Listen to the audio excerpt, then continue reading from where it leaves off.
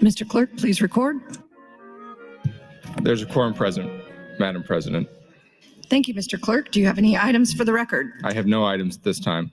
Thank you, Mr. Clerk. We'll proceed to the first item on this afternoon's agenda. Mr. Clerk. Madam President, when the legislature left for recess, LB 818 pending was an Appropriations Committee amendment as well as an amendment to that committee amendment from Senator John Kavanaugh, AM 1609. Thank you, Mr. Clerk. Senator Raybould, you're recognized, and this is your third opportunity.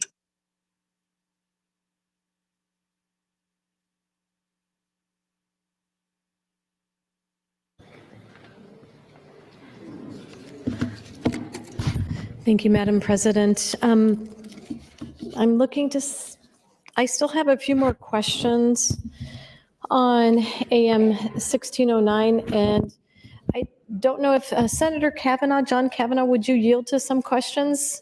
I don't know if you're the expert on this or not. Senator John Kavanaugh, will you yield? I would love to. So it seems like you're the legal authority on quite a few of the sections, and in the compact on in Article 4, they talked about Nebraska to supply the needs of present perfected rights to the use of the water from the river. So doesn't Nebraska currently have perfected rights? So Section 4 is about the irrigation months. So between, I think it's April 1st and October 15th, and we are entitled to 120 cubic feet per second, CFS, during those months. And that is a perfected right. We don't have to do anything to perfect that right. So we get that water. We can call out junior water rights to that 120 CFS already. Okay, so we have rights to have that access. And later on in that same Article 4, it talks about if that supply is so reduced to demand and receive equivalent amounts of water, have we, to the best of your knowledge, made demands on the deficiencies of water? That is a great question, Senator Raybould, one that I would like to have answered myself. So if you recall last summer, the Platte River was essentially dry at some points. And I actually myself visited the Julesburg gauge and saw that there was basically no water coming across the Julesburg gauge at that point, which is where we measure this 120 CFS, and have asked and not received an answer as to why we didn't call out junior water users in Colorado at that point in time to get us to 120 CFS. I have heard some people, and maybe somebody can correct me on this, that Colorado maintained they were in compliance at that point. But I don't have documentation. I haven't seen anything to substantiate that claim. And to the best of your knowledge, do you know, don't they do the annual measurements of the capacity of the flow at certain points in time? Well, at least on an annual basis. You can check the flow at the Julesburg gauge online right now if you want to. You can check, I think, real-time measurements of what's going on. And I can try and find that. I know Director Riley has sent that to me before. So we could theoretically go and see how much water is coming across at the moment. But, and the measurement for the purpose of the compact, it should be, I think maybe what you're getting at is if it falls below 120 and they give us 140 at another time, does that rectify or correct that mistake or that misallocation? Well, they address variances that are bound to happen, but I would think that we would be tracking this in order to make a demand.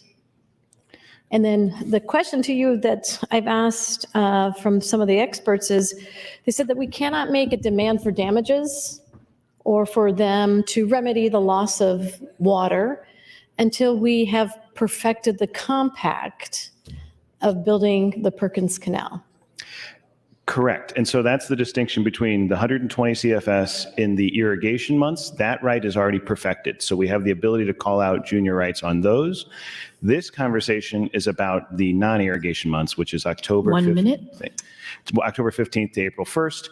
And so the argument is we need to build the 500 CFS canal to perfect that right, which then allows us to call out or to tell those junior water rights holders to stop using the water to get us to 500. Okay, the last question is, does it have to be a canal specific Or does it have to be the 30-foot canal or 30-mile canal, or can it be any type of canal that can divert for storage for our purposes and that we can?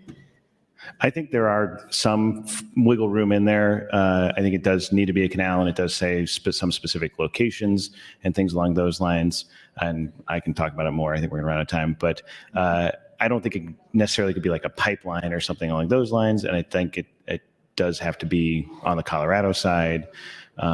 So there's probably some wiggle room, but it does have to meet certain standards, which is why we apparently have to build the canal to perfect the right.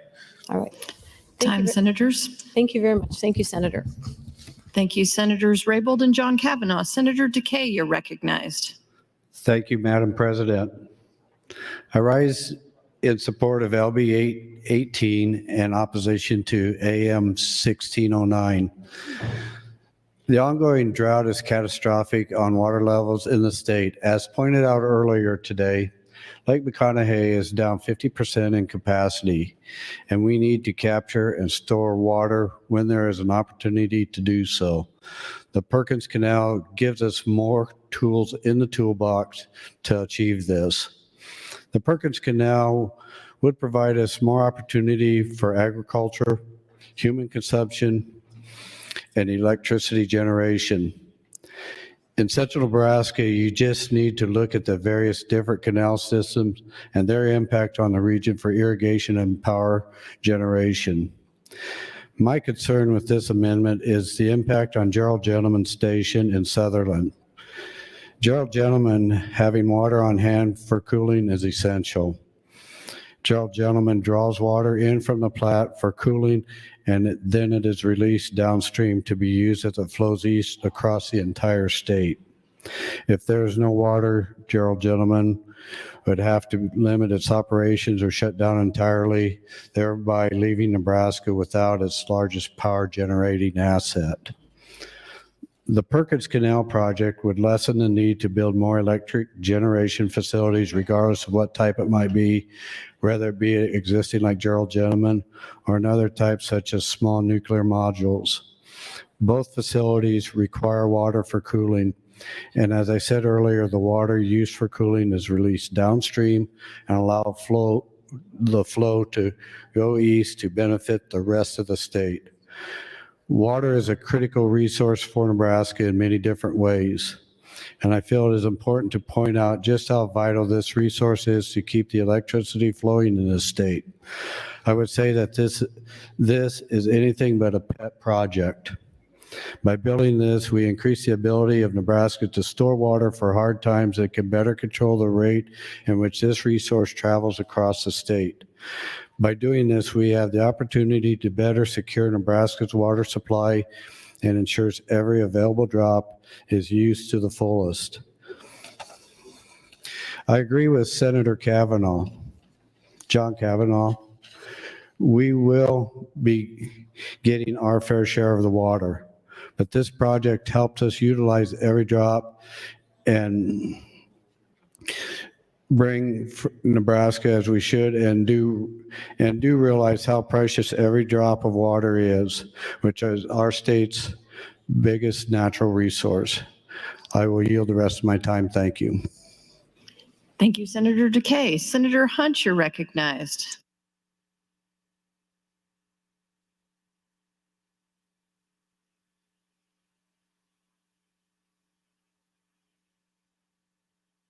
Senator Dungan, you're recognized.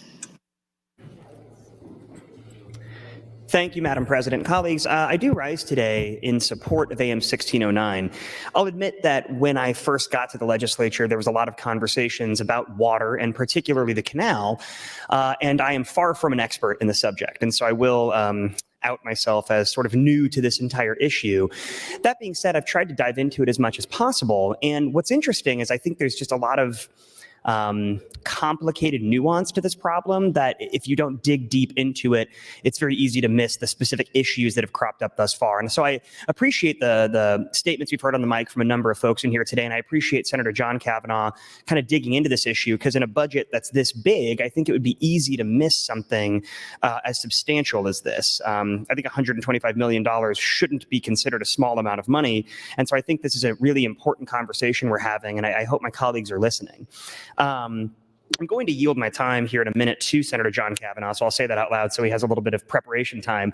But before I get to that, I just want to state my general concern, I think, about the canal is one of money. And that sounds basic, I know, on its face, but we're in this time where we keep hearing we have this unprecedented surplus of money, but yet, as we talked about yesterday, we're kind of acting like we don't have any. And whenever I raise concerns regarding the structural security of our finances moving forward, one thing I'm told time and time again is not to worry because our cash reserve fund is so robust.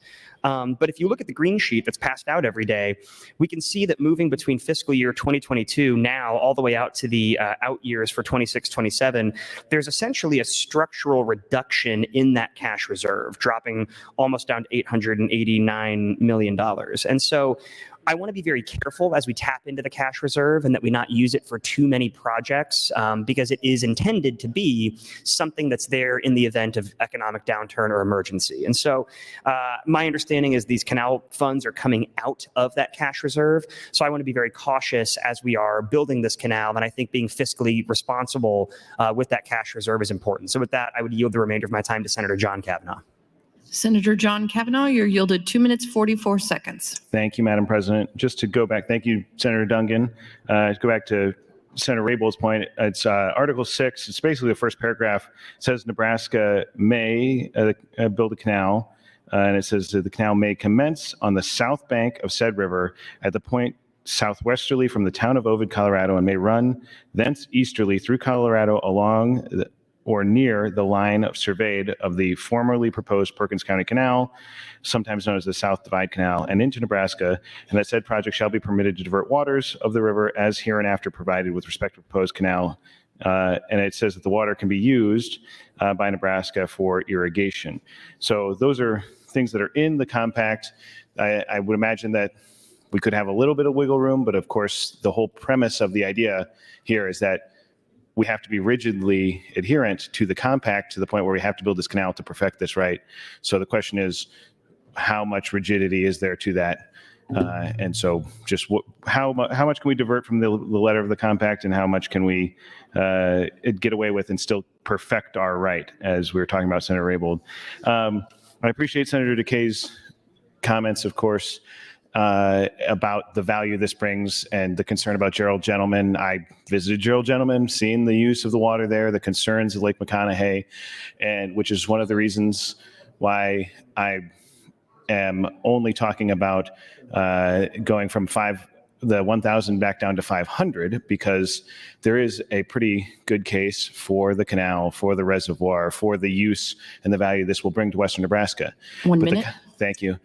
But the conversation 1609 is not about whether we should build the canal and the reservoir. The question is whether we should build the Cadillac or we should build the economy, right? Whether we should build the one that gets the job done or we build the one that gets us, the special features that are not always going to be needed, but they're nice to have, right? The nice to haves.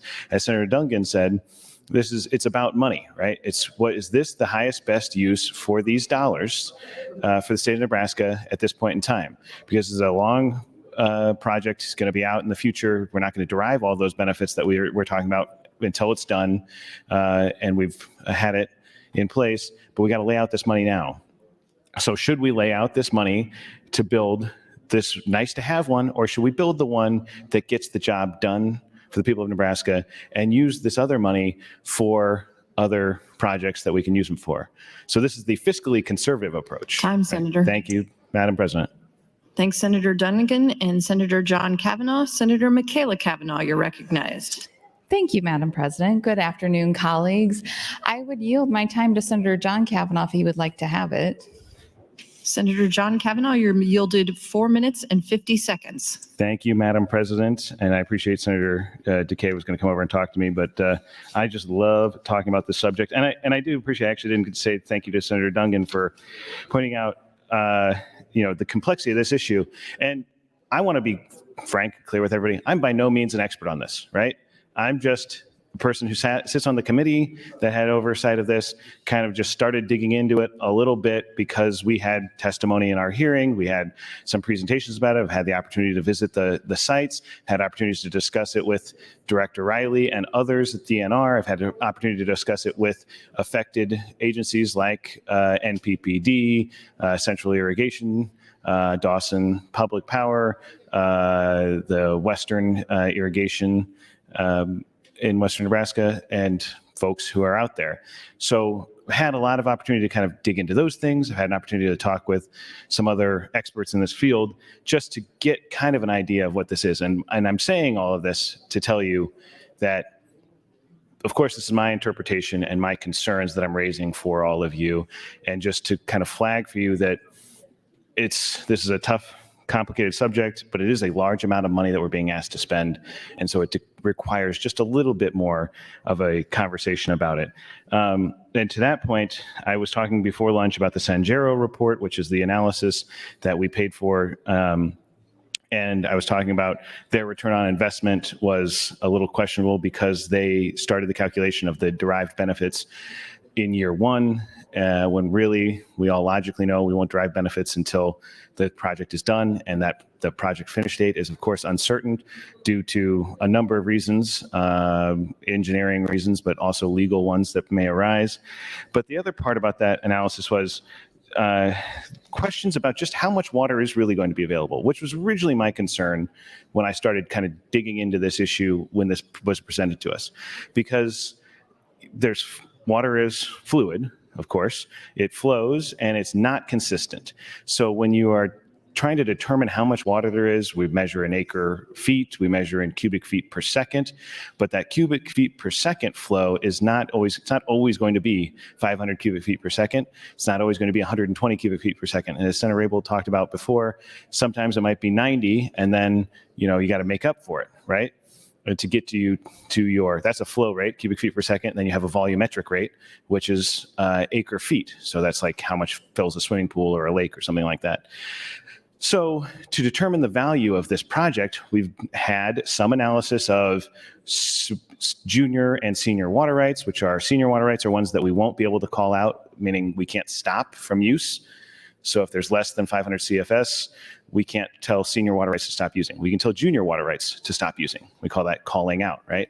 And so analysis of how many junior water rights there are. So how much water we can call out, what the average flows are over a certain number of years, what are the potential other types of consumptions in other sections of the river that Colorado has an absolute right to, what other potential diversions there might be. A lot of this sort of analysis in the context of different types of years.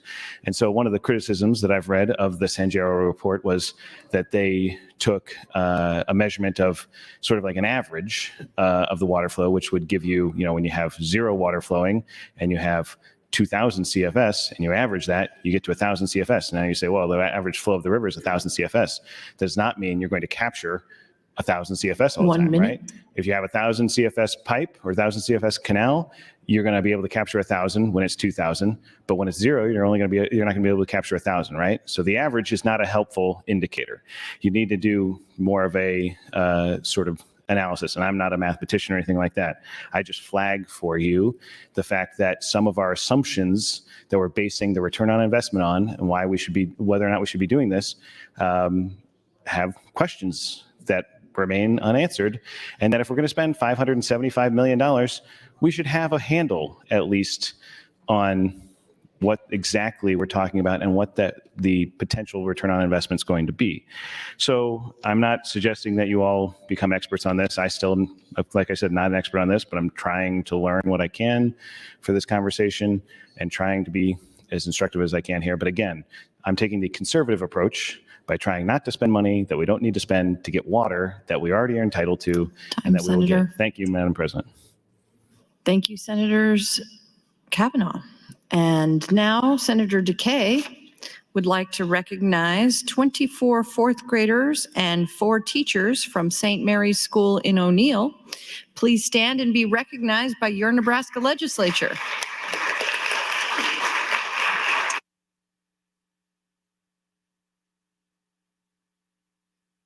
Senator Slama, you're recognized.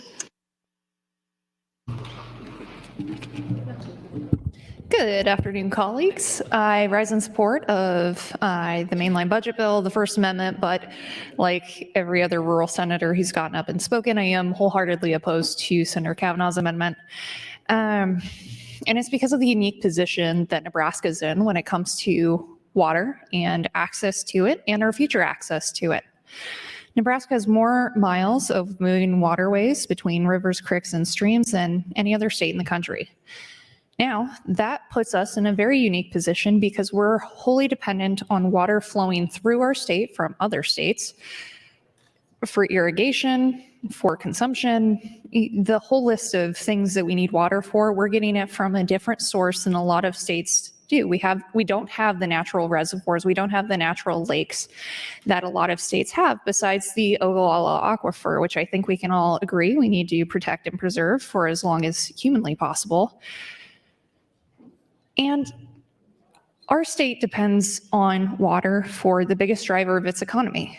Agriculture drives the economy in the state of Nebraska.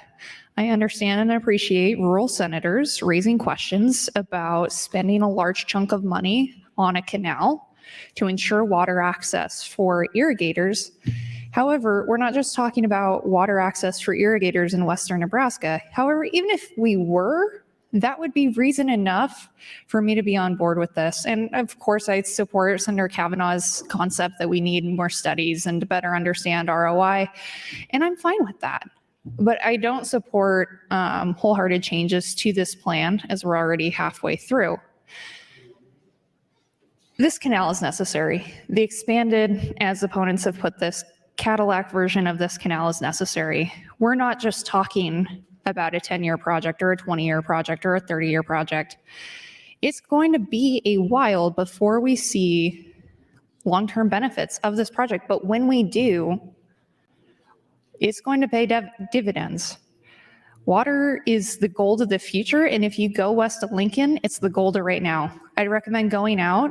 There was a USDA disaster declaration declared by the federal government in 13 Nebraska counties yesterday based on the current drought conditions.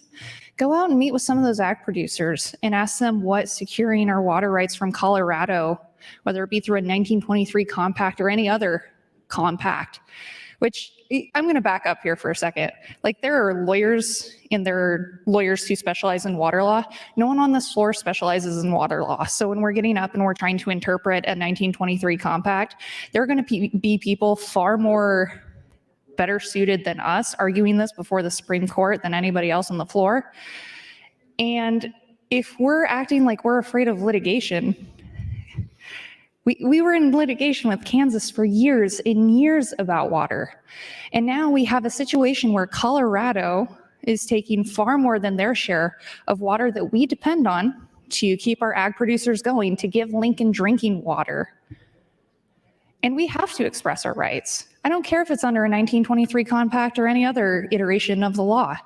We have this compact. We are depending on it. I'm grateful to whatever expert found it, because it could save our hides in the future.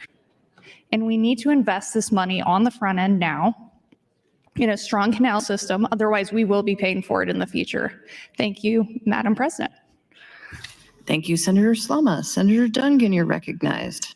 Thank you, Madam President. Colleagues, I still rise in support of AM 1609, and I do appreciate the comments again with regard to those who have actually seen the canal. I know Senator Frederickson spoke earlier today about having the chance to go out and see the canal recently. I myself have not had a chance to do that yet. I unfortunately couldn't make that trip, but I do look forward to getting out there and seeing where this will all take place and get a better sense of what this canal actually looks like. You know, when you're not aware of what the canal structurally is, I think it can be a little bit confusing. For example, I'm unaware where it's talking a large canal, something, say, the size of the trench that was in the middle of the Death Star that Luke Skywalker had to fly down in order to destroy it, or if we're talking about something that's more narrow, such as the thermal exhaust port at the end of that trench where he had to fire the proton torpedo to destroy the Death Star. So given that I'm unaware of that, I would defer to others who know more than me, so I'd yield the remainder of my time to Senator John Kavanaugh.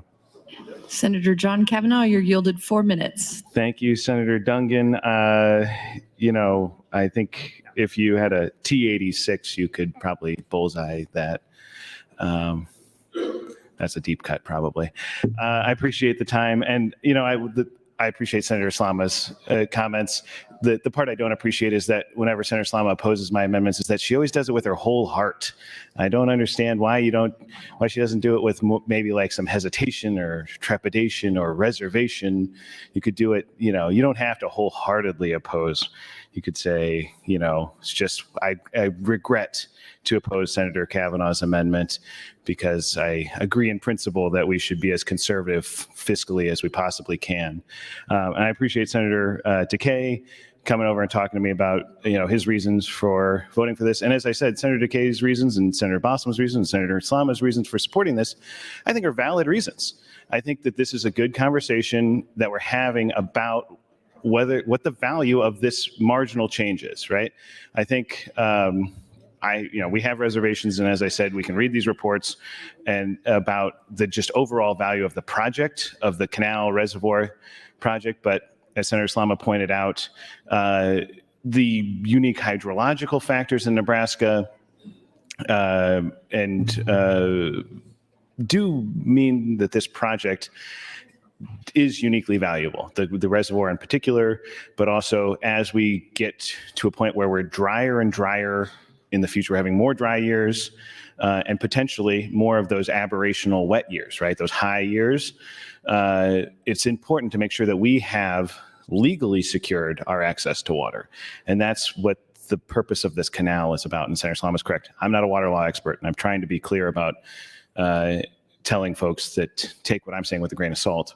But again, I'm one of the people here making this decision, and this is my impression and the basis upon which I'm basing my decision. And I'm trying to help inform all of you the benefit of my experience, though limited it may be. But this is a conversation about spending a huge amount of money for a project that's going to last for generations. The return on investment analysis in San Jero is a 50-year return on investment. So yes, we're talking about a huge amount of money spent out over a long period of time.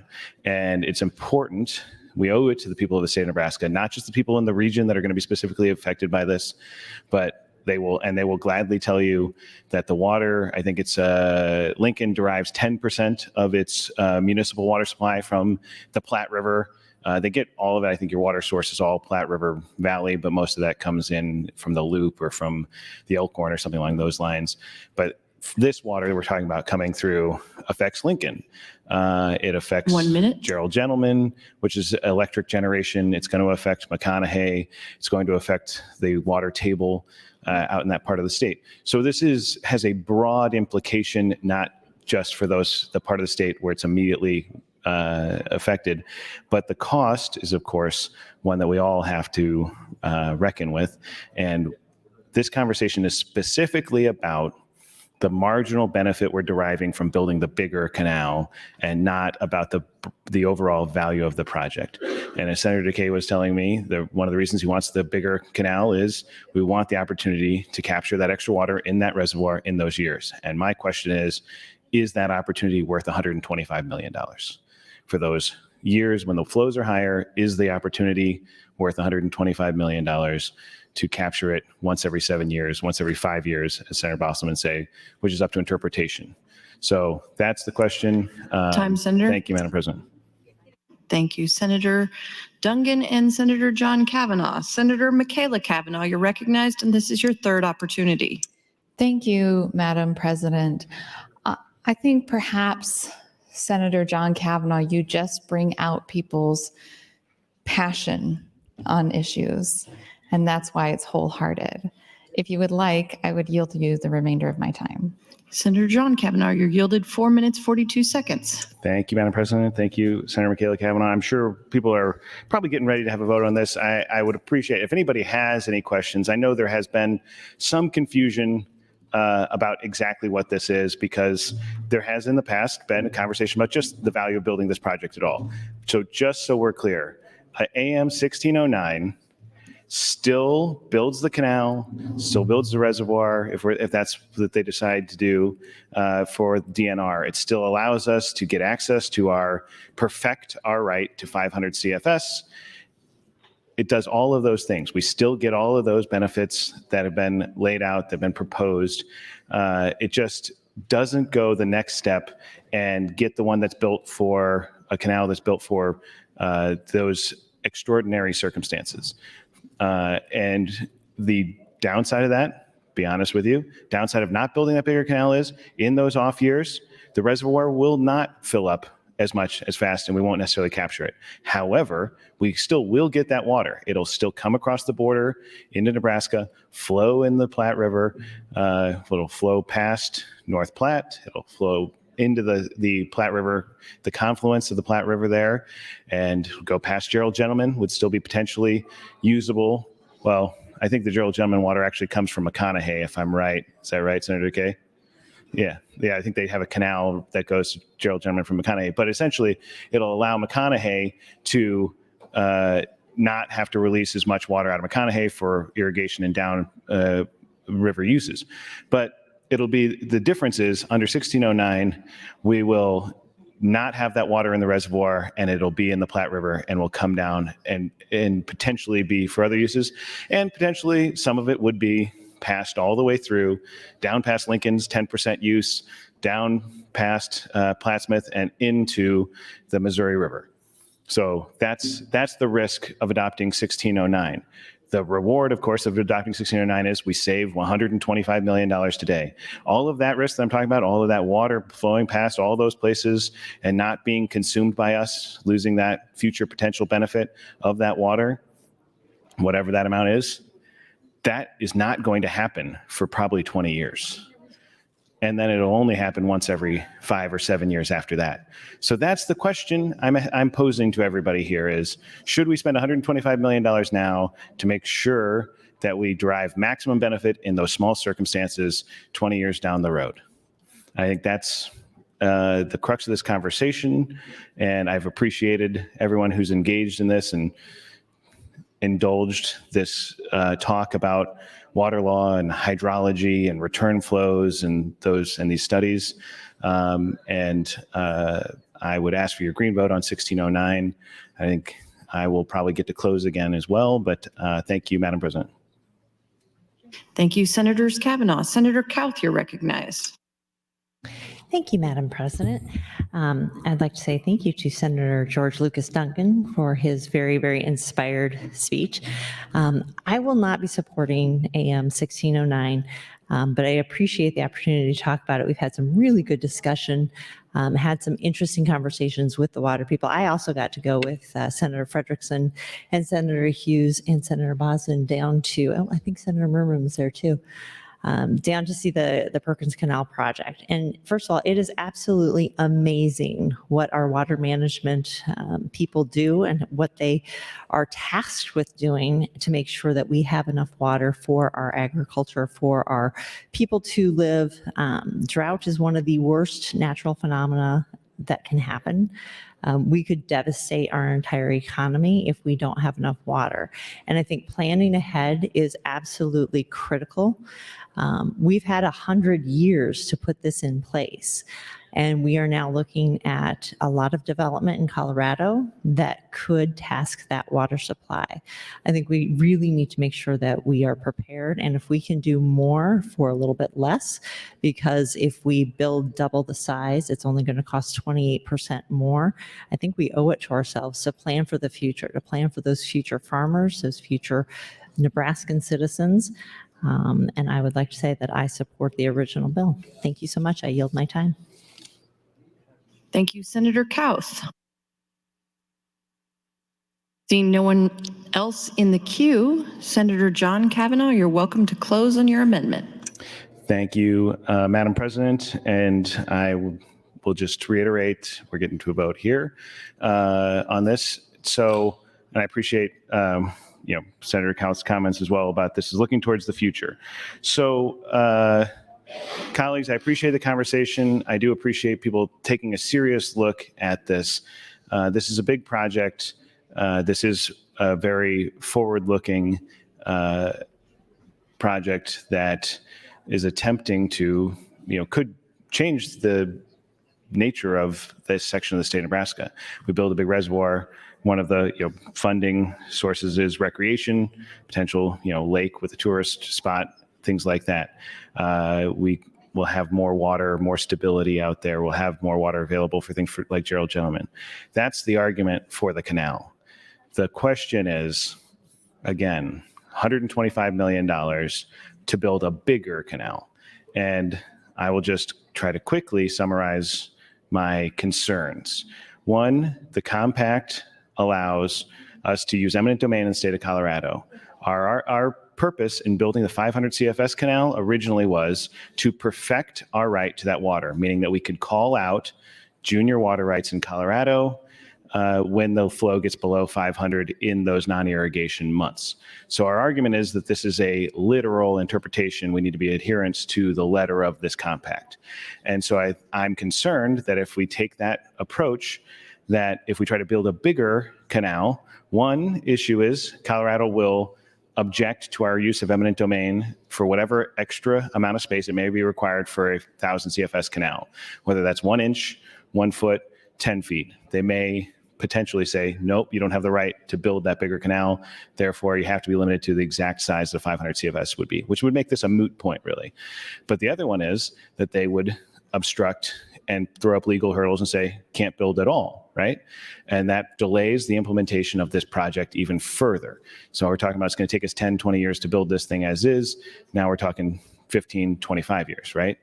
So that's a concern there. But the other concern is that this specifically is about capturing additional water in unique circumstances where there's water that's available, and that water is only available if it is already our water. It has already gotten to the border between Nebraska and Colorado and is about to cross. So we are just building a canal to capture our own water. So it does not serve the original intent of perfecting our right to get access to water. It just will be an additional vehicle for water that we're already going to get. So it doesn't serve the original intention. So the question is, for those two purposes and reasons, is this worth this additional cost? Is getting something we were going to get anyway and creating a legal hazard for ourselves worth the additional cost? And just so we can fill up the reservoir faster once a decade or once every, twice a decade or something like that. So that's my reason for this amendment. I appreciate your consideration and your conversation on this.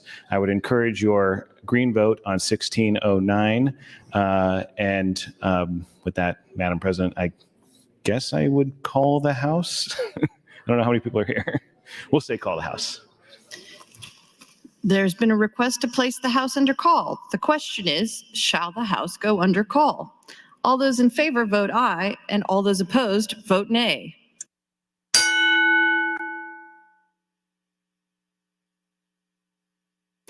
Record, Mr. Clerk. 18 nays, 5 nays, place House under call.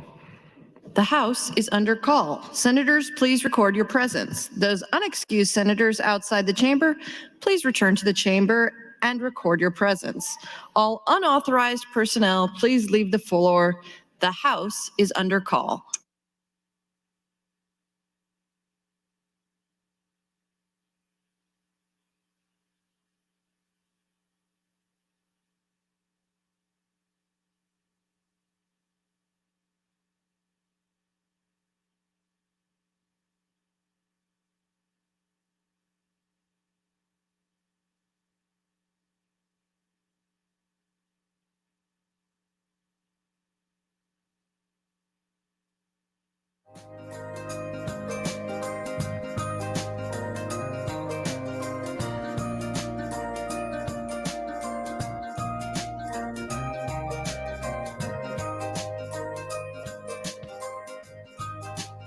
Senator Moser, the House is under call. Please return to the chamber. The House is under call.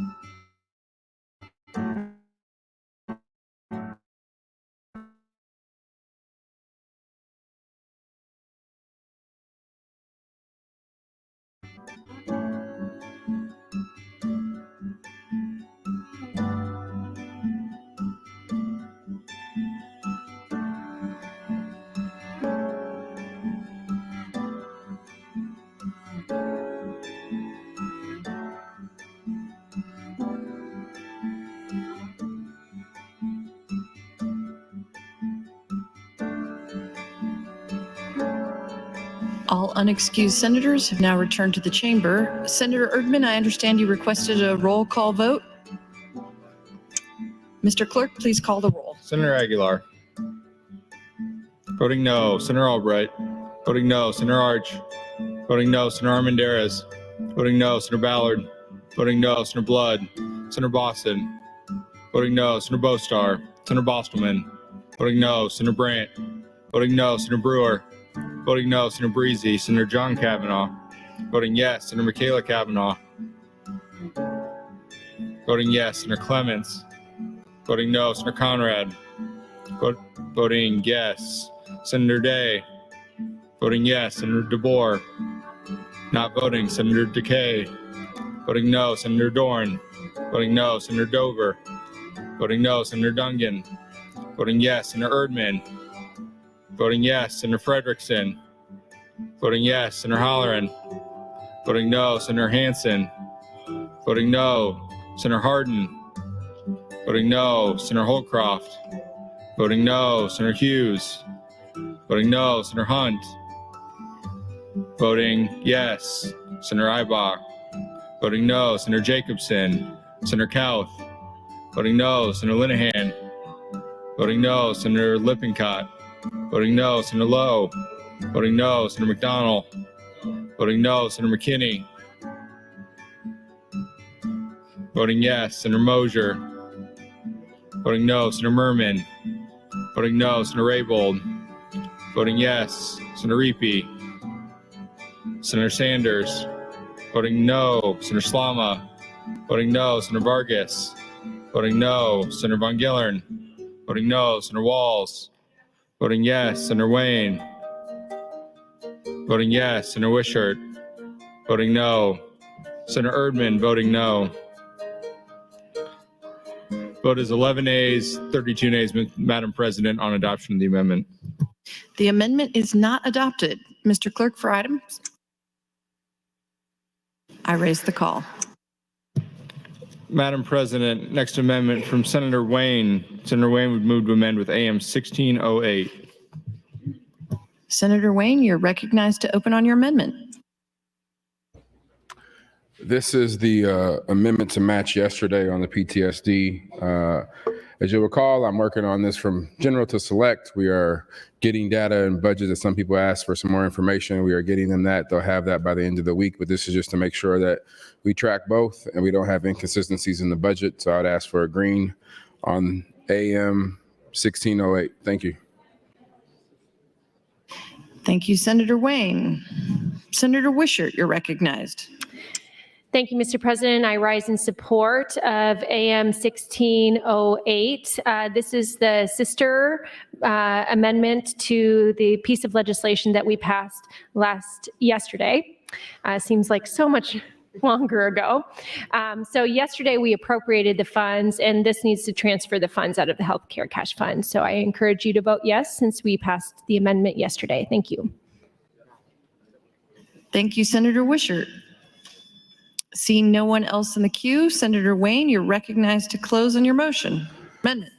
Thank you, Madam President. Again, this is just to be consistent on both the budget bill and the transfer bill.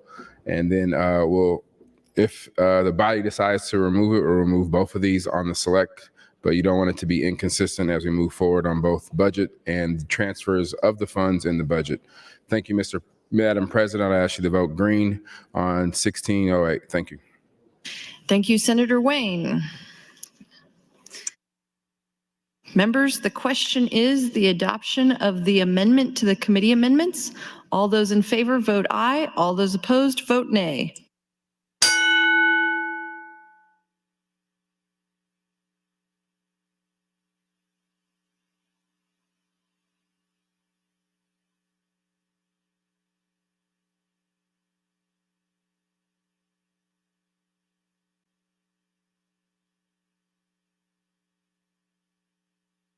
Mr. Clerk, please record.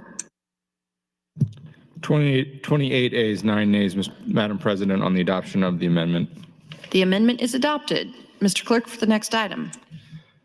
Next amendment, Senator McKinney would move to amend with AM 1613. Senator McKinney, you're welcome to open on your amendment. Thank you, Madam President. AM 1613 amends LB 818. And the reason for this amendment is because we don't have a classification study for the prison. There's a bunch of other things that are needed. And in AM 1613, it says, line 15 on page 1 says, and any money transferred from the cash reserve fund to the prison overcrowding contingency fund shall be transferred to the Nebraska Capital Construction Fund contingent on A, the Department of Correctional Services in conjunction with the Department of Administrative Services demolishing the Nebraska State Prison. B, completion of a study of programming fidelity, including but not limited to what is working, what is not working, and the reasons for such failure, and what needs to be done to improve programming regarding correctional facilities in the state. C, completion of a study of staff needs in correctional facilities and mental health services in correctional facilities in the state. And D, the passage of LB 348, the Community Work Release and Treatment Center Act. I think this should be a no-brainer. We cannot build a prison or vote to build a prison without even knowing what we need to build. We need the classification study, and it's 2 years overdue, and we still don't have it as a body. A lot of times when people, and even I at times have brought bills, people are like, what's your plan? Do you have a study? Have you done this? Have you done that? How do you know it's gonna work? That was even the conversation yesterday and talks about the PTSD bill. We should slow down the process, transfer the money to the prison contingency fund, and wait for the department to do what they should have done 2 years ago and complete a classification study. I don't see how anyone could have a problem with that. We also should be studying the fidelity of the programming. We need to look at our system to see what is working and what is not working, and how can we improve programming, since the argument for the new prison is partly because of programming. How are we going to build something and say this is going to make programming better, but we're not studying programming to see what's working and not working? The next is a completion of a study of staff needs in correctional staff and mental health needs in these facilities. We should be studying these things before we take a vote to build a prison. Just set it aside. I'm not telling you not to vote for the prison. Just set it aside. Let's ensure that the classification study is completed. We study our programming. We study our staff needs, our mental health needs. And also, for the last 3 years, the argument has been NSP is in such disarray that it needs to be shut down. It's inhumane. But the past 2 days, people have stood up and said, hold up, wait, we shouldn't demolish the whole prison. There's good things there. It can be saved. But the argument and the premise behind your justification for the prison has been that NSP is in horrible shape. And we should also commit to community work, release, and treatment to make sure that people aren't going back into the system. So if you're going to stand up today on this amendment and say you're against it, I promise you, I'm getting on the mic the next time I click my button, and I'm going to ask you why we don't need to do a classification study, why we shouldn't study programming, why the narrative is shifted on closing down NSP to saving it, and why we shouldn't commit to community work, release, and treatment. I promise you, if you stand up against this, I'm going to ask you a bunch of questions. So be ready.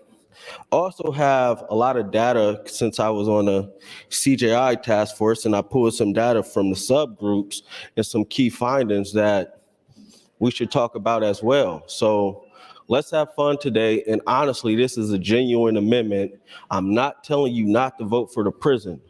I'm just saying, if you're going to vote for the prison, commit to requiring the department to do a classification study and complete it. Commit to studying programming and staff needs and mental health needs.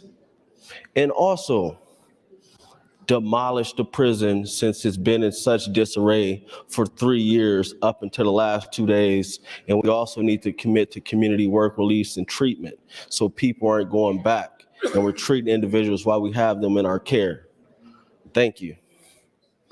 Thank you, Senator McKinney. Senator Slama would recognize 23 third through fifth graders from Skyview Learning Academy in Douglas, Nebraska.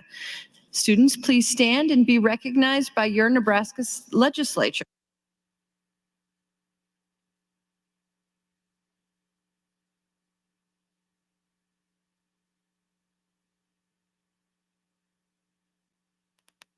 Senator Dungan, you're recognized.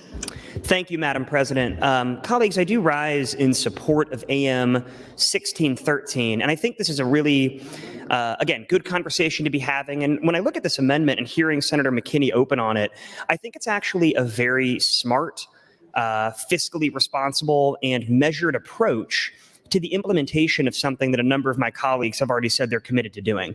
So one of the things that I've noticed in the legislature is that when we appropriate money to something, there's oftentimes a lot of questions about wanting data or wanting feedback to make sure that money's being utilized in the appropriate way. And we see this attached to new programs that are started. We see this attached to new developments that occur that are being incentivized. We even see it in regards to some revenue reductions. Is there's these concerns or questions of, are we doing this in the right way? And let's get some metrics back in order to determine if we've done the right thing. And then if, we see that the numbers are actually adding up, then we can move forward with it. And so my reading of AM 1613 is not this guts any provision of what's been proposed in the budget. And it's not that something's being stricken or taken out entirely. My understanding is that the money that's being transferred into the Prison Overcrowding Contingency Fund is only transferred contingent upon, and it lists a set of criteria. And the set of criteria that were listed there are exactly what Senator McKinney just spoke about. And I think each and every one of those are things that we as a legislature can get together and agree are good policy. One of the things in here that I specifically jumped out at me that Senator McKinney spoke about is a completion of a study of programming fidelity, including but not limited to what's working, what's not working, and the reasons for such failure. It goes on to then say we need to look at what needs to be done in order to improve programming regarding the correction facilities in the state.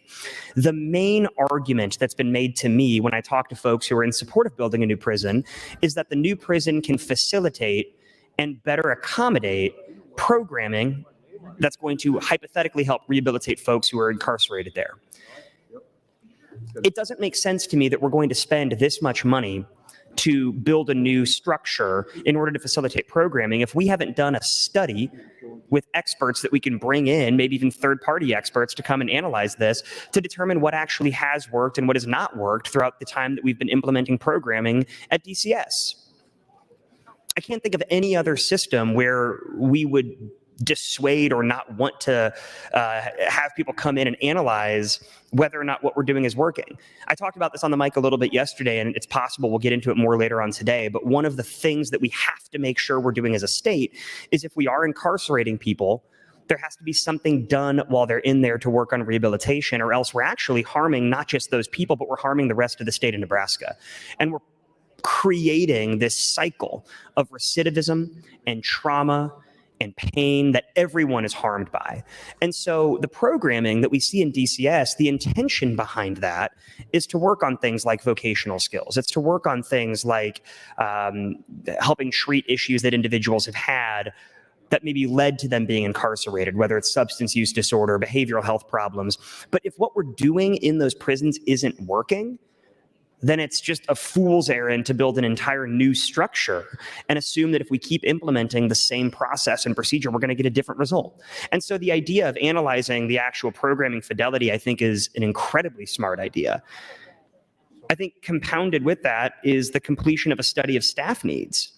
When I would talk to folks who worked in DCS, I mean, everybody here has heard about the staffing crisis that's been happening there for years now. And we're seeing, thank you, Mr. President. I think the staffing's increased a little bit, but that's only because of massive bonuses they've done. We've had a huge staffing problem. And the staffing problem is not just for things like COs or guards. The staffing problem is for people who are actually implementing the programming. And so there's people right now in custody who should be getting programming that's going to help rehabilitate them who are not getting it because there's not the staff in place to do it. There are literally prisons and facilities here in Nebraska right now that are lacking mental health professionals to actually help the people that they're there to serve. And so we do have a staffing crisis still. I know it's getting better. I know a lot of people have worked hard on that, but a study analyzing whether or not there is continued need to address mental health services in the correctional facilities, I think is going to be incredibly important. So I think this is a really important conversation. I'll probably hop back on the mic one more time to talk a little bit more about it, but I would urge my colleagues to seriously consider supporting AM 1613. Thank you, Mr. President. Thank you, Senator Duncan. Senator Conrad, you're recognized to speak. Thank you, Mr. President. Good afternoon, colleagues. I rise in support of Senator McKinney's amendment, and for a variety of reasons. I want to lift up kind of two threads. One, how important it is to ensure that we have appropriate legislative oversight over these significant big ticket items that are in the budget.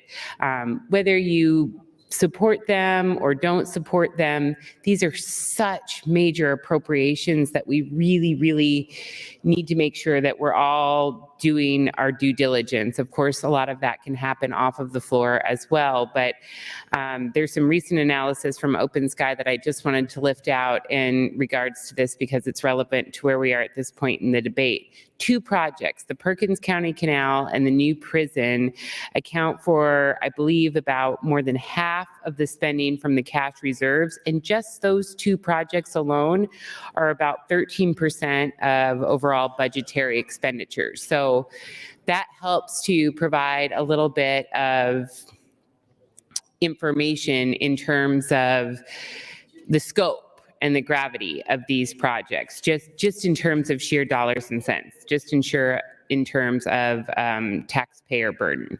So I wanted to lift that up.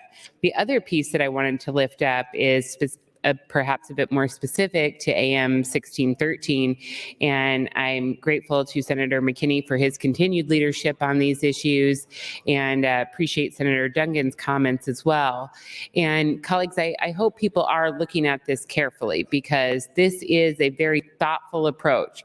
Senator McKinney, myself, and others tried to make our case yesterday that we shouldn't advance additional funding to build a massive new prison against the will of the voters, out of step with how our sister states and the federal government are handling smart criminal justice reform, and without a plan in place.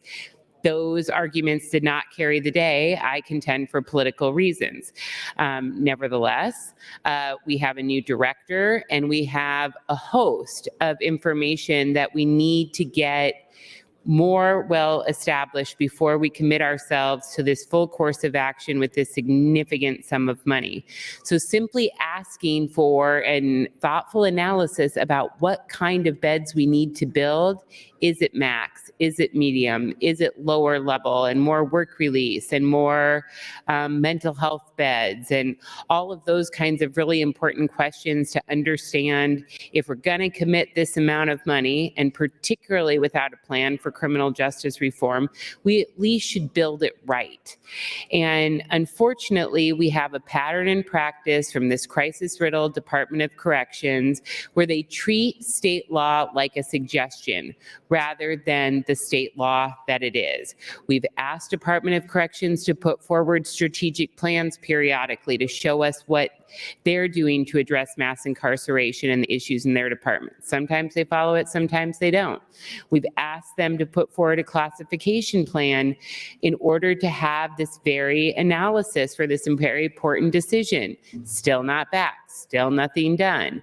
Finally, we were able to get an updated master plan Dewberry report after the last legislature pushed and pushed and pushed to get that critical information in play. And we're just sorting through it since it came back to us very late last year. And as to Senator Duncan's point in regards to an analysis of the programming that is available within this Department of Corrections, we did see at least, thank you, Mr. President, a first iteration from UNO that was meant to start to dig into the programming available within the Department of Corrections. But if you go and you look at that report, colleagues, and I've had a chance to review it, it is at best a very initial inventory of what kind of programming is offered at the Department of Corrections. It really has yet to delve into the efficacy of those programs, the capacity for those programs, and what we know, we hear time and time again, one reason we have among many, one reason that we have a prison overcrowding challenge is because once people are incarcerated, they can't access the programs and services they need to successfully move through the process and to break those cycles of recidivism, which of course make all of us less safe. So at a very, very least, we should have a contingency or a delay so that we're not writing a blank check, but we're right-sizing the appropriation for the need. Thank you, Mr. President. Thank you, Senator Conrad. And we have a correction to make. Senator Michaela Cavanaugh wishes to recognize 35 fourth graders from Swanson Elementary in Omaha, Nebraska. Please stand and be recognized by your Nebraska State Legislature.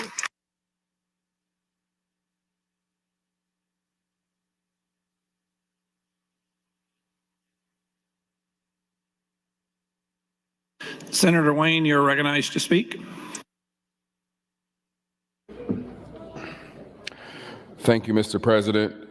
Colleagues, I know many people aren't really listening nor paying attention to this debate, and that's kind of unfortunate. But the reality is this, and I'm not jumping on anybody. Here's the reality. I would support this amendment and anything similar to this for one simple reason. How many times are we going to allow another branch of government not to do what we say they should do and the information that we want? We heard in appropriations this year that we set aside money last year for provider rates, and well, they just decided to do a pilot program with that money that had nothing to do with provider rates. How many times have we asked agencies, and we not just asked, we said, here is the law you have to do. And they just said no. And maybe that doesn't matter to anybody. But here's why it's important in this sense. We have a new governor. We have many new senators. If you start now, you can't go back. It's too hard to go back when you set precedents of saying, okay, you don't have to do what's in the law. We gave them $200,000 to do this study. For us as a body to have a conversation around a prison and what is actually needed so we can get the full picture. If I were to ask people right now how many people are in prison, most people wouldn't even know. If I were to say that there are over 800 people in community classified as community corrections, you wouldn't know that to be sure. You can go ask. I'm not making anything up. But the fact that we don't have that complete picture, and we are appropriating over $300 million to this project, is unbelievable. You look at what we did for the canal. We had private briefings with individual committees to get information, some of it attorney-client privilege, some of it not, where you learned about the canal. That's why so many people can get up and talk eloquently about the canal, even if you're for or against. I mean, we're talking about Kavanaugh going to how big the canal is now, because we were educated on everything when it came to the canal. My question to you is, how educated are you on the prisons? And if you're not that educated as you are on the canal, then I would support this amendment saying, let me get some more information. How many of you have read the master plan for the prison? The master plan actually calls for one prison to be built with the additional capacity to have 2. Why is that? Has anybody asked those questions? You don't have to be a for or against the prison on this particular amendment. This is about, we set aside money in our budget and said, we need this information before we can move forward. And for 2 years, the other branch has said, no, we're not getting you this information. I know for my class, how many fights have we had about things not being done that's in law? Hell, we had a bill in education to say, school districts, you are not doing what you're supposed to do around dyslexia. So now we got to come back with the bill to make sure you do it. At what point are we going to stand up and say, enough's enough?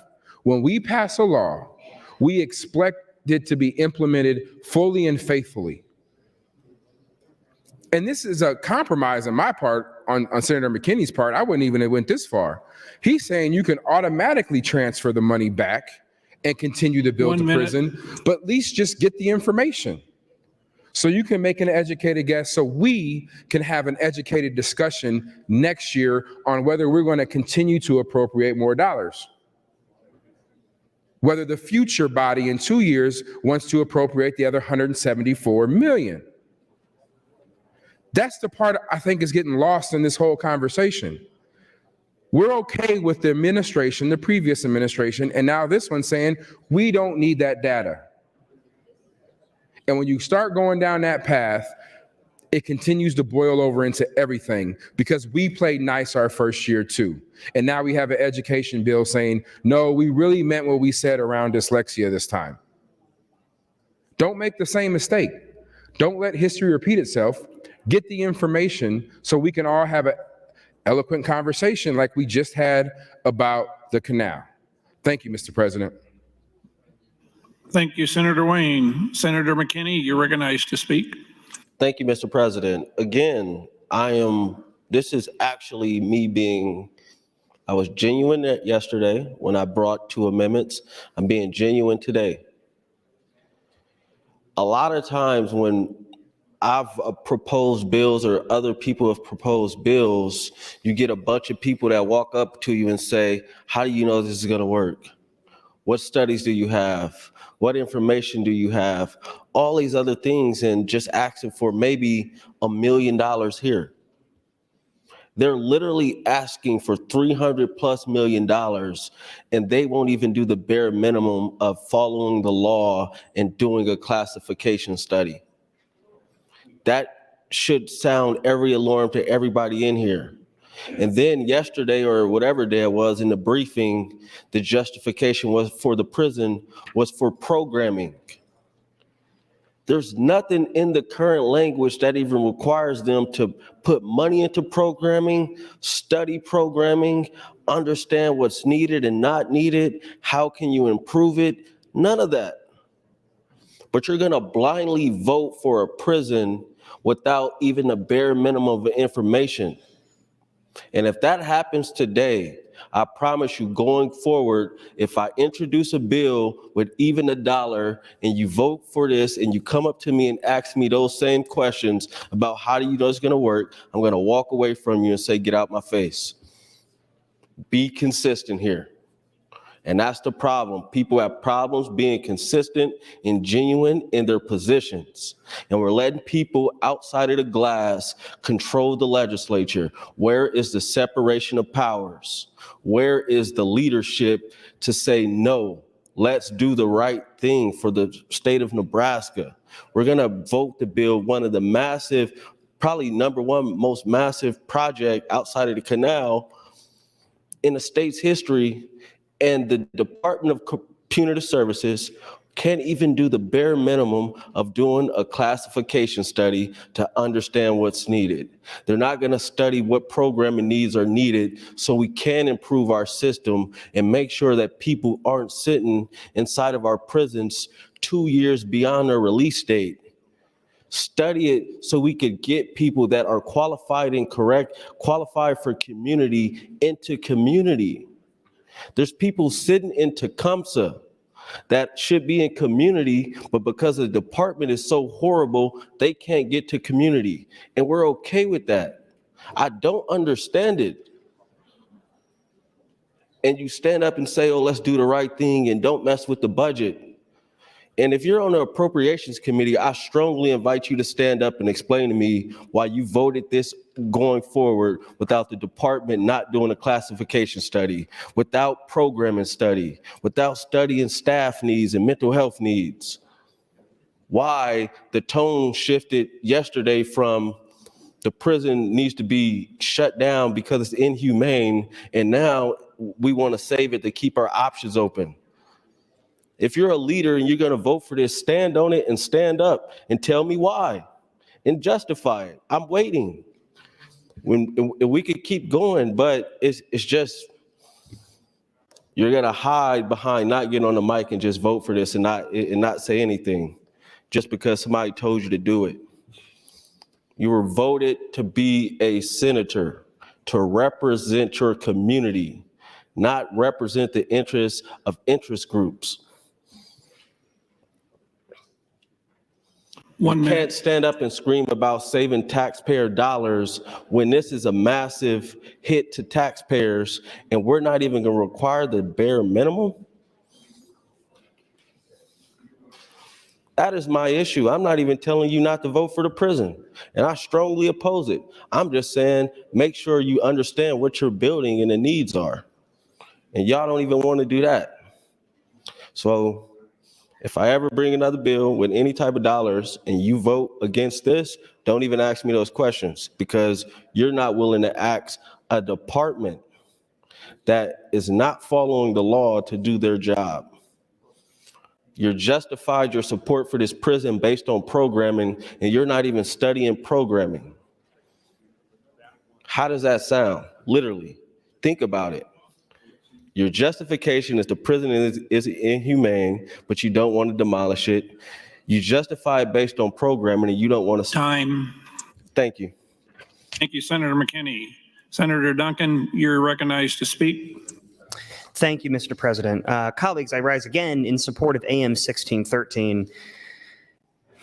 What I think is interesting about the prison project is in the entire time that I've heard about it prior to being in the legislature and then also here now, it's treated as an inevitability, and it's treated as something that, oh, we just have to do that.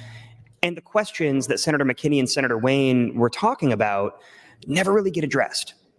This was never clearer to me than when I first was doing orientation for the legislature, and we had an entire training session about the canal. And it was incredibly helpful. I learned a lot about a canal project that up until that point I hadn't really dug into. And so I do appreciate that information, but never once, to the point that others have made, have we heard details about not just how this prison is going to be built or where exactly it's going to be built, but what kind of programming and what kind of classification we're going to see at this prison. And to me, that's a symptom of a larger problem, not just in here, but across our state in general and in our nation in general.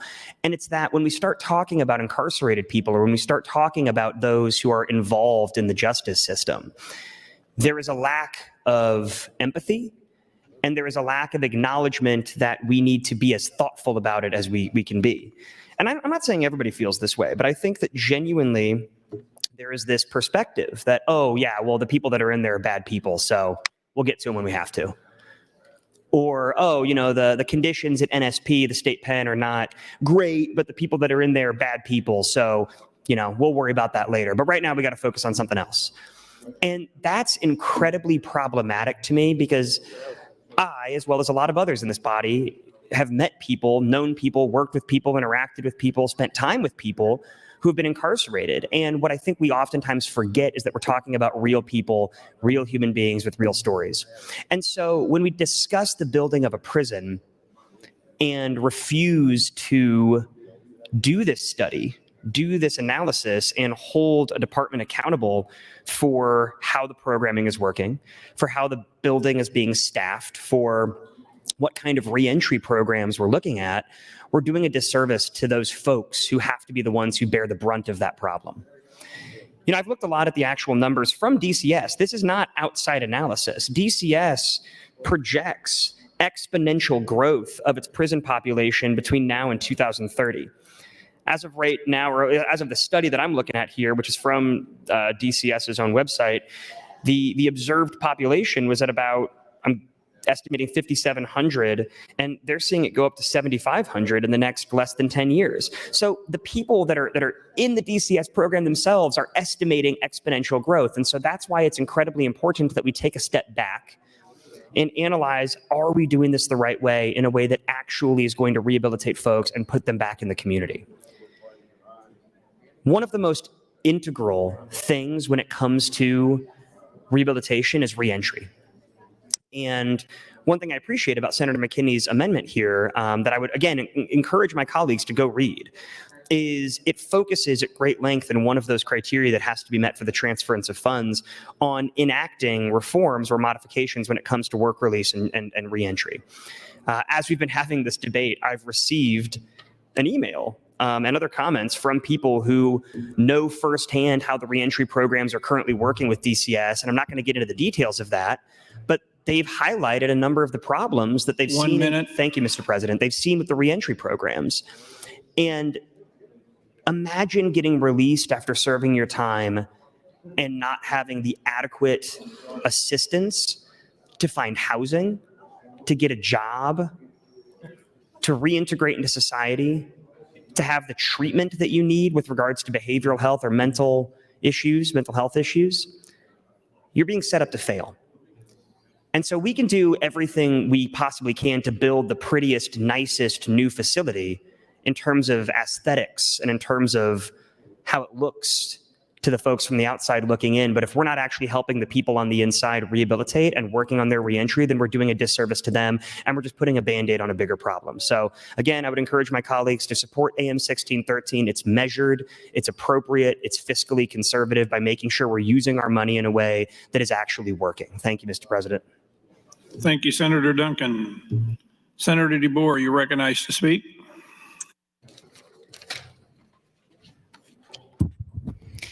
Thank you, Mr. President. When we were talking about this prison before, we asked the department, not like you send an invitation to a garden party, please come, but we asked in law, a request in law for a classification study. So what is that and what do we get? A classification study does a in-depth look at what is available in terms of our space in the department for various classifications of inmates. Classifications, this is like your maximum, they do it a little differently, but for purposes of our discussion, maximum, medium, minimum, they just call it different things. Levels of security. Some folks don't need the maximum. They can be in a big dorm-like structure. Some folks need much more security. They cannot be in a big dorm-like structure. So you can see why it's relevant, because the very basic structure of what we build depends on what kind of building, what kind of security we need. It's not surprising, I'm sure, to you all that it is much more expensive to build maximum security beds than it is to build minimum security beds. It's also more expensive to staff maximum than minimum. So that's what we asked for, an in-depth look at what we have and what we will need in the future.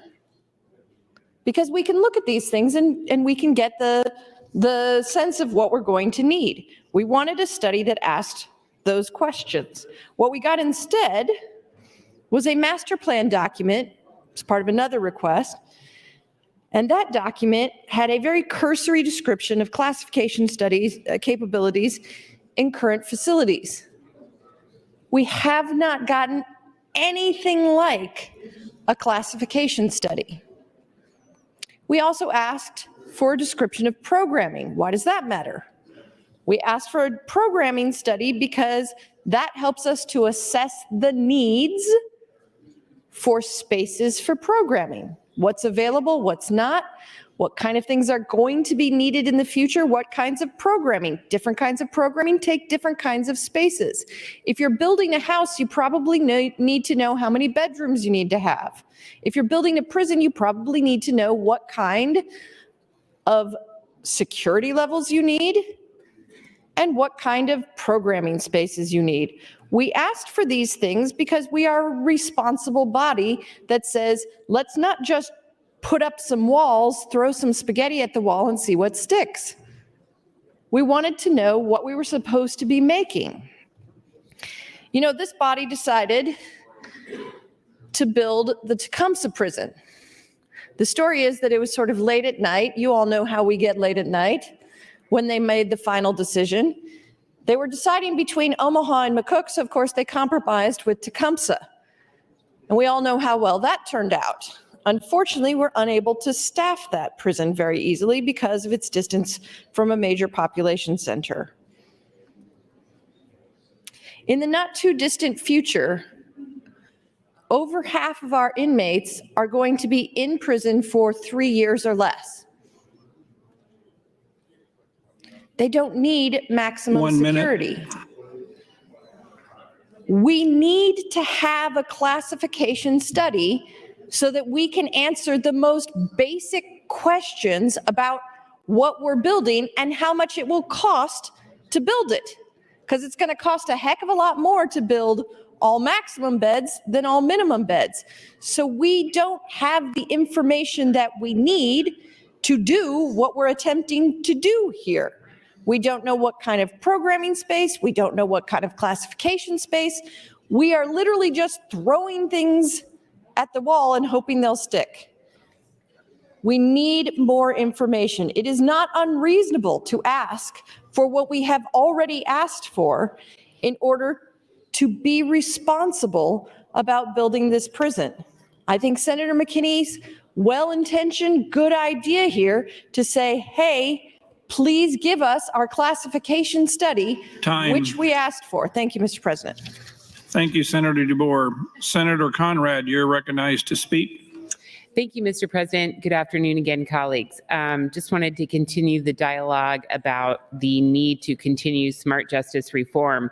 And I wanted to additionally draw attention to the handout that Senator McKinney has provided to the body and is easily accessible for you all. But I know we all get inundated with papers and emails and things to add to our light reading file. But literally, there's a 14-page, incredibly digestible executive summary of the CJI effort and an overview of Nebraska's criminal justice system that's about 12 or 13 pages. It is incredibly well done.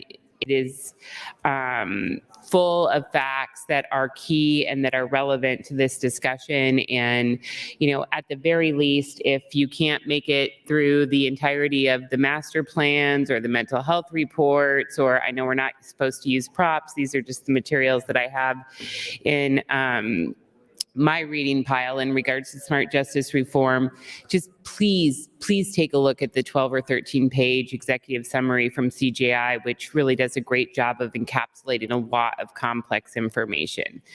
And their conclusions are clear, colleagues. They state, the first sentence, Nebraska's correction system is in crisis. Our prison population is outpacing the state population nearly threefold. According to the most recent data, Nebraska has the most acute prison overcrowding in the country.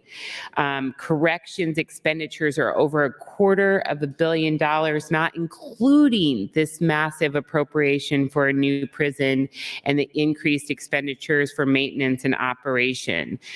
We know that overall, about well over 90% of those that are incarcerated will return to our communities at some point in time. And if they return without access to programs and services, they're more likely to reoffend. And that hurts our shared public safety goals. We also know that about a third of individuals who are incarcerated in Nebraska will return to our communities in 3 years or less. A very, very, very short prison stay. And we need to think about that, because what that tells us, colleagues, is these aren't really, really long sentences for the most significant public safety threats that are out there, but these are folks that have intersected with the criminal justice system because of property crimes or because of behavioral health issues related to drug crimes, things of that nature. So don't let anybody confuse you about what we're talking about in this debate. If we right-size our prison system, particularly with the prison system that, yes, is in crisis and overcrowded, but is relatively small compared to our sister states, if we can right-size the system and engage in smart justice reforms, we can reserve the existing beds in the system for those that pose the greatest threats to public safety, right? Nobody's talking about a massive jailbreak here. That's not what we're talking about. That's not what the federal government has done. That's not what our sister states have done, including those with similar challenges and similar political identities as we share here in Nebraska. Deep red states are closing prisons. Nebraska's moving in the other direction. So keep in mind that as we commit to this historic massive earmark, we also have yet to see even modest criminal justice reform move forward. And let me ask you this, colleagues, why is the Judiciary Committee still struggling even to move forward the matters that were consensus items from CJI? I know those won't move the needle as much as we need to move the needle, but those should pretty much be non-controversial and should be adopted immediately. And those need to get up. That's a first step. That's a first important step to make sure that we're doing everything that we possibly can, where there's no disagreement from a policy perspective, to utilize that data and that information. And then let's have a great debate about whether or not we should look at sentencing reform. And if not, why not? And look at the other key drivers that would save us a significant amount of money and prevent a perpetual crisis of building and building and building in perpetuity, because we're not doing what our sister states and the federal government have done to enact modern updates to our criminal justice policy. We need to look at reserving mandatory. Thank you, Mr. President. Thank you, Senator Conrad. Senator John Kavanaugh, you're recognized to speak. Thank you, Mr. President. Good afternoon, colleagues. Appreciate the conversation. I rise in support of Senator McKinney's amendment, AM 1613, and I do appreciate the conversation. I liked Senator Wayne's comments earlier about the opportunity to educate people and the opportunity for all of us to educate ourselves on these issues, and that was a bit of my approach on that last amendment, was to give a crash course in those issues. And I do think for some of us, this feels repetitive, but there's new folks here, and so we all have the opportunity to continue to educate and to educate ourselves on these issues. And so I just wanted to join the conversation to talk about some of the things that particularly stick out to me as important issues as we consider building a new prison. And so I again appreciate Senator McKinney's approach here to be data-driven, based on studies and understanding of what we would like to see in our new prison. And so take a bit of a different tack on this one and say this, if we're going to build a new prison, let's approach it like an opportunity. Let's build it the best way with the most fact-based, intelligent approaches to smart reform and understanding of how we can get people who are in our carceral system to be in a position when they come out that they're not going to offend again. Because, as Senator Conrad just stated, 90% of these folks are going to be back in society. They're going to return. And this is one of the stats I was looking at. This is, again, I've mentioned a few times. You can find this on the Department of Corrections website, quarterly population summary, October to December 2022. Reentry and discharge type. So they have folks released to post-release supervision. So post-release supervision is if you are convicted of a Class 3, Class 3A, and a Class 4 felony, you have a what we call a determinate sentence. So you get a sentence of 1 year or 2 years. And then you have post-release supervision, which is basically parole as part of your sentence automatically. And it was part of the last LB 605 data-driven analysis that said people are less likely to reoffend if they have, after a period of incarceration, have community-based supervision. So we created post-release supervision for those lower offenses. That was a growing pains iterative process. It's changed since that original introduction, but that's what that means, okay? So that we released 43 people to that in October, 46 in November, 46 in December. So the next one is deceased, which means people got out of prison by dying. 1 person in October, 3 people in November, 3 people in December. So out of about 5,629 people in the Department of Corrections, about 3 of them die a month, according to that average. So that really tells you that it's going to be a lot of people are ultimately going to be released at some point. Released to parole, 65 in October, 39 in November, 80 or 61 in December. Released to other jurisdictions was 0 in all those jurisdictions. And then we have flat sentence. So these are the folks who got a 20 to 20 on, say, a 2A, okay? And they got 46 people in October, 28 in November, 42 in December. So those are folks who have no step down. They just went from prison to society. And they were probably there for a number of years, because if they were in a shorter sentence, they would have been on post-release supervision. And then mandatorily discharged. That's another one where these are folks who were there for a specific sentence. They had parole eligibility, but they were never paroled, meaning they never got a step down. 1 minute. Custody. Thank you, Mr. President. But the point of this is most of these folks that are in there are going to be released. And we need to find a way to be smart about this. And one of the smart ways we do it is a step down in custody. So I'll push my light to talk about this some more, but one of them is people can go from medium security to community corrections, and then they stay in custody for part of that, and they can then get a job and get out on work release and things like that. And they get a little bit of exposure back to society. That's part of why you want one of these studies that Senator McKinney's asking for, or that we've already asked for, but that Senator McKinney's requiring before we build a new prison. So AM 1613 allows us to be smart about how we're going to approach this without releasing people out who don't need to be released. We're just taking the people we already have, the structures we already have, making sure that we're going to be smart about those. So I'll push my light. I'll talk some more on my next time. Thank you, Mr. President. Thank you, Senator John Kavanaugh. Senator Wayne, you're recognized to speak. Yeah. Thank you, Mr. President. Colleagues, I just want to, first, I'm going to try to clear up the confusion on this amendment. And then there's another amendment, I think, being proposed. And I mean, so if people are serious about maybe doing something, I would tell you to wait for the next amendment to come down.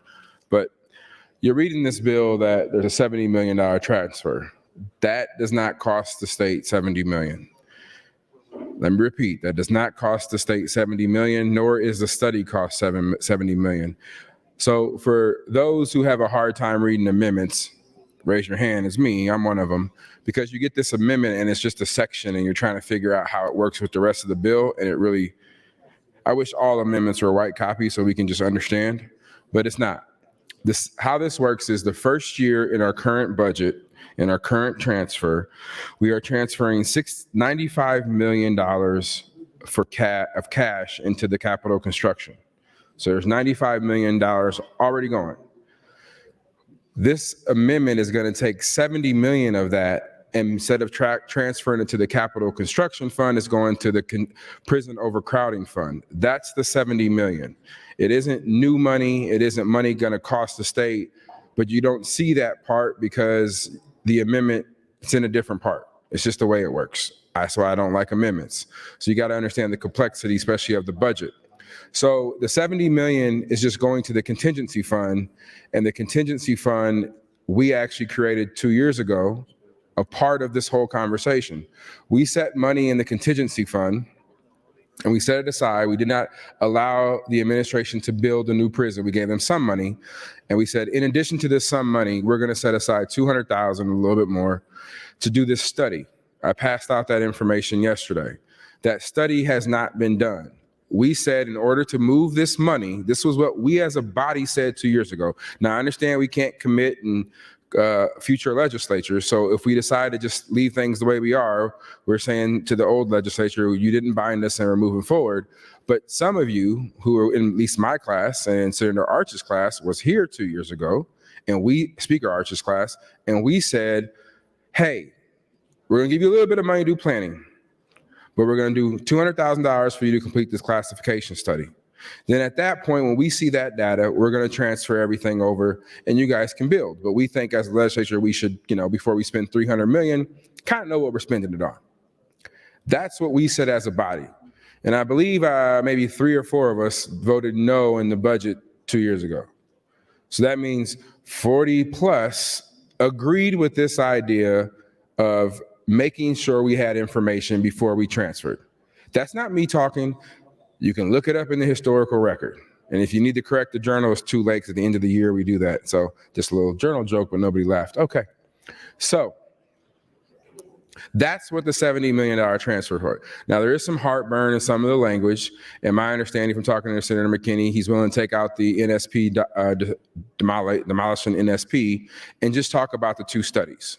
The study's done. We've already paid for the study. So there's no expenditure, Senator Clements, on the appropriations part of having to put more money out. There's no additional expense. We're moving the 70 million from one account to another account. That is the transfer. So it's $0, but it still allows us to have information before the prison's built. Now, again, I think Senator McKinney is being too nice by saying you can go ahead and do it. I would prefer to do a budget next year, amendment to our budget next year after we saw this data. But Senator McKinney went forward with this. This has been his issue, so I'm going to take the lead on it. I'm going to follow his lead on this. So he's saying once you complete these other things, it automatically transfers back over. Again, 0 cost to the state. But make sure that the legislature is at least keeping up our end of the bargain, saying we need this data before it's done. I think that's a fair compromise. Again, there's another amendment coming down, removing the demolishing NSP. I understand some of those concerns, but on principle, we've already spoke on this issue. And many of you already voted on this issue because it was an amendment to the budget and you voted, yes, we need this data. And now 2 years later, we're saying, we don't need the data, we'll just go ahead and build. So I don't know what happened in 2 years when you voted on this saying, yes, we need the data and we'll put money in a contingency fund versus now. Because many of you are the same people who didn't run for office and are still here. And some of you won the elections and are still here. So thank you, Mr. President. Thank you, Senator Wayne. Senator Michaela Cavanaugh, you're recognized to speak. Thank you, Mr. President. Good afternoon, colleagues. I rise in support of AM 1613. I recall the conversation that Senator Wayne was just discussing when we did the set aside in the budget in the last biennium. I don't recall if I voted for the budget or not. I'm certain that I voted for the set aside.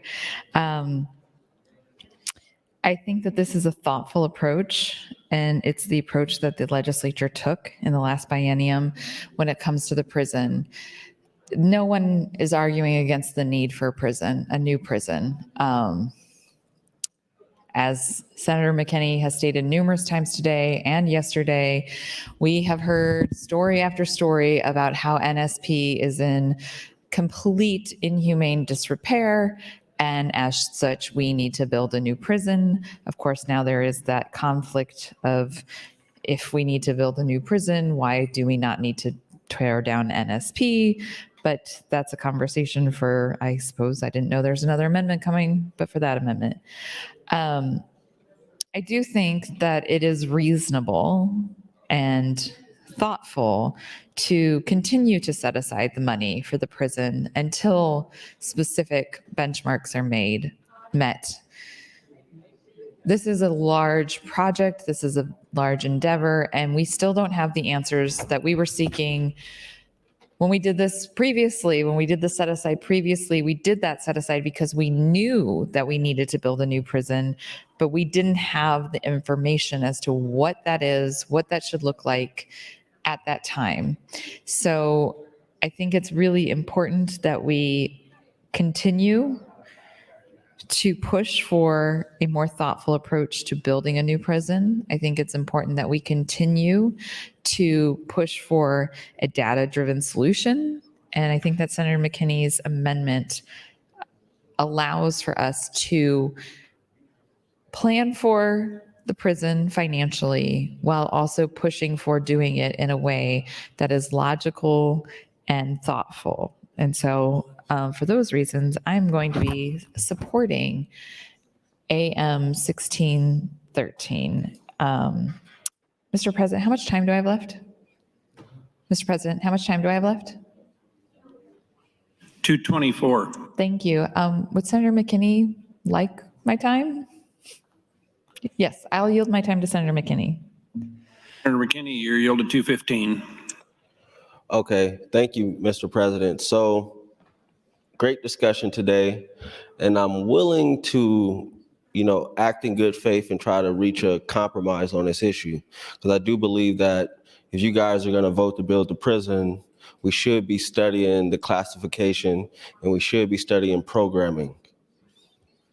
I do think you should demolish NSP, but I'm not the one that is going to have to talk to my constituents and say that I voted for it. So if you guys don't want to demolish it, I will take that language out.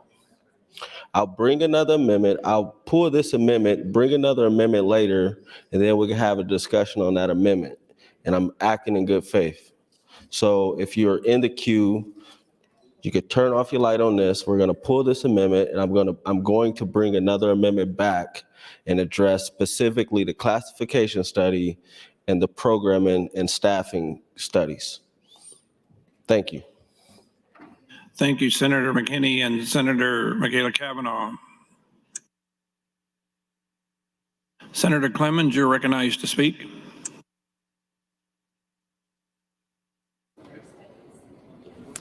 Thank you, Mr. President. I stand in opposition to AM 1613. And I've just been looking at that amendment 1613, and it talks about any money being transferred will be contingent on several things. And one is demolishing the Nebraska State Penitentiary. And I think we need funds for a new facility before we can destroy the old one. And I don't know how you destroy your old property before you have money to build a new one. Then the second one is a study of staff needs.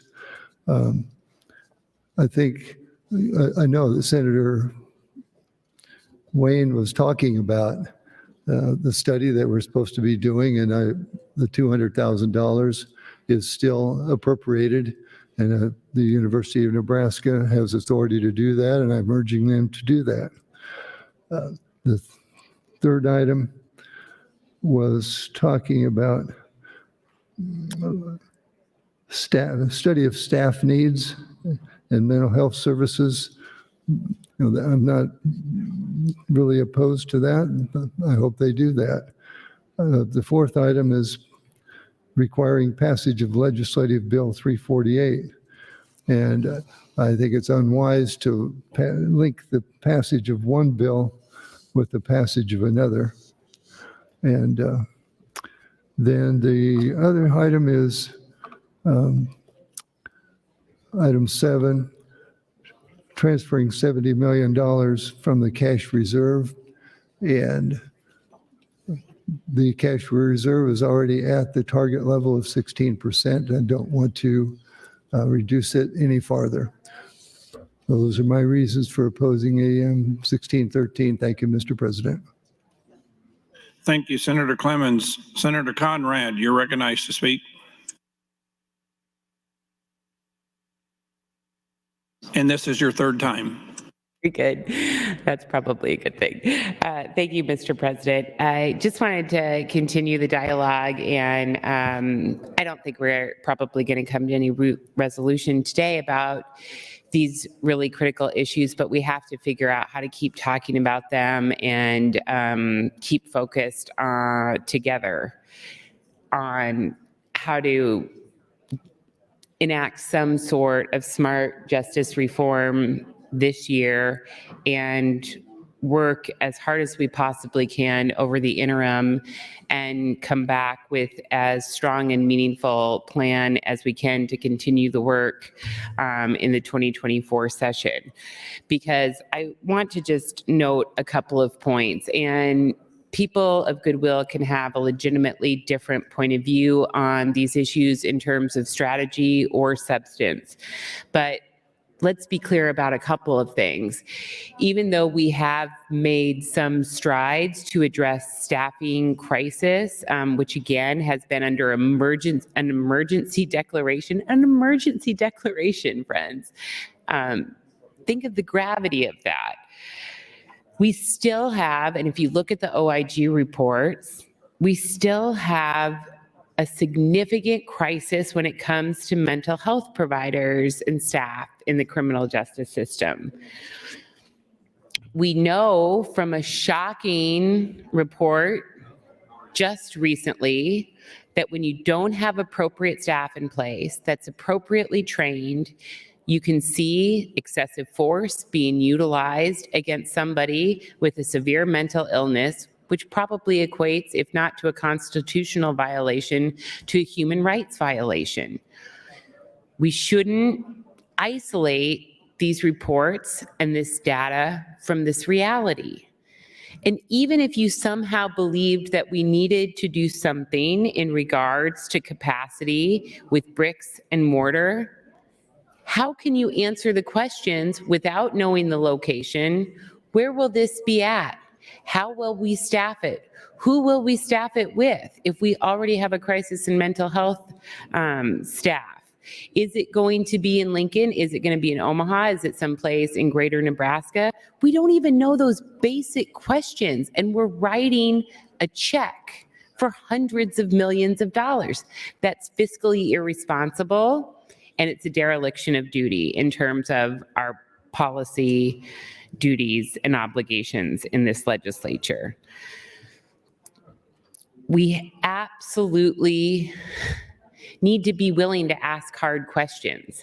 We need to be able to unmoor ourselves from the tired rhetoric about being tough on crime or waging a war on drugs, because we know that that doesn't work.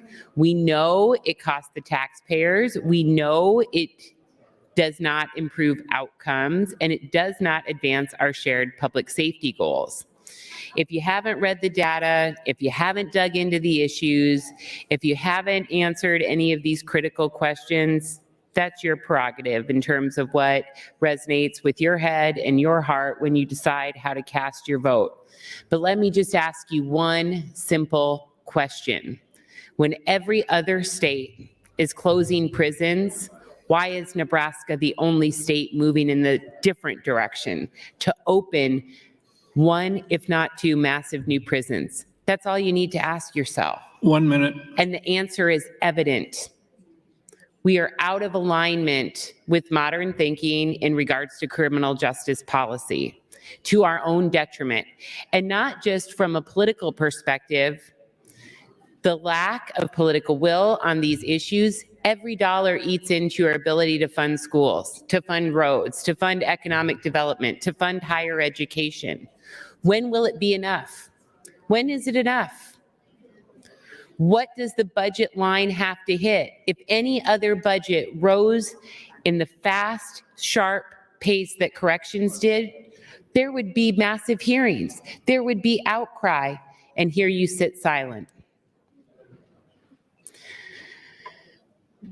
Funding a massive new prison is not the way to go, and we need to address it. We need to have some thoughtful safeguards in place, and we must continue the conversation in regards to smart justice reform that saves dollars and has better outcomes. Thank you, Mr. President. Thank you, Senator Conrad. Senator Vargas, you're recognized to speak.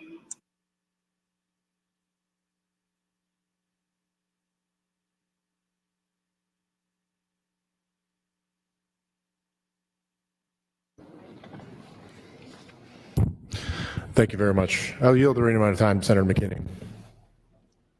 Senator McKinney, you're yielded to 447. Thank you, Mr. President. I would like to pull this amendment. So ordered. Mr. Clerk, for announcements. Mr. President, amendment to be printed, Senator Wayne, to LB 705. Next amendment, AM 1616, offered by Senator McDonald, Mr. President. Senator McDonald, you're welcome to open on your amendment. Thank you, Mr. President. Good afternoon, colleagues. I rise today to offer Amendment 1616. This amendment includes a small portion of my bill LB 644, which is also Senator Jacobson's personal priority bill. The amendment has no fiscal impact and would simply place into statutory authority language for the state's existing site and building development fund. The language would allow broader usage of the fund to develop of larger commercial and industrial sites. Specifically, it would allow the DD to use the fund for additional purposes, such as identifying, evaluating, and developing a site. This amendment is also supported by the governor's office. Our goal with LB 644 was to provide funding to create both a large multi-metro mega site and provide additional funding to the Site and Building Development Fund, which is currently housed in DD, for additional site work at smaller locations across our state. While the legislature will not be funding these sites this year, we wanted to broaden the use of the fund to allow any current available funding to be utilized in preparation for a longer study of the feasibility and of the need for additional sites across the state. We expect to collaborate with the administration and the new director of DD to evaluate both the importance of and the readiness of sites and the funding requirements they need to be successful. We can accomplish this with today's amendment because LB 818 already opens up the section of the statute.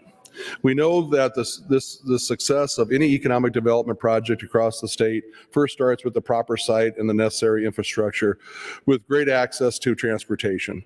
Look at the Sustainable Beef Project in North Platte, or the Industrial Park in Grand Island, or the new Port Authority in Fremont. All of these projects must have the right site in order to make it successful.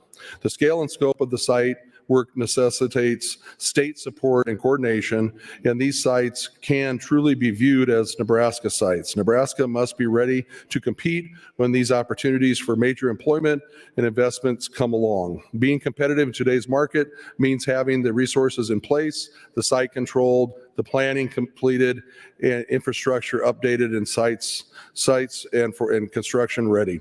We know that Nebraska is underinvested, and with sites, we can take the first step today in improving our site across the state with an adoption of Amendment 1616. I thank you for your consideration, and please support Amendment 1616. Thank you, Mr. President. Thank you, Senator McDonald. Senator Slama, you're recognized to speak.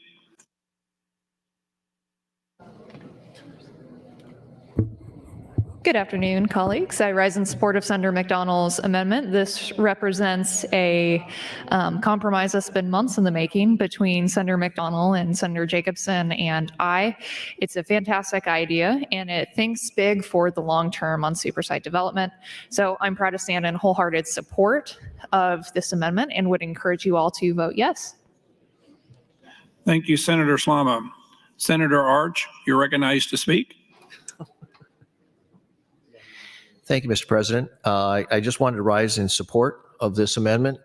Last year, I actually brought a bill to committee that would fund this super site, this mega site. I think it's very important. We know the history of this has been where we have missed some opportunities where some large employers wanted to come, but we weren't ready. Other states were ready. So this isn't funding that mega site. It is simply allowing for that in language. And so I think it gives some flexibility. The dollars are there. It can be used for that. For that, I stand in support of AM 1616. Thank you, Senator Arch. Seeing no one else in the queue, Senator McDonald, you're welcome to close. Senator McDonald waives closing.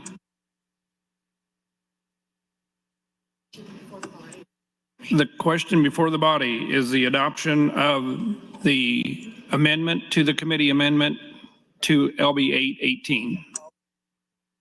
All those in favor vote aye. All those opposed vote nay.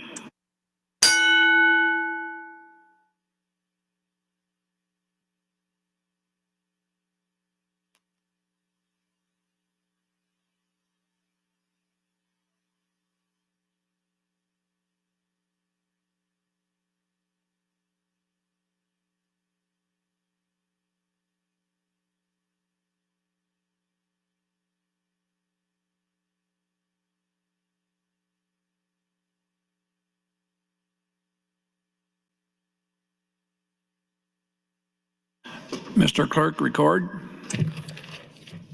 27 ayes, no nays, Mr. President, on adoption of Senator McDonald's amendment.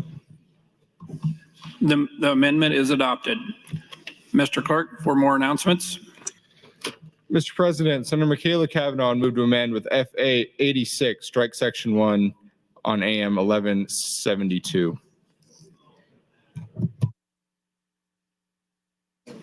Senator Michaela Cavanaugh, you're recognized to open.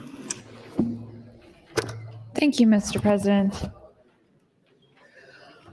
Okay, well, colleagues, a couple of things. First of all, I put up floor amendments this morning to have for when we get through all of the amendments. And while we are waiting for Senator McKinney's amendments to come down from bill drafters, we're gonna have my floor amendments until that time happens. So that means I only have 2 times to speak and then my closing. So if people want to yield me time, that'd be great. So there you go. In the meantime, since I always am trying to stay on topic as much as possible. I know people are dying to know what my favorite salad recipe is this week, but we have the budget, so we'll talk about the budget. Okay, so in the budget book, if you go to page 74 of the Martian Green budget book, Martian Green, it's the 22-23 adjustments in all funds.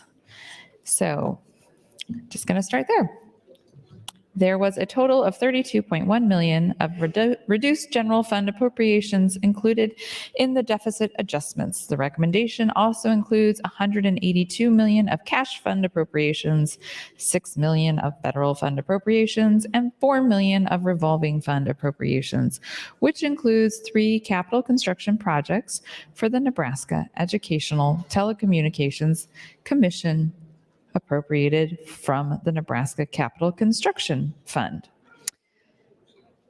And let's see here, TIOSA aid, revised insurance premium tax. TIOSA certified aid is paid first using the insurance premium tax earmarked for schools, and then general funds for the remainder.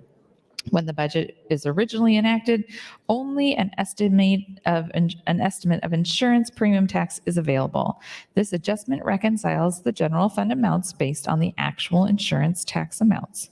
In FY 22-23, insurance premium tax amounts were higher, allowing for $4.1 million reduction in the general fund amount. Homestead exemption. Total certificates for FY 22-23 reimbursements are $119.5 million, which is lower than the current appropriation of $121.3 million, requiring a reduction of $1.8 million in appropriation in FY 22-23. Great, I guess. DHHS administration costs. The committee included $11,021,795 in general funds to support an updated contract with Sync Health for the state's health information exchange, HIE. It used to be NEHI, like Nebraska Health Information Exchange.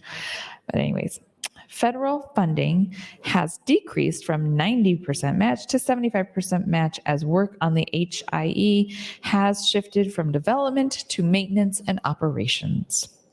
In addition to $6,287,287 in general funds and $698,587 in federal funds are needed in FY23 for updated computers. This funding will replace 3,596 laptops, an additional agency issue for the upcoming biennium. Technology hardware refresh will fund renewal of 3,500 computers over the biennium. The source of funding for both the deficit request and the biennium issue is a corresponding decrease in appropriations from Program 347. Program assistance, which has a surplus of appropriated funds based on utilization trends. This transfer would result in the request having a net zero effect on the overall budget. Also related to technology costs is $10 million. Was requested to fund IT costs incurred during the biennium above initial projections for FY23. This is attributed to increase in IT costs for both personnel and equipment as the pandemic has shifted operations to a more mobile workforce. The committee voted to appropriate $1 million in general funds towards this purpose, the source of which is a $1 million decrease in general funds from Program 347. Public assistance. The committee recognizes that DHHS was appropriated $5 million in federal funds, ARPA, for FY23 through the military department for the purpose of increased technology costs and voted to increase these appropriations by an additional $4 million in federal funds, ARPA, state coronas fiscal recovery funds, which were not requested by the Department of Agriculture for pursuant to LB 805-2022, for a total of $9 million federal funds through the Military Department Agency 31 in FY 22-23. Finally, the committee has included $5.5 million in general funds for the WinPro state claim to be paid by DHHS through Program 33 administration and offset the cost through a general fund reduction from Program 38 behavioral health aid. Interesting. $5.5 million in general funds for the WinPro state claim, and it is offset by general fund reduction to behavioral health aid. Curious what that's about. Maybe we should dig into that. If anybody is interested in educating me on what the WinPro 5.5 million general funds state claim was and why it is offset by behavioral health aid, I would love to learn more. I am not sure who to ask, so I'm just putting it out there to the full legislature. WinPro state claim to be paid by DHHS from Program 33 for $5.5 million. Offset the cost through general funds reduction. Program 38 behavioral health aid. I am assuming that it has something to do with behavioral health, hence the offset in behavioral health aid, but I'd love to know more. Department of Correctional Services. The committee included funding for increased costs for the Department of Correctional Services for inmate per diem costs and salary expenses. Funding includes 12.8, I'm not sure 12.8 what? 12.8 million? It just says 12.8. $12.80. Funding includes $12. I think it's $12.80 for inmate per diem costs, which have increased due to the rising costs of providing food and services to incarcerated individuals, including the cost of food, health services, electronic monitoring, and other expenses. In addition, the committee included $12.1 million for costs related to salaries of employees, which is related to salary increases negotiated in 2021 for certain state employees at 24/7 facilities. Funding was provided in the 2022 mid-biennium, adjustments based on occupied positions at the time. But as more positions within the agency have been filled, vacancy savings utilized by the department to pay employees higher wages are no longer available, and additional funding is required to continue paying the higher bargained wages. So, state colleges. The adjustments include 3 deficit items for the following general fund operating expenses. 1, adjunct pay for $423,515. 1 minute. Thank you, Mr. President. 2, insurance for $176,078. And 3, general inflation for $735,604. During the 2022-23 academic year, the state colleges instituted a pay raise for adjunct faculty whom are relied on heavily to meet course scheduling requirements in cost-efficient ways. The raises were needed to retain quality adjunct staffing by bringing their pay more in line with that of peer institutions. From FY22 to 23, the insurance premium increases was $383,122, or 33% increase.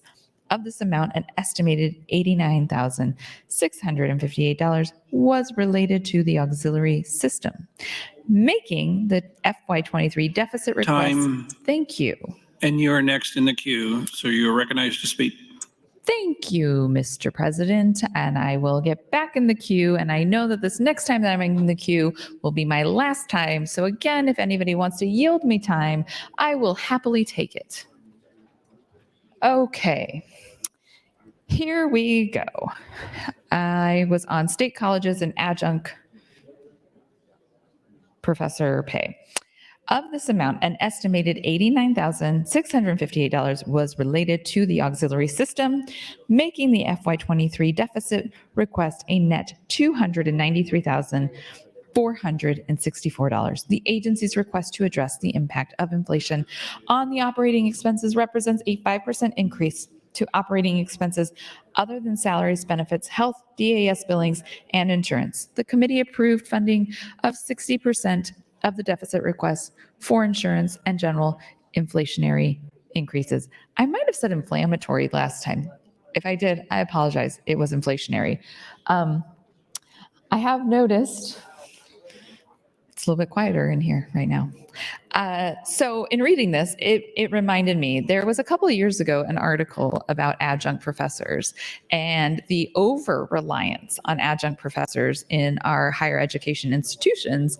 And by over-reliance, I mean that instead of hiring somebody on as a professor, they were being hired on as an adjunct professor, instead of like hiring somebody who maybe works full-time. Let's say, for example, Senator Conrad, who's an attorney, might also, and a state senator, might also be hired on to be an adjunct professor in some capacity, not looking to do it as a full-time gig because Senator Conrad is an attorney and a state senator. So just doing it as an adjunct professor. That's an appropriate use of an adjunct professor. What we were seeing, and probably are still seeing, is a heavily reliance on what would normally be a full-time professor being hired on as an adjunct professor to save money. I just recalled that from a couple years ago, and that there was a move to decrease adjunct professor employment and increase full professor employment. So just a side note, when you read the budget, sometimes things just pop out at you. I did have somebody ask me, I've had lots of people ask me actually, like, when you're talking on the microphone, how do you come up with things to talk about? And I said, well, I try to stick to the topic at hand as much as possible. So the budget, I'm reading the budget. But also, this is probably, somebody can do some sort of psychoanalysis of me in that I oftentimes just go on a journey of free association conversation. So I read something about an adjunct professor. I started talking about a thought I had on adjunct professors. And that's just kind of how it goes some days. If I don't have anything specific to say, it's just going to be a journey into how my mind works. All right, Affordable Housing Trust Fund. Ooh, I think there's a lot to say on this, but I am not the most well-versed on the Affordable Housing Trust Fund and affordable housing issues. I know that we have a housing crisis in Nebraska. And what do I mean by housing crisis? A couple of things. One, we have a lack of affordable housing. Two, we have a lack of housing. We do not have enough housing, and we do not have enough affordable housing. So it is more than just one of those issues. Even if you could afford the housing, we don't have enough housing. And we definitely don't have housing that people can afford. 1 minute. So that all plays into, thank you, Mr. President, that it all plays into workforce issues. There you go. So the Affordable Housing Trust Fund, an increase of $10 million in cash funds for the remainder of the fiscal year to award additional contracts through the state's Affordable Housing Trust Fund program. The Affordable Housing Trust Fund was created in 1996 with it resembling, I don't know why that was a hard word for me, with it resembling its current form through LB 864 in 1997, it receives 95 cents for each $1,000 value or fraction thereof on grantors executing deeds, referred to as the documentary stamp tax. Due to a higher than anticipated increase in real estate activity, the fund balance has exceeded forecasts. In order to issue more housing contracts. Thank you. Thank you, Senator Michaela Cavanaugh. Senator McKinney, you're recognized to speak. Thank you, Mr. President. I'll yield my time to Senator Michaela Cavanaugh. Senator Cavanaugh, you yielded 4:54. Thank you, Mr. President. Thank you, Senator McKinney. It feels like a symbiotic relationship today on yielding time. So affordable housing, due to the higher than anticipated increase in real estate activity, the fund balance has exceeded forecasts. In order to issue more housing contracts, the Appropriations Committee approved the department's deficit request to expand an additional $10 million of its cash fund balance. All right. And the Appropriations Committee approved the department's deficit request to expand. What does that mean? To expend an increase of 10,000 or 10 million in cash funds for the remainder of the fiscal year was to award additional contracts through the state's. Okay. I think I figured it out. All right, moving on. Site and Building Development Fund. The Department of Economic Development requested $4 million in additional cash fund authority for the Site and Building Economic Development Fund in order to fully expend the balance and enter contracts for more projects. The Site and Development Fund was established in 2011 to finance loans, grants, subsidies, credit enhancement, and other financial assistance for industrial site and building development and for expenses of the department as appropriated by the legislature. Money for the fund comes from loan repayments and transfers from the legislature. Universal Service Fund. What? I love this one. Let's talk about this. USF. Okay, 10 million of additional aid funding is included to address greater demand from the Universal Services Fund. In addition, the PSC, or Public Service Commission, has updated the parameters for aid distribution. Projects must be completed within 2 years in order to receive aid. This shift in timeline will result in more aid being distributed sooner. Interesting sort of, I guess, grammatical style thing. So reading the budget, no surprise, you read a lot of numbers. And I had previously, when talking about affordable housing, read an increase of $10 million. Okay. And it is written out as $10,000,000, 0,000,000. Here, Universal Service Fund starts with 10 million. It is written out TENMILLION. Why? Because when a number starts a sentence, you don't put the actual number, you write out the number. Oh, I can stop talking? Is that what I'm getting signaled? Colleagues, if you are in the queue, perhaps get out of the queue. I have another time. So I'll just talk until I see about grammar. We could go back to the serial comma. I have so much to say about the serial comma / Oxford comma, AKA Oxford comma. But when you have a sentence starting with a number, you do not put the actual number, you write out the word. So on page 75, we have an example of this. Under Affordable Housing Trust Fund, we have 10 million as the actual number written out. 1 minute. Then we have 10 million as the words written out. Just an interesting little tidbit there for you. I think I've talked about this before. Well, you know what? I'm going to yield my time and go to my next time. Thank you, Senator Michaela Cavanaugh. And you are next in the queue to speak. Thank you, Mr. President. Okay, I wanted to go to my next time because I keep forgetting to say this, colleagues. May the 4th be with you. Happy May 4th, everybody. And happy birthday to my family member, not my spouse, a different member, Nick. Happy birthday to Nick. And may the 4th be with you. Okay, so there was something else about May 4th that I was going to say, and I totally forgot what it is. Great thing about that is, though, I have like 4 more hours to talk about it. So I know, right? So I'll come back to it. I think later this evening, we're going to see something from one of our colleagues who is an avid Star Wars fan. I do think it's actually appropriate that we are debating the budget on May 4th, because we do have the Star Wars in the budget, the water project. So may the 4th be with you. I am curious if we are prepared to move on to the next item. Yes, we are. Okay. Well, with that, colleagues, I am going to withdraw FA 86. Thank you so much. The amendment is withdrawn. Mr. Clerk, for items.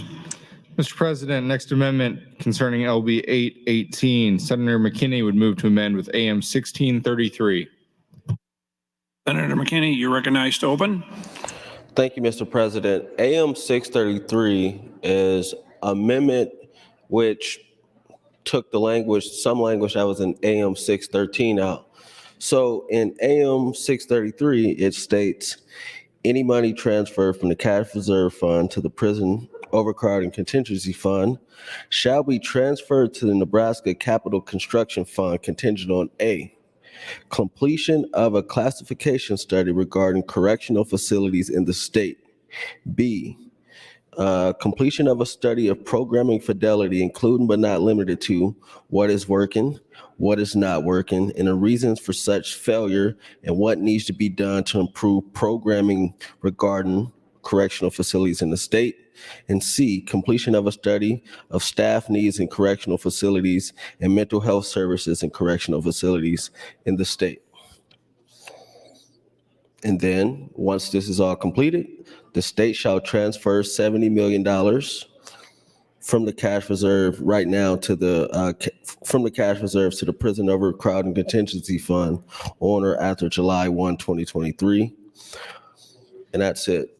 And I brought this, and I'm trying my best to act in good faith and understand when to hold and fold and try to, be a good steward within the body and try to reach compromises when you can reach a compromise. And I think this was a compromise. I took out the language that would say demolish the Nebraska State Penitentiary. I personally do believe that if we're going to build another prison, it should be demolished. And people might disagree with me, but we don't have to argue about that, because I'm going to tell my constituents I didn't support building a new prison, and I thought the Nebraska State Penitentiary should have been demolished. And we'll leave it there, but it's important that, we at least get studies and things done, but also that we hold agencies accountable for what we tell them to do. Agencies do not make the law. Agencies should follow the law.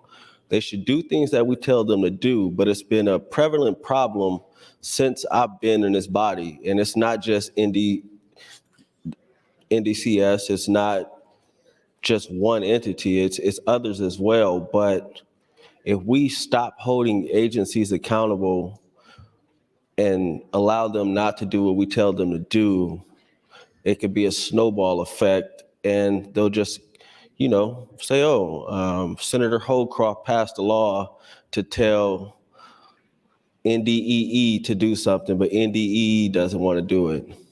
Senator Lowe passes a law to tell Game and Parks to do something, but they choose not to do it.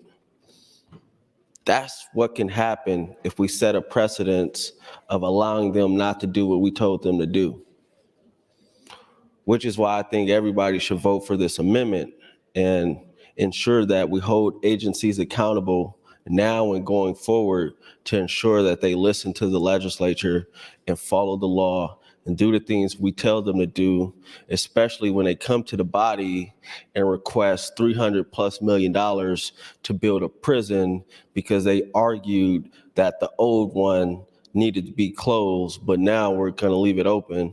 But anyway, that's why I think this is important, and I really truly believe everyone should vote green on this. This is not a hostile amendment. This is an amendment about accountability and doing the right thing if we're going to spend that much money on a prison. Thank you. Thank you, Senator McKinney. Senator Conrad, you're recognized to speak. Thank you, Mr. President. I'd yield my time to Senator McKinney if he so desires. Senator McKinney, you're yielded 455. Oh, thank you, Senator Conrad, and thank you, Mr. President.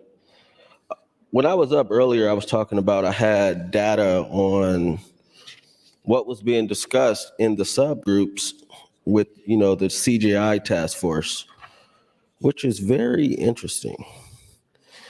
Nebraska key data findings for property offenses. 58% of prison admissions for property crimes had no previous NDCS history. More than 1/3 of property offenses are class 4s. Burglary is the leading property offense by admission. And a note, the penalty for burglary was increased from a class 3 felony to a class 2A felony by LB 605 in 2015. While the felony theft threshold in Nebraska is set at $1,500, nearly 30% of prison admissions for theft in 2020 were for felony shoplifting with no minimal amount. Drug offenses. Time served for possession with intent to distribute is up 42%. The punishment for possession with intent to distribute without a threshold was increased by LB 605 in 2015. 62% of prison admissions for drug crimes had no previous NDCS history. More than half of drug offenses resulting in prison sentences are class 4s. 90% of possession with intent to delivery cases had no accompanying weapon charges.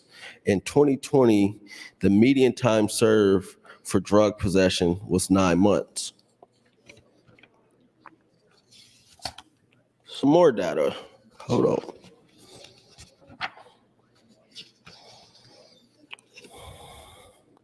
on. Sorry. Some other key findings. And this is based on parole and things like that.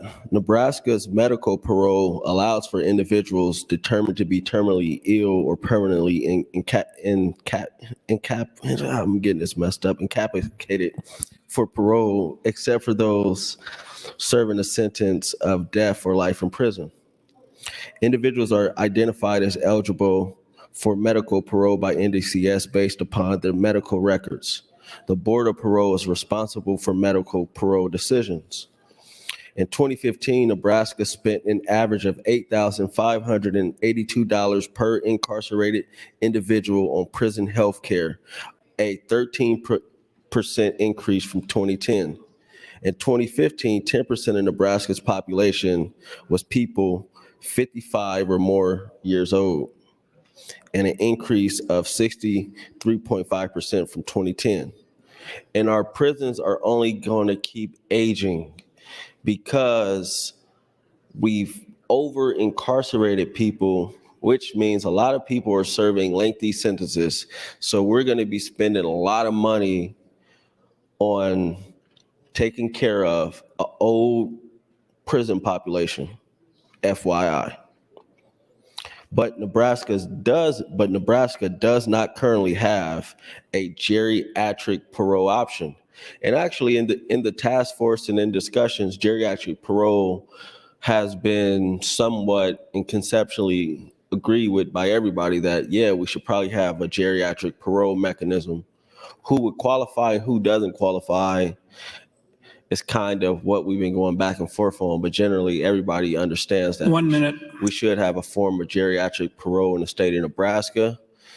People differ on what age that individual should be or shouldn't be, how long have they served prior to being eligible, and those type of things. But those are things we could work out if we had real discussions and substantive debates and good faith conversations around what has been proposed.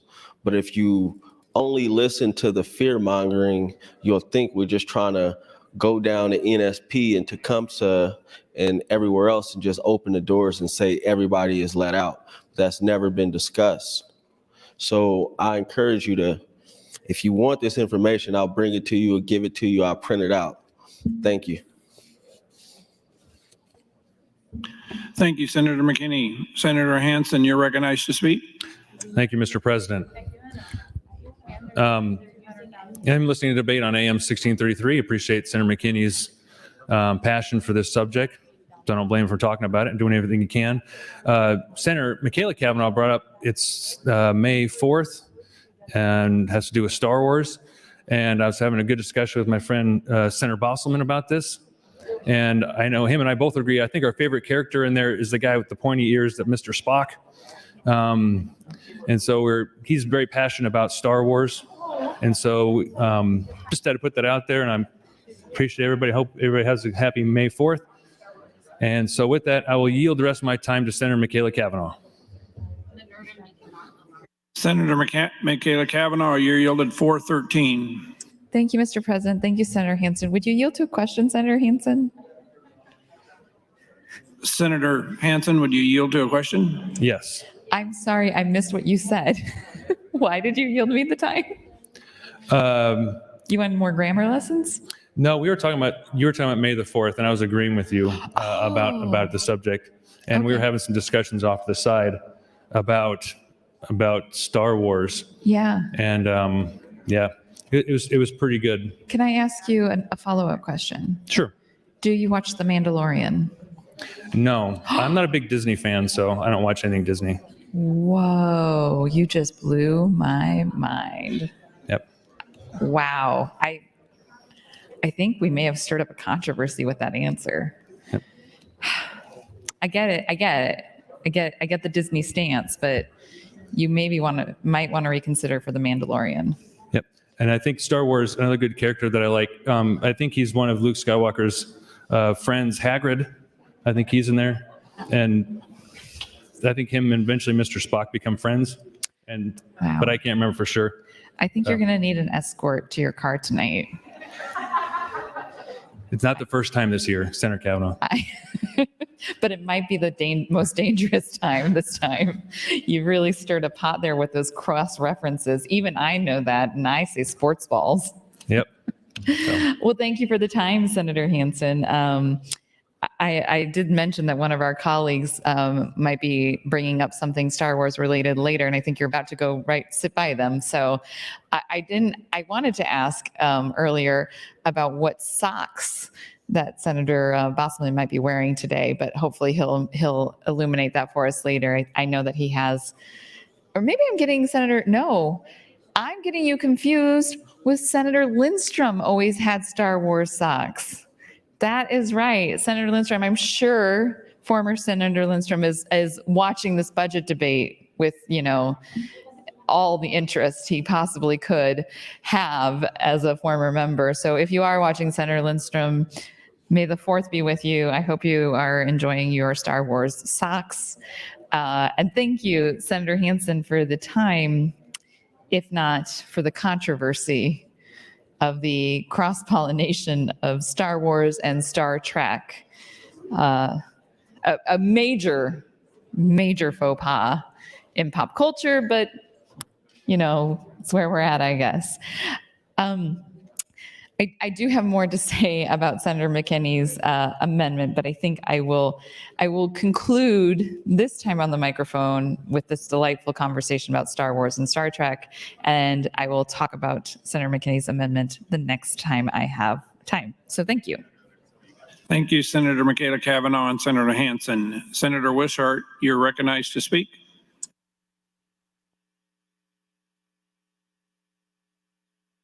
Senator McKinney, you are next in the queue and recognized to speak. Me?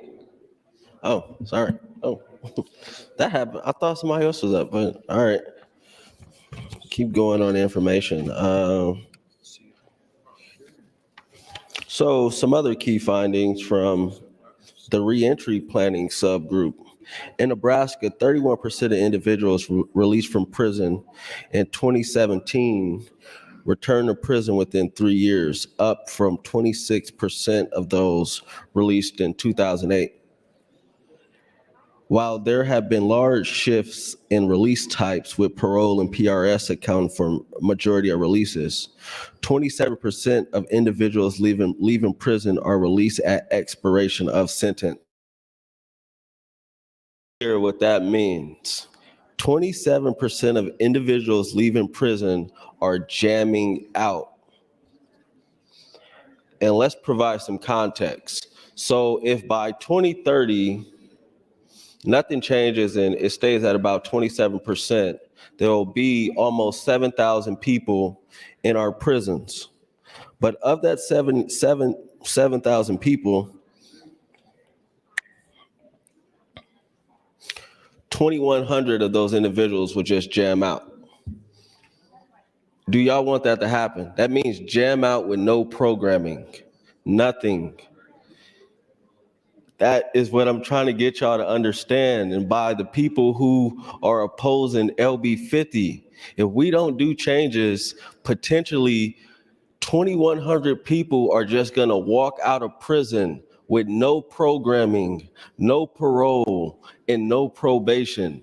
I need y'all to understand that. That's what we're trying to address. That's why you can't just be a no. That's why you can't just listen to people outside the glass. We have to dig into these numbers and put clarity into it. That's what we've been trying to tell y'all. We're not just talking about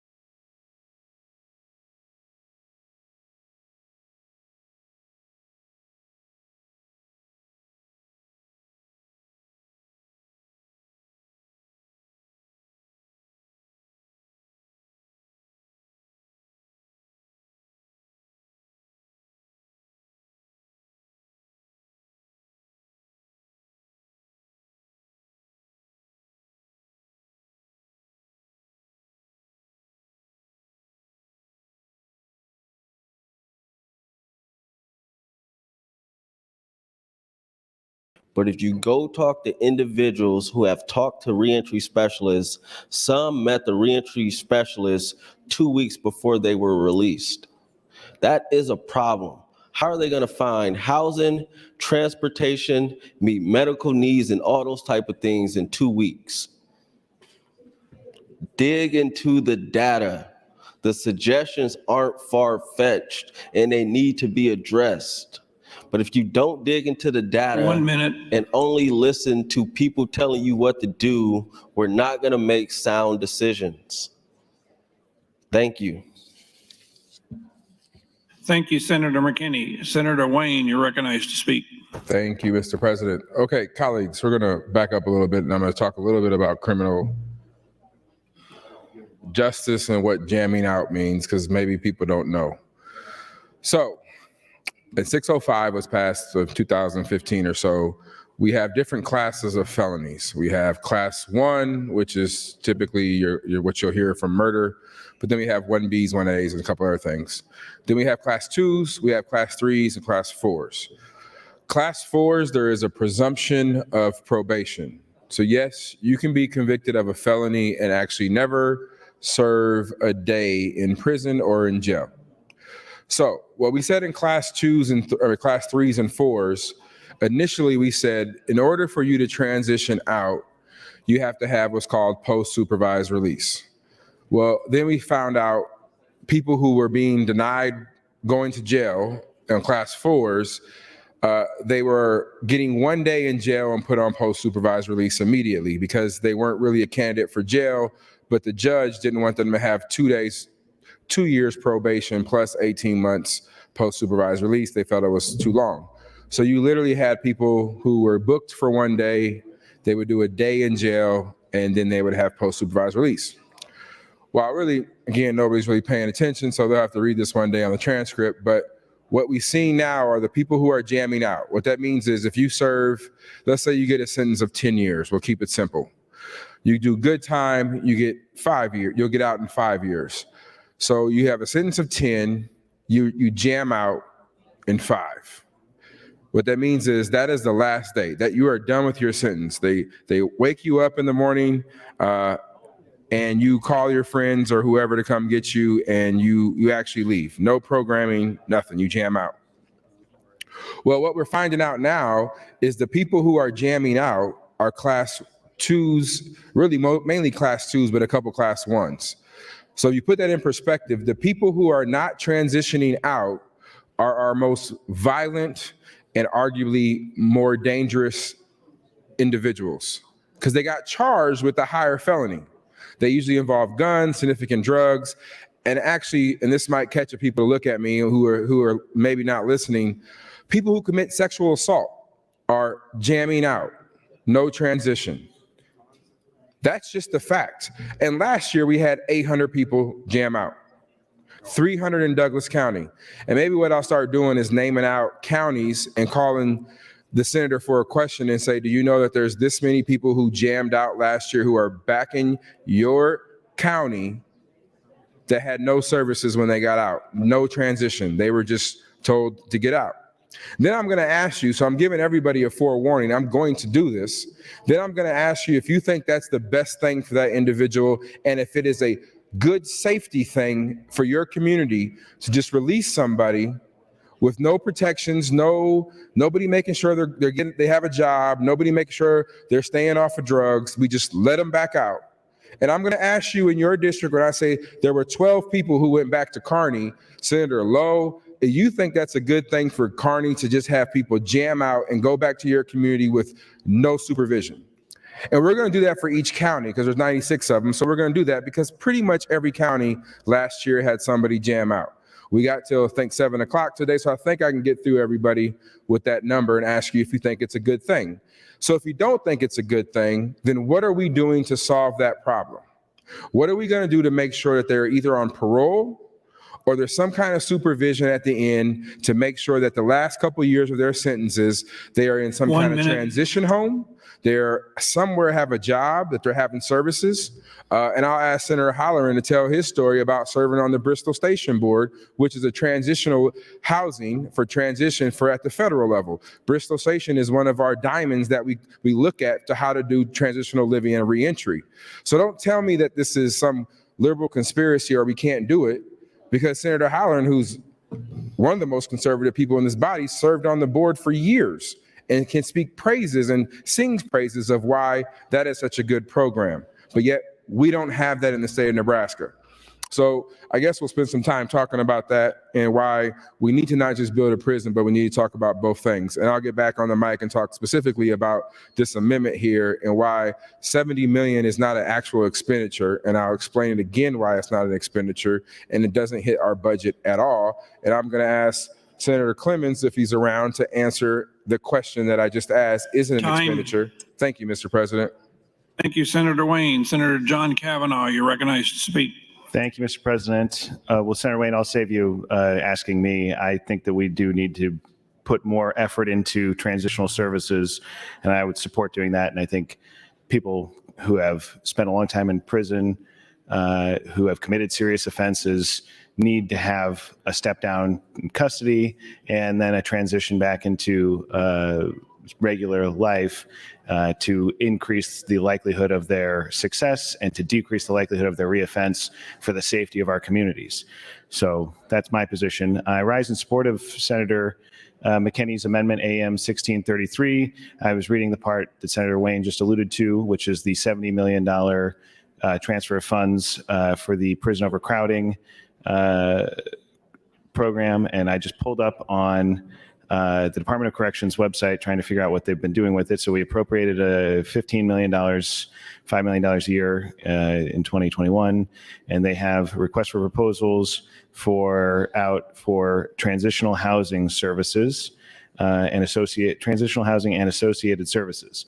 And so we have, I read the numbers earlier, people being released to parole, about 65 in the last October. People who came out on flat sentences, 46 last October, mandatorily discharged, 31 last October. People released to post-release supervision, 43.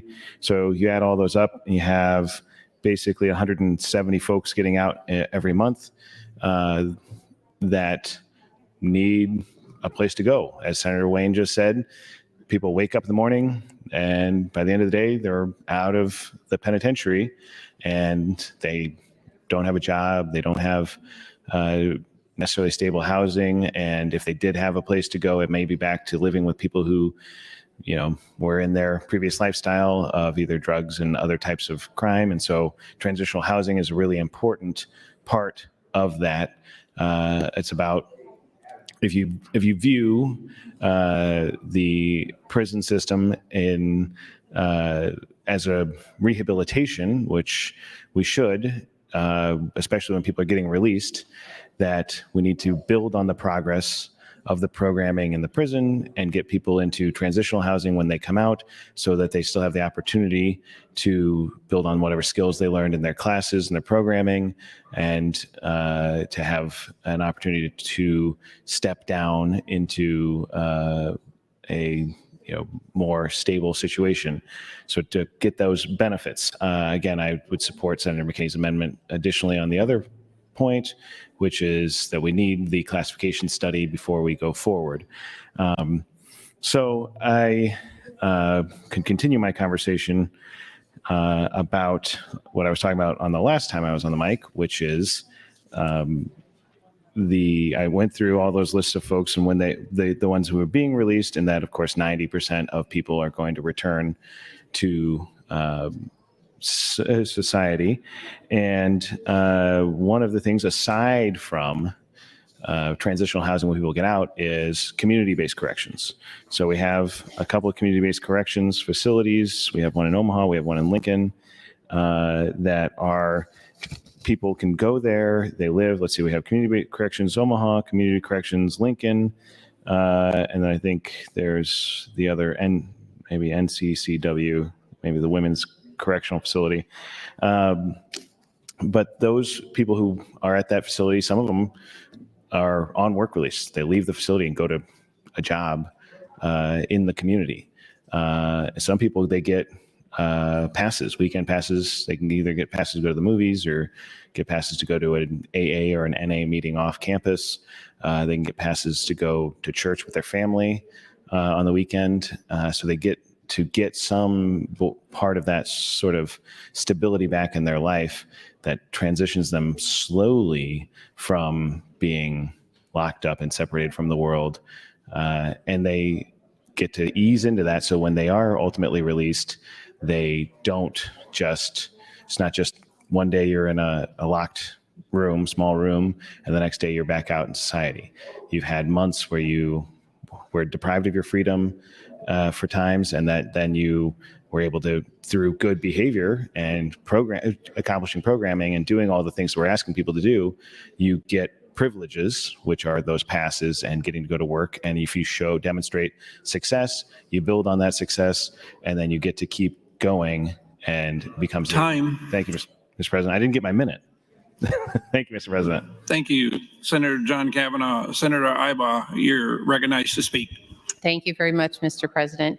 I would just speak to Senator McKinney's comments earlier when he was mentioning some of the different lingo that we use in judiciary, programming, jamming out, transitional housing. Those are all issues that as a freshman senator, and a new face on judiciary, was not familiar with a lot of these terms. And so Senator McKinney, Senator Wayne, Senator DeBoer, they have a lot of thoughtful processes that they go through to try and help the freshmen on this committee work through some of the processes and learn some of these wordages that we use. And I just would say thank you. And I appreciate your assistance and your patience in getting through some of those initial experiences.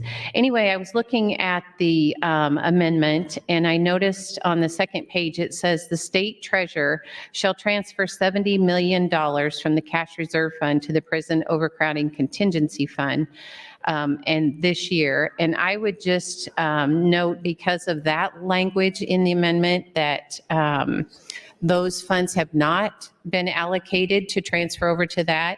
And so as much as I would appreciate the study on this, I won't be supporting it just because I know those funds have not been transferred. But anyway, with that, I will yield my time back. Thank you. Thank you, Senator Ibach. Senator Dungin, you're recognized to speak.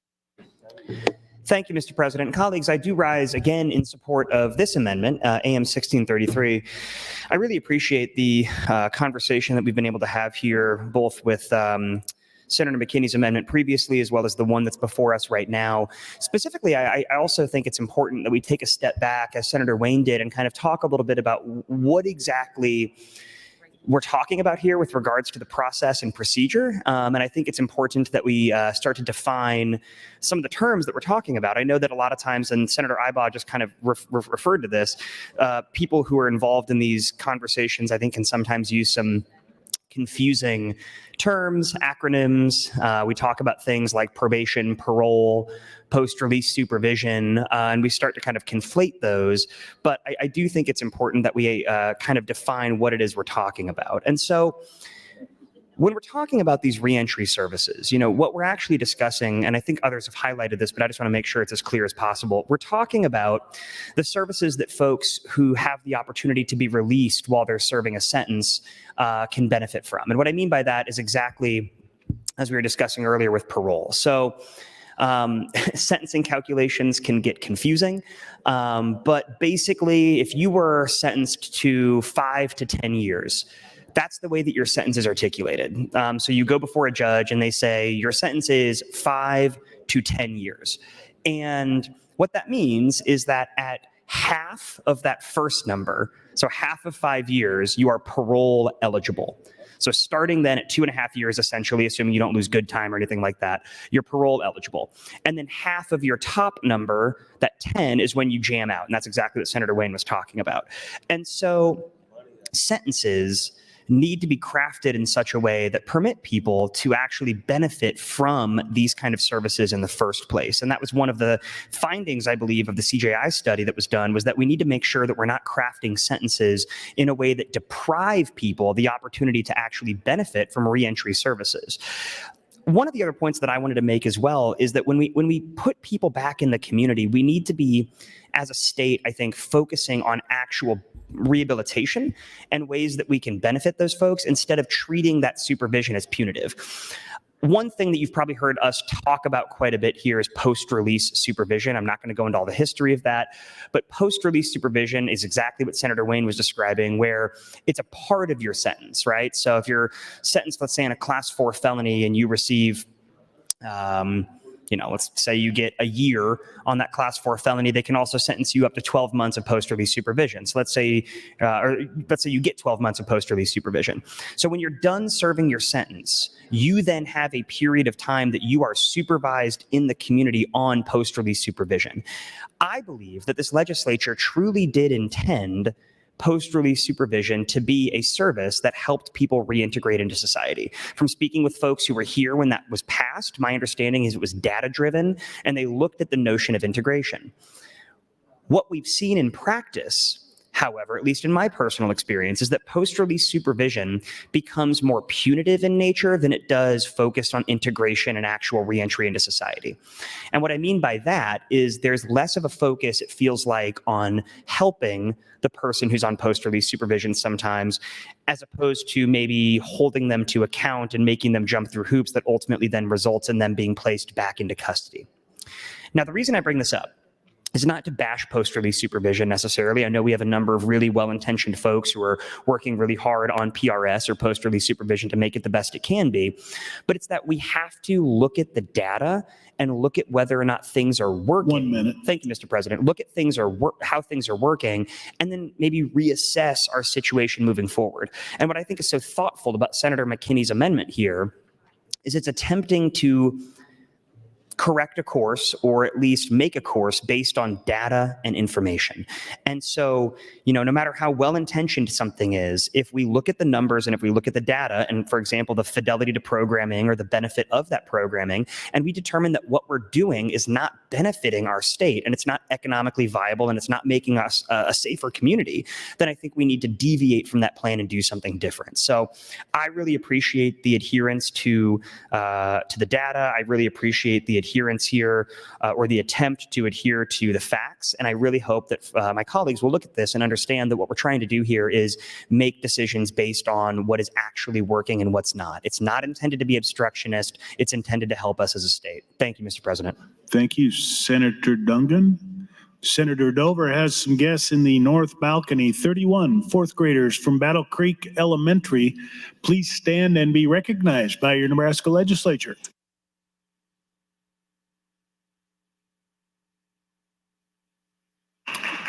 Senator Conrad, you're recognized to speak.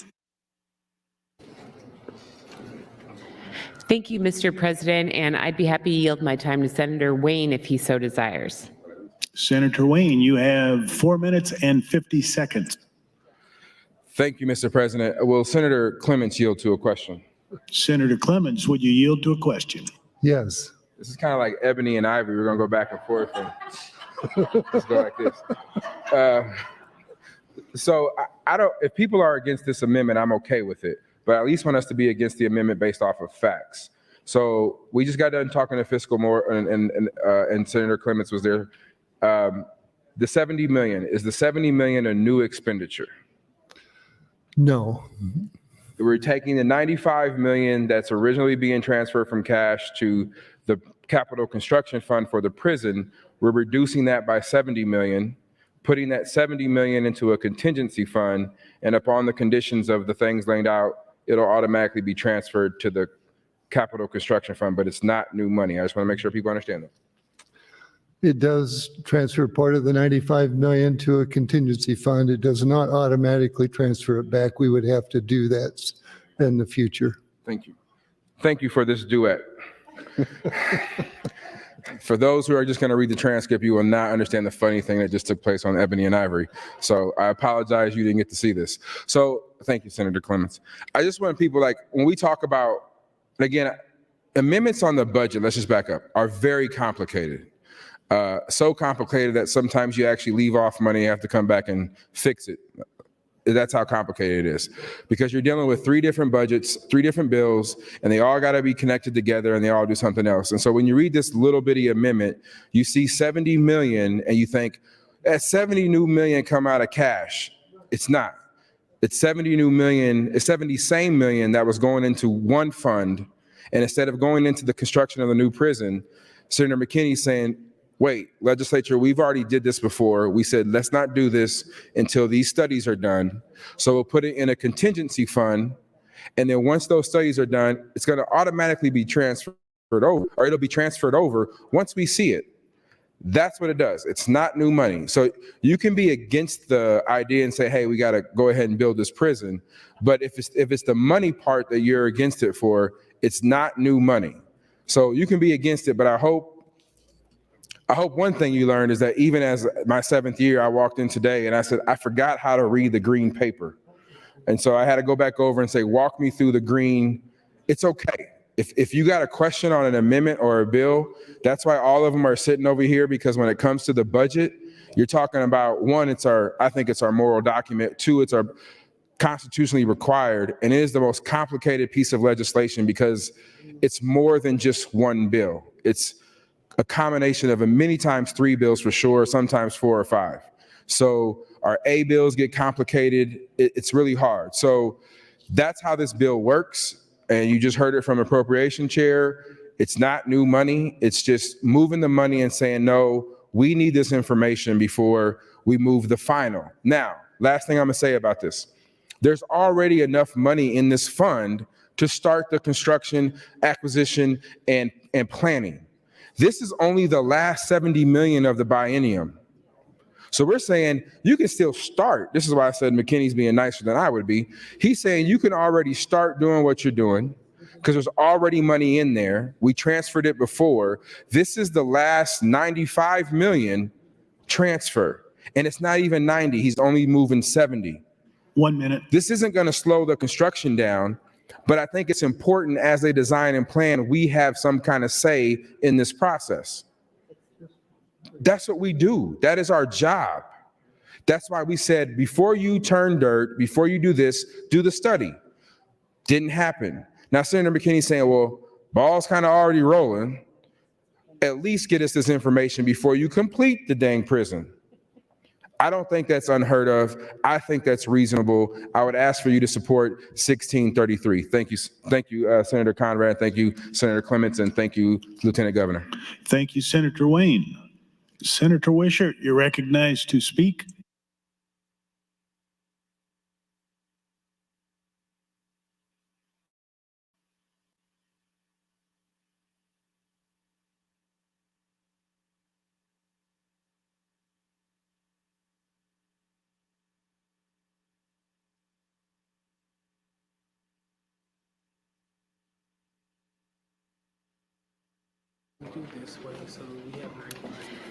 Thank you, Mr. President. I have been working on this amendment behind the scenes and didn't want to miss another opportunity to speak on this. Look, I completely understand where Senator McKinney and Senator Wayne and other members of this body get their frustration from, because of the years of inability to pass smart on-crime approaches to criminal justice reform. And we're sitting here with the clock ticking this session, and we have an opportunity to pass a piece of legislation that is the product of years of work of not only this Nebraska legislature, but national research institutes that are specialized in helping states figure out ways to reduce their incarceration rates in a safe way that actually makes their communities even safer.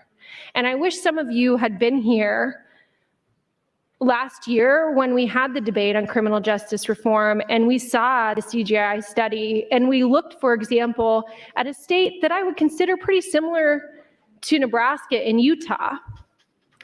They were facing the need to build a new replacement to their aging facility.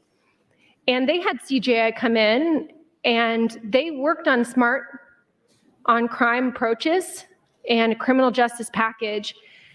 And they saved their state $500 million by not having to spend additional dollars on a larger facility. I mean, colleagues, that's what we could be doing here. Look, I'm in a fairly unique situation in the sense that I have held off for years as a member of Appropriations Committee on funding a replacement to NSP. But I am one of the senators that recognizes, wearing my appropriations hat, that there comes to a point where we either need to spend $220 million rehabilitating NSP, which is a choice, by the way, colleagues, that we could all make, or we need to completely decommission NSP after we have built a replacement facility. And I am a senator that expects that this replacement facility paired with criminal justice reform will mean the entire closure of NSP. I expect that so much so that I requested that language being written into the prison appropriation that talked about the decommissioning plan for that facility. With that said, I have spoken with Senator McKinney and Senator Wayne. I'm willing to work with them on amendments, but I'm willing to do it on the select file appropriations bill. Personally, I think that's where this requirement should go. I do think that it is critical that we have the completion of a classification study. I think I was the senator that brought that funding request of $200,000, and I am disappointed to see that it has not been completed, but I do hear it will be done in this September. I do think it's important for us to get the programming fidelity study complete, and I'd like to work on the timeline for when we'd like to see that done. And then obviously we need to have a staffing study done as well. So I'll work on this with the senators, but colleagues, this is the reality that we're in. If we do not do anything on criminal justice reform this year, then we will be staring at the face of building another correctional facility after we finish this replacement facility.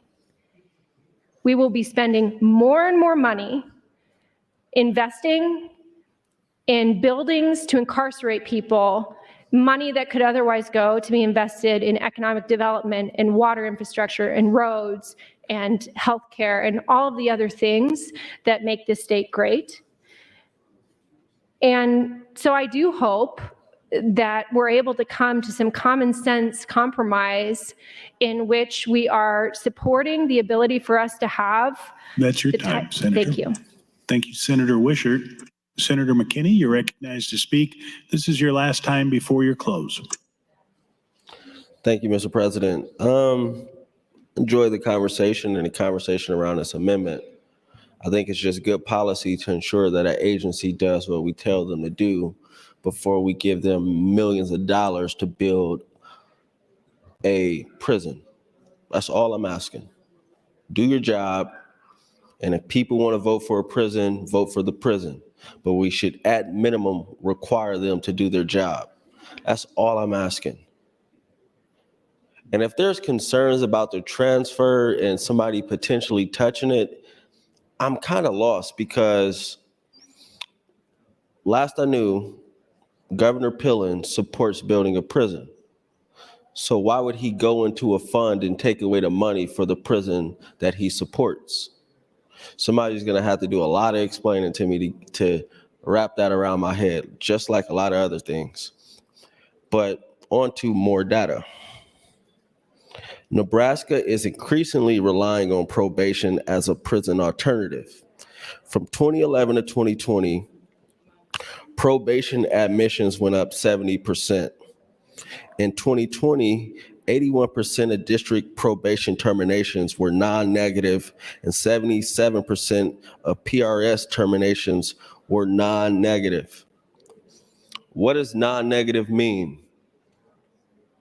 that means that's a technical violation. That's not a new crime. That means I could have not answered the phone, got home late, didn't get a job, those type of things, and I got sent back to prison. We should talk about that. Technical violations. There's bills to address technical violations, but when we don't have substantive conversations, we can't even discuss technical violations. I know Senator Kavanaugh is in favor of addressing technical violations because we're sending people back that might have only not answered the phone in a timely manner, showed up to work late, didn't get a job on time, couldn't pay parole and probation fees, and we're sending them back into prison and spending thousands of dollars on it because somebody made a technical violation. A non-negative thing is not a new crime, just to be clear. The most common type of revocation for district probation and PRS in 2020 was a technical violation. And for both district probation and PRS, the most common revocation outcome is incarceration in prison and county jail. Overall, probation sentence lengths have decreased over time. In 2020, the minimum probation sentence was 18 months, 24 for district probation and 12 for PRS. Based on discharge years, time served on district probation and PRS has been increasing since 2018. In 2020, the median time served on probation was 17 months, 20 for district probation, 12 for PRS. That's just averaged out with the 17. Common barriers to successful probation and PRS outcomes: limited transitional housing options, which is why we shouldn't require providers to reimburse us. Lack of behavioral health resources and providers in Western Nebraska, which is why we should be investing in mental health and behavioral health so the people that we don't want to go back can get the services that they need so they don't go back and get revoked. High caseloads for officers with high-risk clients. You know what was in 920 last year? Money to address the issue of high caseloads. But because we got lost in polarized political conversations, we couldn't address that issue. This is why you have to take you have to actually dig into the data and be willing to listen and do the right thing and not listen to people outside of the glass that are telling you just to say no. Thank you. Thank you, Senator McKinney. Senator John Kavanaugh, you're recognized to speak. Thank you, Mr. President. Senator McKinney is correct that I do want to address technical violations. And you all know that I've represented a number of people who've been on parole, probation, post-release supervision, and I've seen just those sorts of technical violations causing people who have served their sentence and are on supervision and trying to get their life straight, who have been incarcerated as a result of technical violations. And Senator McKinney is correct that those technical violations can be things as small as missing appointments and phone calls, or not doing what you're supposed to be doing, which we ask people to get a job, or sometimes to get a housing that is not with the people who have a criminal record, which can be very hard for some people. And so we ask people to do certain things that are data-driven things that say these are going to put you on the path to success. And sometimes we are too quick to reincarcerate people when they haven't achieved those small steps along the way, and we're not forgiving enough. And I was listening to Senator McKinney, listening off those numbers, and I would just say looking at the reentry and discharge data, which I've looked at before, talks about people who are reentry into the Department of Corrections by quarter. So October of 2022, we had 36 revocations, 23 of them were technical, 13 were new law violations. November 2022, we had 44 revocations, 24 technical, 20 new law violations. And I would just point out, similar data across the way there in terms of the breakdown. But I would point out that new law violations, of course, your mind goes to new theft offense, new drug offense, but they can be, new law violation can include, driving offenses, tickets for speeding, stop sign violation, things like that. So again, things that maybe we're not particularly interested in reincarcerating people for. And this, you can frame it how you want, where you say this is charitable, being kind to people, but you could also say, let's look at it just from a purely self-motivated perspective. Self-motivated being the state of Nebraska wanting to achieve an outcome. And we know that the way to achieve the outcome we want, which is decreasing crime, decreasing costs, is to make sure that people who have served their time in the incarcerated in the state penitentiary and are back in the community, we want to get them in a position where they are not going to reoffend and not be reincarcerated. And we do that by making sure that we are supporting them, giving them the tools necessary through the programming in custody, but also giving them opportunities at stabilized housing, giving them opportunities at jobs. We talked about banning the box last week, or maybe it was earlier this week.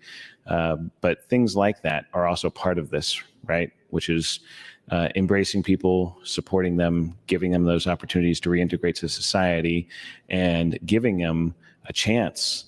Maybe when they have a slip up or a small,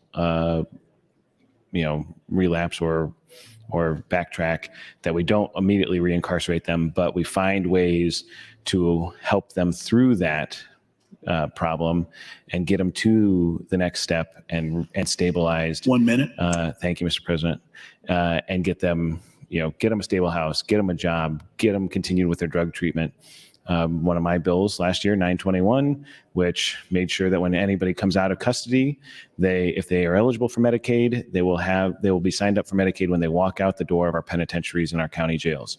That means folks will be able to get their meds and be able to continue on with their treatment programs that they started when they're in custody. That is a consequential thing that will actually help people be successful once they complete their term of incarceration, help them be successful on post-release or community-based supervision, and hopefully will decrease these numbers we're seeing of people with technical and new law violations getting reincarcerated.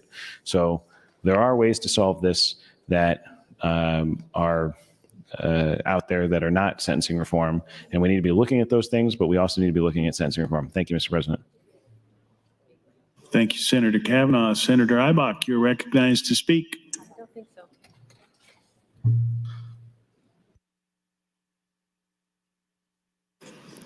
Senator Vargas, you're recognized to speak.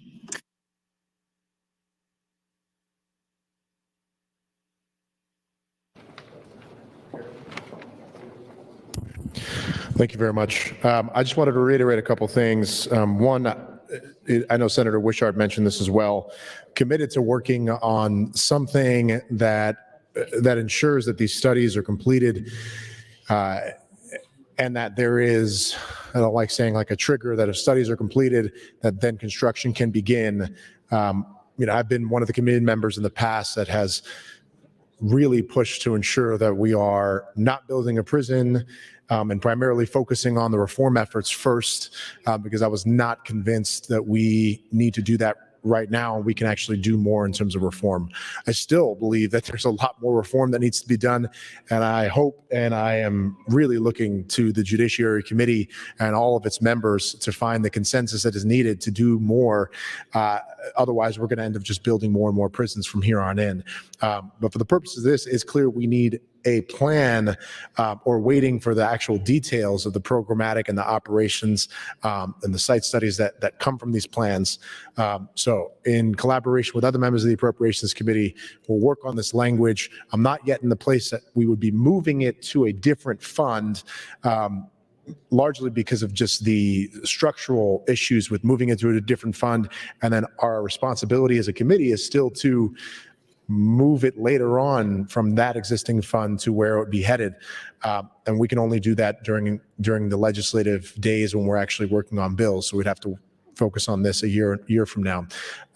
But nevertheless, I just wanted to make it clear, I'm committed to doing something in collaboration with other members on the Appropriations Committee, and have been somebody that wants to see these reforms. We're not doing reforms within the Appropriations Committee, but we are responsible to doing our part to make sure that these studies are actually coming to us and the entire body at large, and we're being responsible stewards of these dollars. Thank you.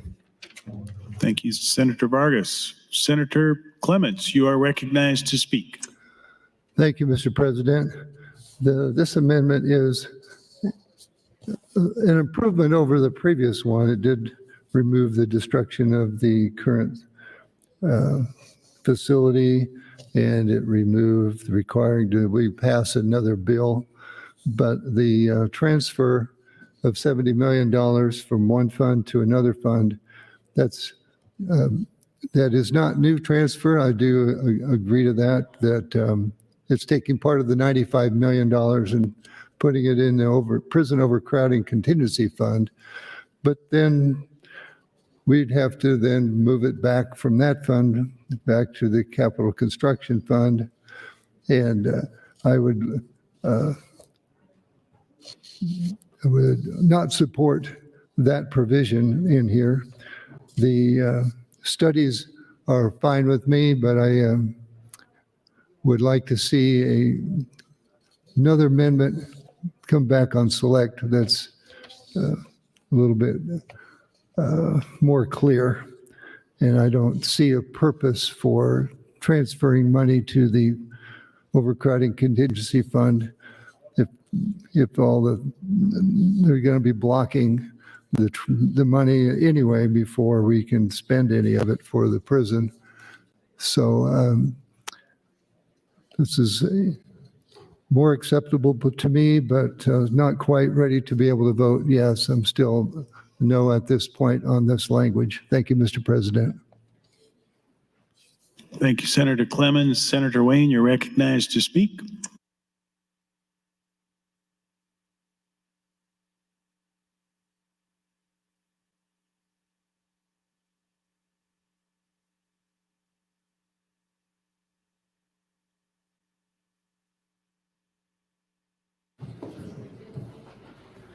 Thank you, Mr. President. So what I heard there is we don't want to make it. We don't want to have to make votes on moving the money again if it's from over there. And I respectfully say that's our job. What happened to Senator Halloran? We just had this conversation. All righty, we'll wait till later for me and Halloran and I to have a conversation. So again, I think this is a simple amendment. I think it's a good amendment. I think this amendment requires appropriations to do its job. The requirement of not or just having intent language. Here's my fundamental problem with just having intent language. They didn't do it already when we had intent language. We had intent language for them to complete a study 2 years ago.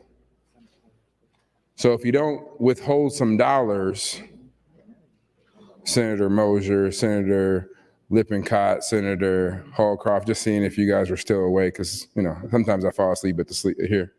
But if they don't have, I'm just giving you guys they were awake for those who are now on camera. They're looking at me. For those who just want intent language, we did that in 2021, and here we are, 2023, talking about. They didn't do it. They didn't follow through. So you got to withhold some dollars and say, hey, do the study. We'll give you the rest. This is not complicated. This is what we should do. We have really we have one major job as a legislative body, and that's appropriate dollars and to make sure those dollars are being used correctly. We appropriated $200,000 and we're waiting for the results. That doesn't seem unreasonable to me.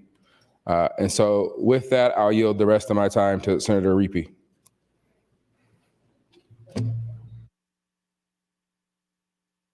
Senator Reapy, you have 2 minutes and 44 seconds. And wave.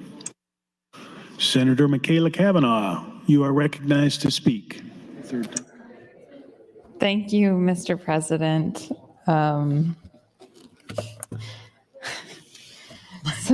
Sorry. I am in support of AM 1633. So I believe it's important that we have individual responsibility and accountability, but I also believe that we must have a fair and just criminal justice system that doesn't bankrupt our state. And the reality is that Nebraska has one of the highest incarceration rates in the country, and the cost of maintaining our prison system is not sustainable. We spend hundreds of millions of dollars annually, and it doesn't even include the costs of healthcare, education, and other services that we provide to those that are incarcerated. It's not sustainable, colleagues, and we cannot continue to spend such a large portion of our state budget on incarceration, especially when we have more cost-effective ways to reduce crime and keep our communities safe. One way to address this issue is, of course, through sentencing reform. We can focus on rehabilitation and reducing recidivism rather than just punishment.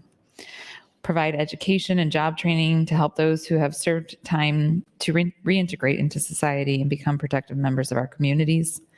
But we also need to address the root causes of crime, such as poverty, drug addiction, and mental illness. We need to invest in programs that tackle these issues and can prevent crime from happening in the first place. And studies have shown that education and job training programs reduce recidivism rates by as much as 40%. This not only reduces the number of people returning to prison, but it also saves taxpayers millions of dollars each year. We need to address the racial disparities in our criminal justice system. The fact that people of color are disproportionately represented in our prisons is unacceptable. And we need to take action to ensure that our justice system treats everyone fairly and equally. By enacting sentencing reform, we can reduce the number of people of color who are incarcerated and help to ensure that our justice system is truly just. There are some that may argue that reducing sentences or providing education and job training programs to those that are incarcerated is soft on crime. This is not about being soft on crime. This is about being smart on crime. By investing in rehabilitation and education programs, we can reduce the number of people who return to prison and save the taxpayers millions of dollars in the process. We can also ensure that those who serve time are better prepared to re-enter into society and become productive members of our communities. It's not only the right thing to do, it's the fiscally responsible thing to do. I urge you, colleagues, to support criminal justice reform in Nebraska. It's a matter of justice and fiscal responsibility, and we can work together to create a system that is fair, effective, truly serves the best interests of the citizens of our state. AM 1633 is a step in this direction of ensuring that criminal justice reform remains a priority. If we don't enact AM 1633, I believe that we are just continuing to kick the can down the road of building another prison. Until we enact criminal justice reform, until we enact sentencing reform, until we make investments in economic justice, we are going to continue to throw money at an endless problem that has solutions that are being ignored. 1 minute. Thank you, Mr. President. I'm grateful to Senator McKinney for his continued willingness over the last several days to work on this issue as it comes to our pocketbook, the budget. His willingness to continue to listen to the criticisms and the feedbacks and the roadblocks that are being put up on the floor debate, withdraw his amendments and introduce additional amendments. I'm grateful to Senator McKinney for his heart and dedication in this issue. And I hope that this body will take seriously what he has put forth in front of us with AM 1633. Thank you, Mr. President. Thank you, Senator Kavanaugh. Senator Dungan, you're recognized to speak. Thank you, Mr. President. Yet again, I rise in favor of 1633.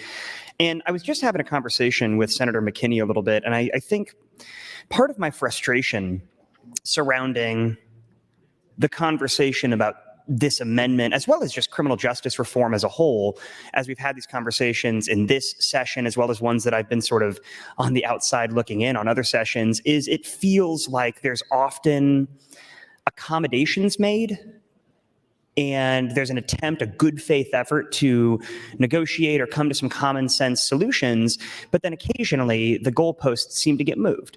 And again, I wasn't here when some of these studies have been done in the past, but it feels like to me there's these conversations that happen where we have these objective, nonpartisan third-party entities come in and make suggestions, and then ultimately when it comes to criminal justice issues, they're not listened to. And I think we have in this a microcosm of that, where Senator McKinney brings this amendment, and there's some concerns that were raised about it. And I talked to Senator Wishart about some of those concerns and the logistics contained in this amendment, and I understood where she was coming from. And so in good faith, Senator McKinney pulled his amendment, tried to rework it, removed from the amendment two of the major things that were roadblocks, we'll call them, for some folks with regard to supporting it. And still, having then brought it back, it doesn't feel like there's been much of a shift with regards to support for that. Now, again, I've said it before, I'll say it now. Minds can disagree about what is the best way to go about doing something. But we cannot continue down the path that we've been continuing in Nebraska without analyzing how we got here and what's going to be effective moving forward. And all that this amendment seems to do to me is make a good faith effort to analyze whether or not what we've been doing works. And if it doesn't work, figure out how we can do it better. I think the one thing we all agree on here, no matter what, is we all want safer communities, and we all want Nebraska to be a thriving place for everyone. And that's exactly what we attempt to do with better reentry programs, with programming in DCS facilities that actually seeks to rehabilitate rather than just incarcerate. And what this amendment is asking us to do is hold some of that money and essentially use it once we know that we're using that money in the right way. I don't see the problem with that, colleagues. We're not asking for too much. I think all we're asking for is some analysis. And it's frustrating because it does seem like Senator McKinney's been working in really good faith about this, and it doesn't feel like people are always taking it seriously. And so I want people to pay attention to this. I want people to understand this is a serious conversation, and I really do appreciate a lot of the conversation we've had here today. Sitting on my desk right now is a letter from somebody who's incarcerated in DCS. I happened to get this today.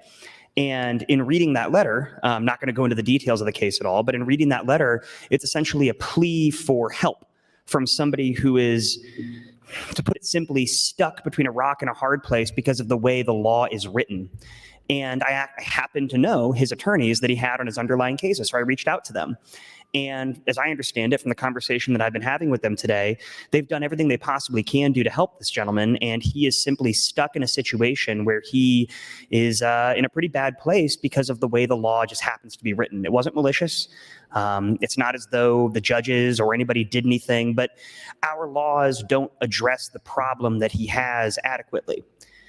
And the job that we have here is to make sure that people like that don't fall between the cracks, and to make sure, thank you, Mr. President, to make sure that people who have entrusted us with the power to make a difference are the ones whose voices we're lifting up. And so the people who are in DCS custody who would benefit from this study deserve that help. And they deserve to have our consideration, and they deserve to have an analysis to see whether or not the programming that they're being given is working. And so I really, really applaud Senator McKinney for bringing this amendment. I don't think that it's a poison pill. I don't think it's trying to tank anything. Clearly, by him pulling it, rewriting it, and bringing it back, it's a good faith effort to really analyze what we're doing. And so I would urge my colleagues to vote green on AM 1633, and I would yield the remainder of my time. Thank you, Mr. President. Thank you, Senator Dungan. Senator John Kavanaugh, you're recognized to speak, and this is your third time on the amendment. Thank you, Mr. President. So I, again, support Senator McKay's amendment. I think it's a smart approach to get this data before we proceed with another big investment. And to talk about criminal justice reform, we've talked about it for a long time and tried to make reforms in my 3 years here now. And, we're at the point where it's do or do not, there is no try. Thank you. But seriously, looking through the CJI report, looking at the policy recommendations for enhanced reentry support for people, justice-involved people. And one of the things they say is Nebraska's recidivism rate has increased over time, with 30% of those released in 2018 returning to NDCS custody, up 4 percentage points from 2008. Improving basic services for people exiting prison is critical to reducing recidivism. And they have policy recommendations. So required tracking of the use of the NDCS and Department of Health and Human Services program that enrolls individuals released from prison and Medicaid. So actually, that was the program we just started. We haven't actually started it yet. That program will start this July. It's a bill that we passed last year.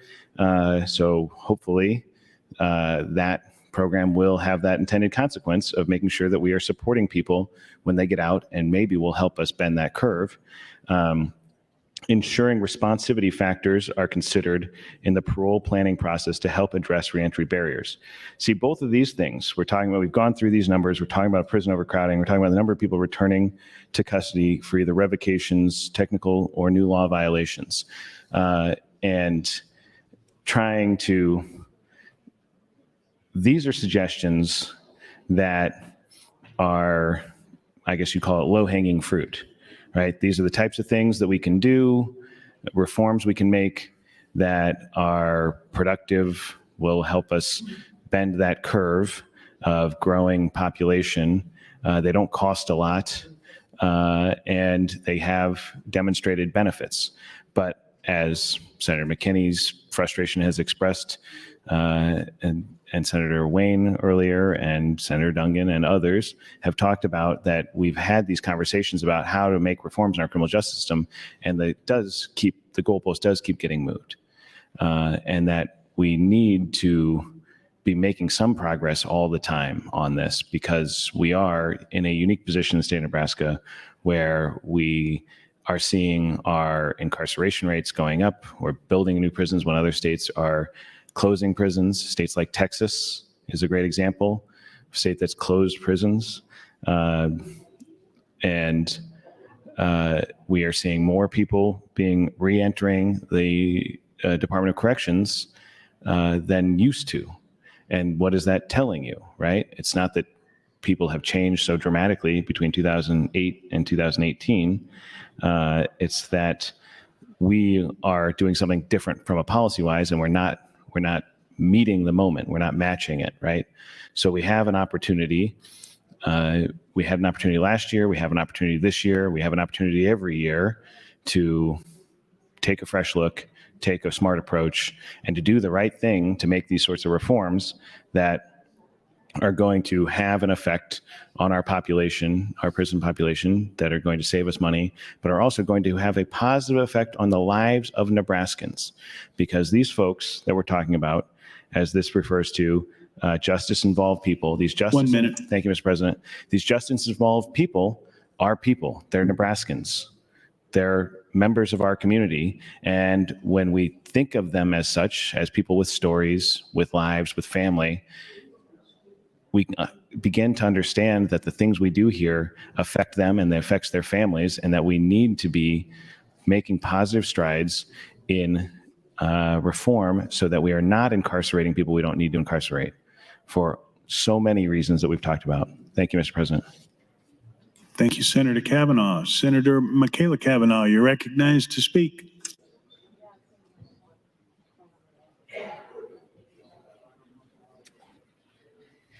Thank you, Mr. President.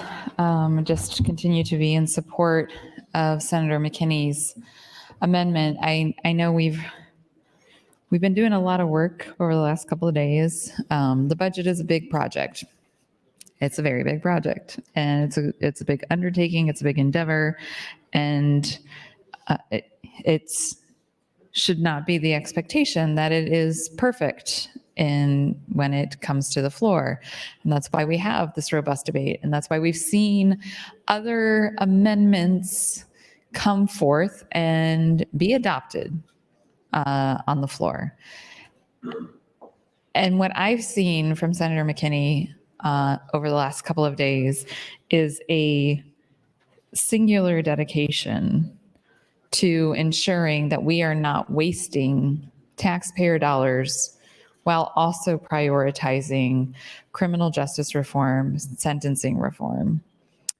And I've seen a great deal of thoughtfulness and listening to the concerns of committee members from appropriations and members of this body and members of the Judiciary Committee. And I'm grateful for his thoughtfulness in all of that. And so I'm looking forward to the opportunity to vote for this. And I hope to see many, ideally 25, vote for this as well, because this is how thoughtful legislation and policy is created. And so I will not belabor this any longer. I will yield the remainder of my time. Thank you. Thank you, Senator Kavanaugh. Senator Reapy, you're recognized to speak. Thank you, Mr. President. Recently, my friend, Senator Wayne, yielded me some time. I think he's my friend. I fumbled the ball, but in the process, I was reading some other unrelated information, and so I was not prepared to speak.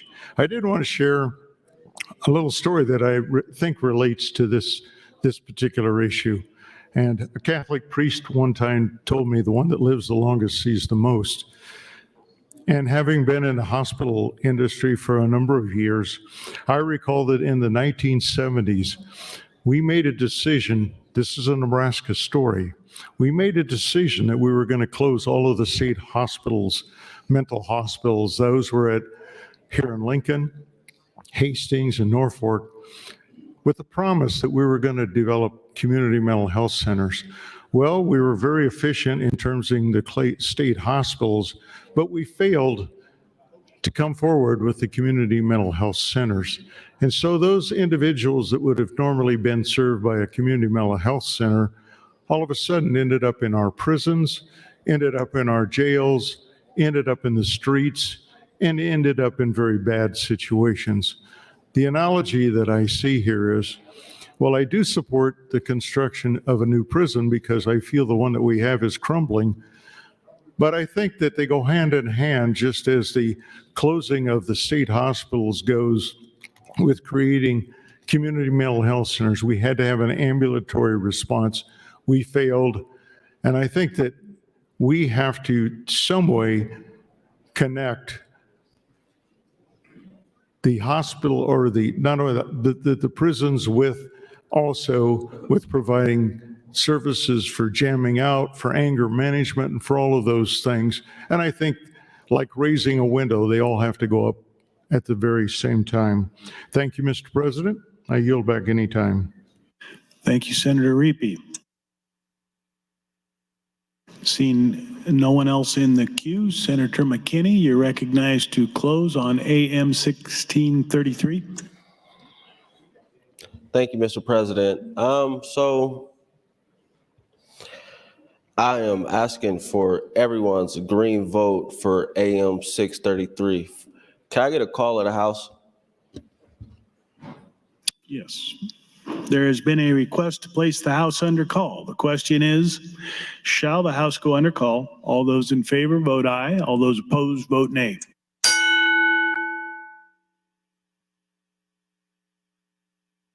Record, Mr. Clerk. 17 ayes, 2 nays, place House under call. The House is under call. Senators, please record your presence. Those unexcused senators outside the chamber, please return to the chamber and record your presence. All unauthorized personnel, please leave the floor. The House is under call. Senator McKinney, you may continue with your close. Thank you. And I asked for your green vote because I think it's a smart policy decision to hold an agency accountable, get a study on classification, study our issues with programming and reentry, our staffing issues and mental health capacity staff issues as well. And I brought this amendment, honestly, in good faith. I pulled the amendment earlier. I think it was AM 1613, acting in good faith. And if this amendment doesn't get attached, it is a picture into the window of somebody trying to make justice reform changes in the state of Nebraska. You bring something and the other side says, hey, we really don't like what you put in there. Could you take this away? You take that away, and then they come back and say, oh, we can't agree to that either. Then it's like, oh, can't agree to that either. And it's just a cycle. And that is what's been happening since I've been here around the prison and criminal justice reform. You give an inch and people want a mile. And that is a problem to me. I was asked to pull my amendment because no one wants to demolish the Nebraska State Penitentiary. And they didn't want the language contingent on another bill passing. And I was like, all right, y'all can vote for building a prison. I don't support it, but if y'all want that out, cool. And we could get this attached. I did that. And then we get the questions about, oh, we don't want to do the budget transfer because somebody might take it. Last I checked, the governor supports building a prison. Why would he take the money?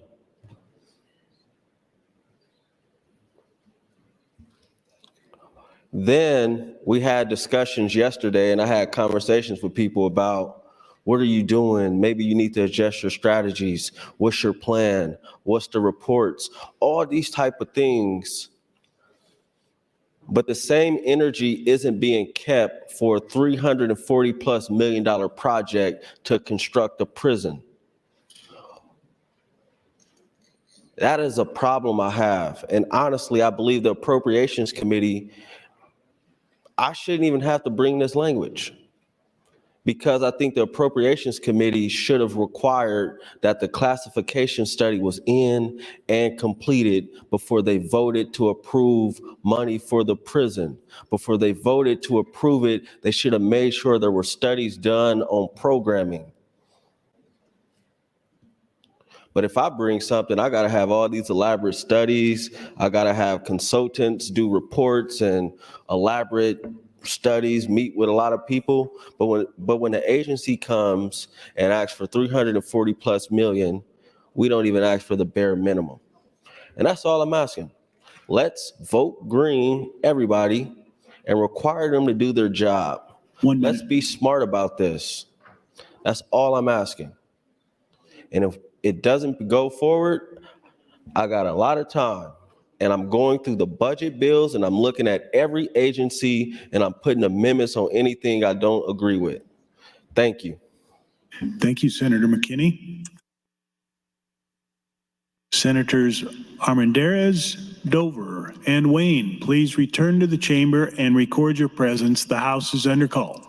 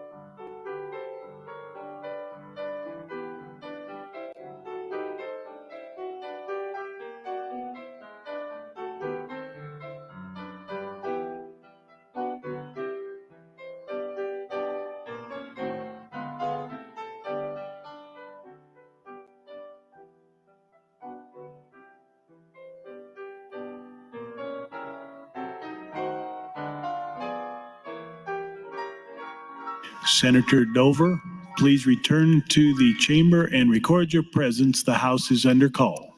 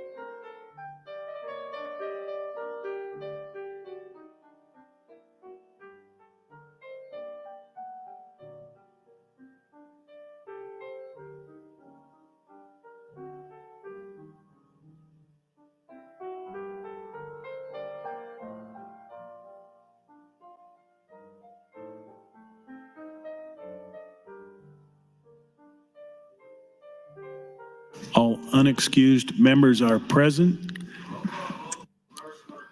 Request for a roll call vote, reverse order on the adoption of AM 1633. Mr. Clerk.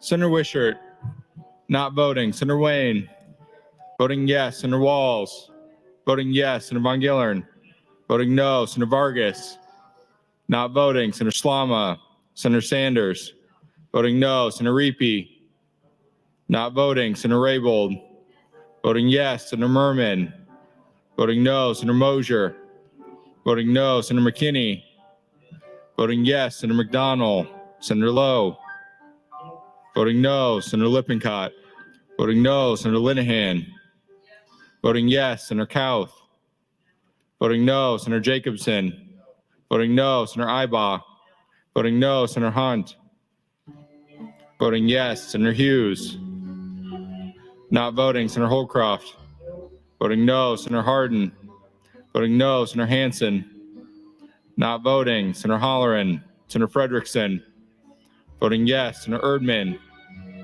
voting no. Senator Dungan, voting yes. Senator Dover, not voting. Senator Dorn, not voting. Senator Decay, voting no. Senator DeBoer, voting yes. Senator Day, voting yes. Senator Conrad, voting yes. Senator Clements, voting no. Senator Michaela Cavanaugh, voting yes. Senator John Kavanaugh, voting yes. Senator Breezy, Senator Brewer, Senator Brandt, voting yes. Senator Bostelman, not voting. Senator Bostar, Senator Boston, Senator Blood, Senator Ballard, voting no. Senator Armendariz, voting yes. Senator Arch, not voting. Senator Albright, voting no. Senator Aguilar, voting yes.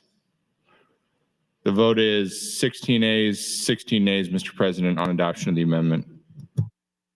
The amendment is not adopted. Mr. Clerk, for items. Raise the call. Mr. President, next amendment from Senator Wayne, AM 1614. Senator Wayne, you're recognized to open on your amendment. You gonna stay for this? Thank you, Mr. President. Yeah, this is one of the greatest amendments that I've seen in a long time. The original bill had over 40 sponsors, so I don't think this will be hard to pass. So because I know it won't be very hard to pass, and to make sure that we keep moving along, we'll pass this on Monday on the education bill. So I withdraw this amendment. Thank you. So ordered. Mr. Clerk. Mr. President, next amendment, Senator Michaela Cavanaugh would move to offer FA 87, strike section 2 of AM 1172. Senator Michaela Cavanaugh, you're recognized to open.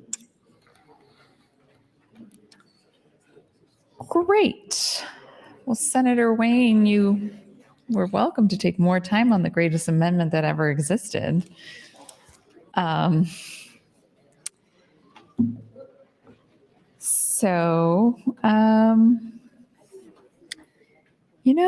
was disappointed. I'm sure not as disappointed as Senator McKinney, but I was disappointed in that last vote. And the quick math I saw was that if everyone who was present not voting had voted for the amendment, it actually would have been adopted.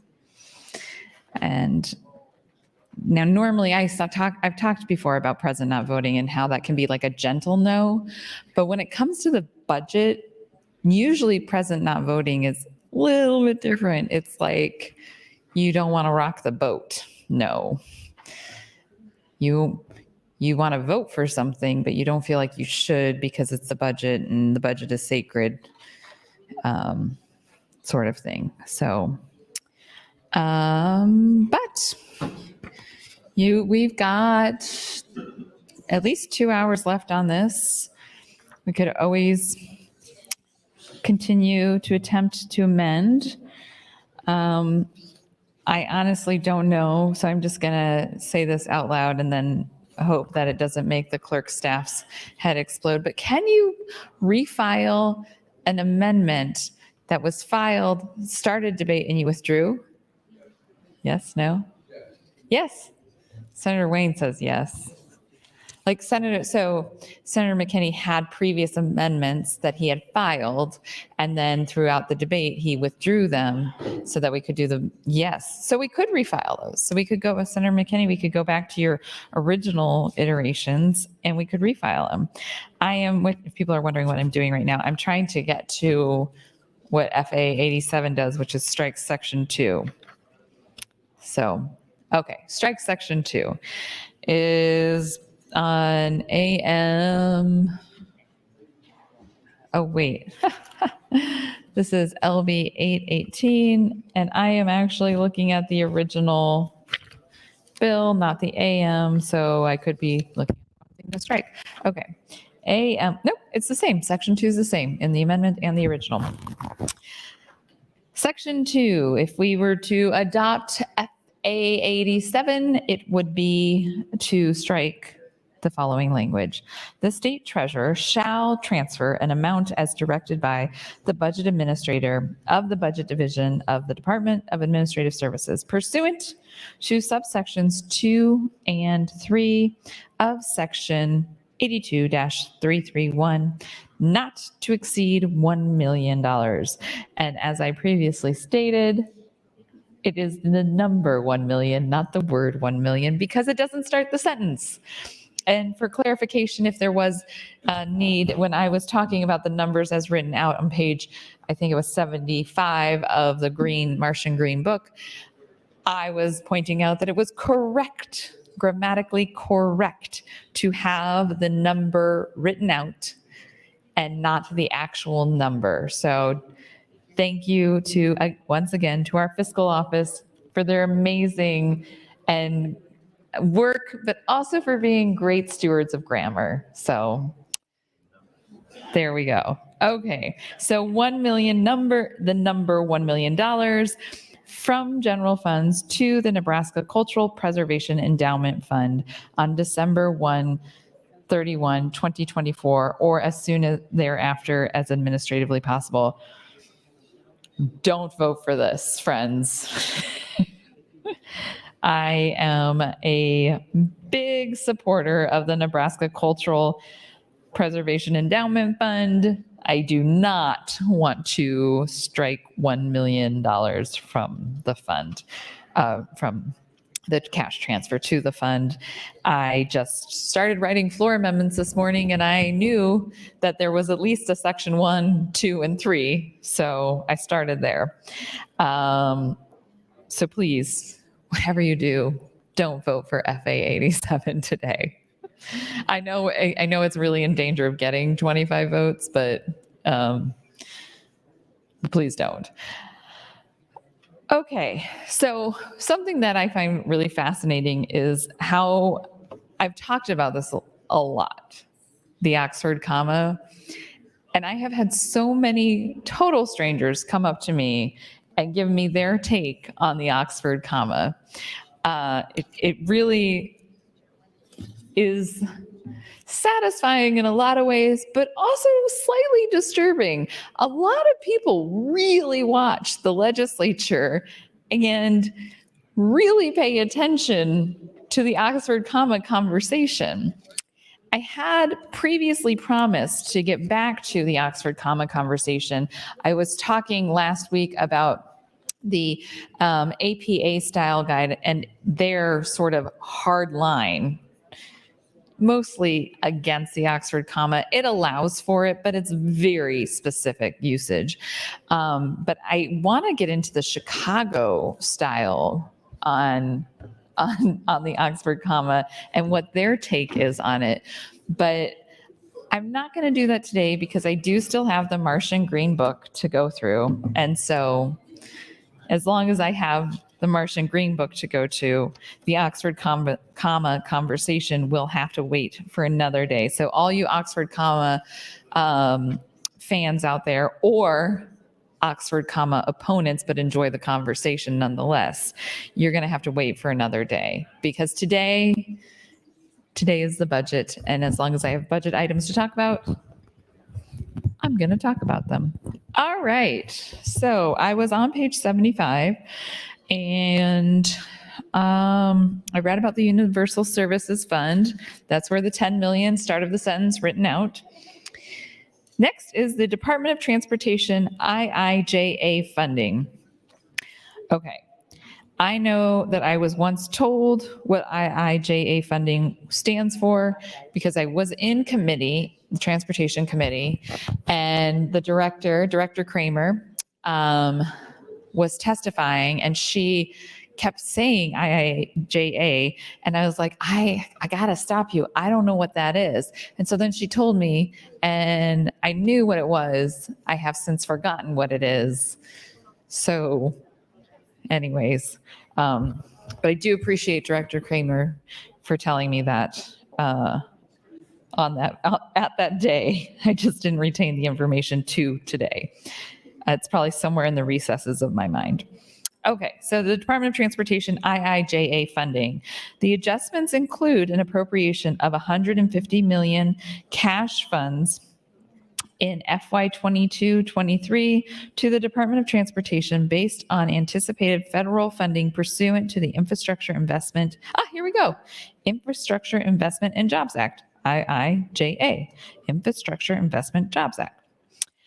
In FY 22-23, FY 23-24, and FY 24-25, the committee included appropriation of $505 million of cash funds to the department and a one-time transfer from the cash reserve fund to the roads operation cash fund. The transfer of state funds serves as matching funds for the federal funds, which are required as a 25% match of total funding. Okay. I'm going to pause there for a minute and talk about roads and the gas tax.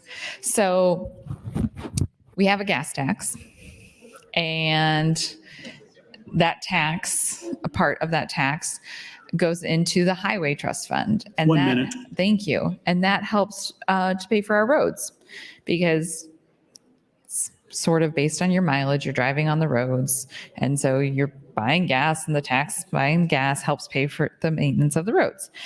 Basically the usage, it's kind of a usage tax. It's a road usage tax in a lot of ways.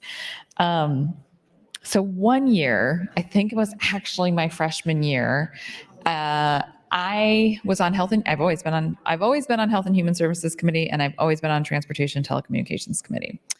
And my freshman year, during the interim, I introduced an interim study to have an interim study on the healthcare cash fund. And so that was for HHS. And the chair of the committee at that time, Senator Howard, had asked me to introduce the interim for the healthcare cash fund so that we would have the hearing and that she could preside over the hearing. And so that's what we did. But I thought, oh, well, I know we have this other cash fund. That's your time, Senator, and you're next in the queue. Thank you, Mr. President. I'll get back in the queue in just a moment. Yeah, and if anybody would like to yield me time, I'm happy to take it. So the healthcare cash fund, yes, so I introduced this interim study. We had a briefing, hearing, whatever you want to call it. I don't know what it was called. It was either a briefing or it was a hearing on the healthcare cash fund. And I thought, well, I know we have a highway cash fund, and so let's do an interim on that. So I introduced an interim study to take a look at the highway cash fund. And little did I know, this sent the folks outside there on the other side of the glass into a lather or a tizzy, whatever term you want to use. They got worked up. They were very concerned about what I was doing, which I suppose says a little something about that. Maybe if I've had this reputation since day one that I'm always causing mischief. But they were very concerned that I had some ulterior motive in wanting to look at the highway cash fund. I did not. I've said this before. I'm a learner. I was just interested. I wanted to learn more about it. It's a cash fund. I'm on the committee. Let's have a hearing. Let's learn about it. And that's what we did. And what did we learn? Honestly, I started this conversation with myself here about 5 minutes ago, and I don't have total recall over what we learned. So I'm going to have to dig that up and come back to that conversation another day. But I do recall that I did it.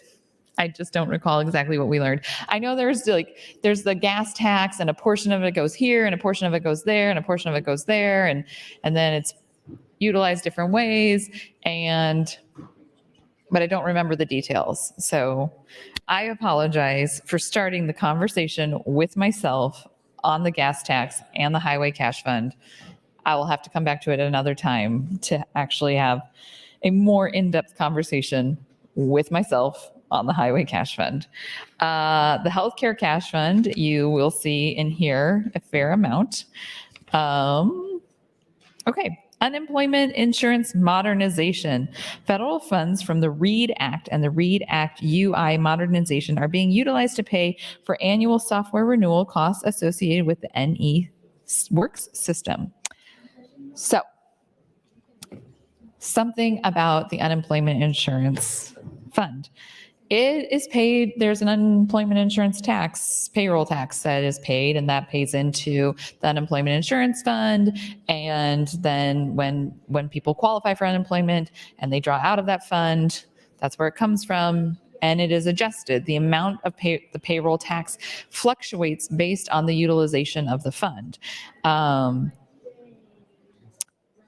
But there is a penalization for the employer if the fund is utilized. I think if it's overutilized, or there's some formula, if a specific employer's employees are utilizing it more disproportionately, which was something that I learned a little bit more about at the start of the pandemic when everything shut down and people were applying for unemployment. There was a waiver that it wouldn't count against employers for you to get unemployment in like the summer of 2020. Anyways, feels like a million years ago.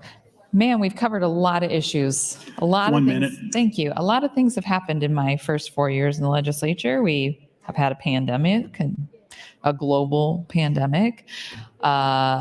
Here in the state, we started my first year out, 2019, with a crisis with the regional juvenile youth detention centers. And then we had the pandemic. Then we had a crisis with child welfare. We had redistricting. Never boring. Government may seem boring, but there's always a lot going on. And then, of course, with corrections, which we've talked about, we've had a lot of crisis with corrections and the prison and SP, and I can't even honestly, and I am sorry to the people who reside there because I should have a better handle and grasp on this timeline. but we have had significant issues at NSP with water, with utilities, with sanitation. Your time's up, Senator. Thank you. And this is your last time before you're closed. You're next in the queue. Thank you, Mr. President. And I'm happy to take anyone's time if they are interested and willing to give it to me. Okay, so yes, so we have had a lot of crises happen out at NSP just in the time that I've been here. And part of that, there's a lot of factors that play into it. It's old. People talk about how old those buildings are. They're 100 years old. Well, there are buildings within the NSP campus that are that old, but there are also buildings that are not that old. And there was, for a long time, a intentional direction to not utilize funds that were appropriated for the maintenance and care of the buildings so that the buildings would start to fail. And I don't know why. I say it was intentional because it happened with intent. It was clear money was appropriated. They were directed to use it. It wasn't used. Things fell apart. Bad things happened. That is intent. But I don't know what the motivation is behind the intent. I don't know why the intent happened or what was making it happen. I don't know when that all started. I don't know if when it started the intention was someday we want to build another prison. Genuinely not an answer that I have. Okay. Page 76, Table 32, FY 22-23, adjustments all fund sources. Oh boy, this is a lot of numbers. And I am gonna skip over, wait a second, hold up. School breakfast program, 52,291. I'm wondering if this is this millions? It's in the millions. So 52,291,000. Just looking in the general direction, looking in your general direction. For people that are watching, whose general direction is she looking at? There's this wonderful team of fiscal analysts sitting over here. I'm sure hanging on my ever pondering questions. I'm on page 76, and there's a table 32, and it has a bunch of numbers in it. But I asked the question because the numbers seem small. And so I'm like, are they the millions or is it 52,000? Maybe it's 52,000. Yeah. It's 52,000? 52,000. Okay, it's not in the millions. Because sometimes you'll see in charts that it's like abbreviated, that it's millions, but it looks like it's thousands because it's abbreviated for space. Not what's going on here. That's how much it's going up. That's how much it's going up. I was like, these numbers seem really small. Okay, so it's 52,000 is the increase. Got it. Thank you to the fiscal office. All right, so if anybody is interested in the Martian Green book, it's probably not Martian Green. If it's available online, it's probably just a Word document or a PDF. But page 76 of the budget bill is where I was looking at. Okay, so here we go. Bills included in Appropriations Committee budget proposal. And I had a total stranger, somebody I've never seen before in my entire life in this building say, hey, you should take a look at the bills included in the Appropriations Committee budget proposal, because it's always, thank you, Mr. President, it's always there in the budget book, and it tells you whose bills and what the bill numbers are that are included in the budget proposal. So for those that are interested to know what is actually in the budget bill, it starts on page 80. The budget can be a very complex thing to try and figure out. And it's more than just there's multiple ways, and I think I talked about this early on. Again, I think I'm almost out of time. So if anybody would like to yield me time, I'm happy to take time from anyone. I know we're going to go to dinner in a few minutes. And I guess maybe we'll just get to a vote on this floor amendment before we go to dinner, which is totally cool too. I'll just give me a couple minutes to write additional floor amendments, striking sections. That's your time, Thank Senator. you, Mr. President. Thanks, Senator Kavanaugh. Senator Hunt, you're recognized to speak. Thank you, Mr. President. Colleagues, I'm going to take all my time. I'm going to take 15 minutes here to get into something that's in the news today.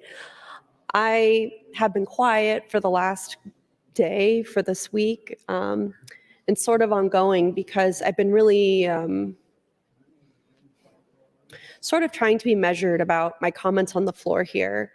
And today, a group of 113 local businesses in Nebraska released a letter addressed to us and to Governor Jim Pillen. And I'd like to read it into the record, and I'll also make sure that we distribute a copy of this as well. In this letter addressed to the governor and to the legislature from 113 local businesses in Nebraska, it says LB 574 and LB 575 are not good for business. To the Honorable Jim Pillen, Governor of Nebraska, and the members of the 108th Nebraska State Legislature. As business leaders in Nebraska, we are grateful for the leadership and support shown from the legislature to the business community. An issue we have a high degree of interest in is improving Nebraska's ability to retain and attract talent to meet business needs. According to the Nebraska Chamber of Commerce, there are currently 32 available workers per 100 open jobs, meaning there are nearly 3 jobs available per worker in Nebraska. The challenges we face in filling the approximately 80,000 open positions we have available in the state is hurting our business's ability to compete and meet client expectations. It is also impacting our current employees who may be overly burdened with assuming the workload and responsibilities from the jobs left unfulfilled. Due to our limited talent pool, many of our businesses are being forced to create jobs in other states that we would prefer to grow in Nebraska. For those businesses who are unable to hire outside the state, they simply need to try to find a way to continue without adequate workforce. Some have given up and closed. Others continue to work hard to figure it out. We fully understand our role as business owners and leaders to solve this issue. However, the state can and should help as well. We commend you for the work you have done related to tax policy that is helpful for talent attraction and retention. However, the current social legislation being considered is equally important regarding the impact on talent. How we handle and vote on the current legislation being considered could either help or hurt us.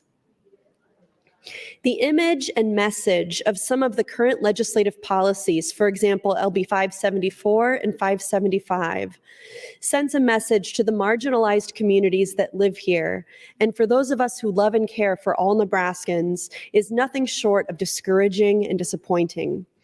The image this casts outside of our state is equally discouraging and disappointing.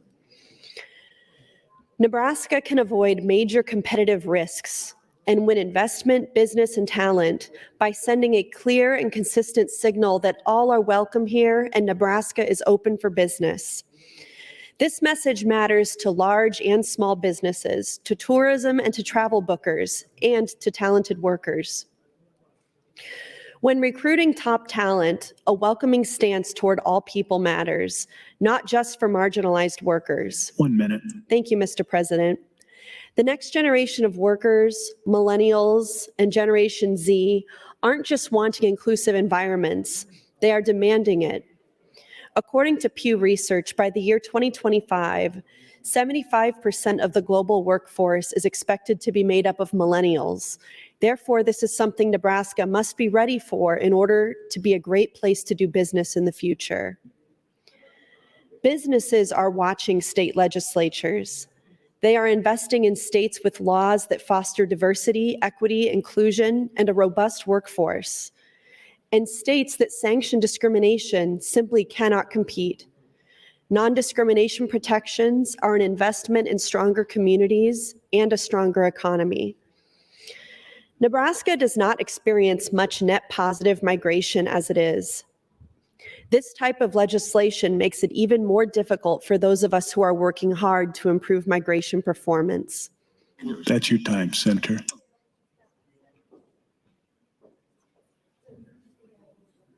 Senator Hunt, you're next in the queue. Thank you. I'll continue and finish this letter. We ask you to support Nebraska businesses by improving our ability to retain and attract talent for our workforces by voting against harmful social legislation like LB 574 and 575. This is a letter, colleagues, signed by 113 businesses in Nebraska, including American National Bank, Bailey Lauerman, QTAC Rock, Bellevue University. I mean, there's 113 businesses on here. I could go down and continue to read. And this is about the anti-trans legislation that we have before us in this body. It's literally only about that. It's only about that. And to Senator Michaela Cavanaugh and to me, this session is all about that. And therefore, this session is all about that for you too. Every day that we are in, the reason we're going to be in here till 9 p.m. today, the reason Arch is bringing in dinner every day for everybody is because of your votes on LB 574. Literally, that's it. And what I'm understanding now through the grapevine, the only way we get any information is that that bill doesn't have the votes now. People have fallen off of it. They've seen how unwilling Senator Kathleen Kauth is to negotiate. They've seen how unwilling she is to keep her promise that she made on the final round of debate when Senator Arch put his thumb on the scale of this body by breaking us for 45 minutes so he could go strategize with her alone to make her bill pass. And she came back after that ridiculous timeout, said, we're going to have an amendment, so please, please, please let it pass for my poor little ego. It did, and here we are, and she doesn't have the votes. Senator Arch, please schedule that bill so we can kill it and get on with the rest of this session. You think Senator Kathleen Kauth is negotiating in good faith? Let's hear her own words. Just today, Thursday, May 4th, in the Omaha World Herald, released minutes ago. Kauth said Thursday that the businesses signing the letter that I just read are entitled to their opinion. But she said lawmakers who support her bill should pay attention to which businesses signed up as opponents when they decide where to spend their money. So this is Kathleen Kauth basically saying, hey, lawmakers and Nebraskans, look at these businesses in Nebraska that are supporting trans rights and think about that when you want to spend your money. She's saying that she's not going to support them. It goes on. She described the notion that her bills will hurt Nebraska's economy as a fear-mongering tactic that lacks evidence. Nebraska has more conservatives than liberals, she said, so failing to pass conservative policies might actually deter potential workers and make the labor shortage worse. She thinks if we don't pass a ban on trans health care, if we don't pass this hatred into law, that she actually is like completely clueless about and knows nothing about, as for all of you who are voting for it. Learned everything she knows about it from Tucker Carlson, I think. She thinks that if we don't pass this, that's going to lead to a workforce shortage because people won't want to come to Nebraska because it's not conservative enough. Get real.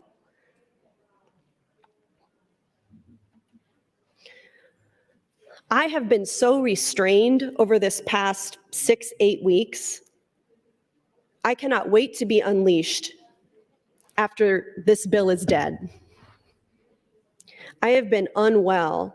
I've been having panic attacks 4 or 5 times a week. I have to pull over on my drive here. I'm late because I can't bear to sit between these two people who are voting to discriminate against my family every day. I can't bear it. I can't bear it, but I gotta be here for the kids that can't be here. For the kids who do want to have a future in Nebraska, not for people like Senator Kathleen Kauth and her supporters who say, If we can't discriminate against trans people, maybe Nebraska isn't the place for you. She openly says this on the record, on her microphone all the time. And I am indebted to Michaela Cavanaugh, who has carried this session on her back because I am broken. I'm indebted to Senator George Dungan and John Kavanaugh and John Frederickson, these wonderful men who have carried these negotiations on their back that Senator Kauth went to the newspaper and said was nothing more than a listening session to her, nothing more than a performance. And I'm indebted to Senator Danielle Conrad, who's been able to keep communication open with colleagues who I can't even bear to look at.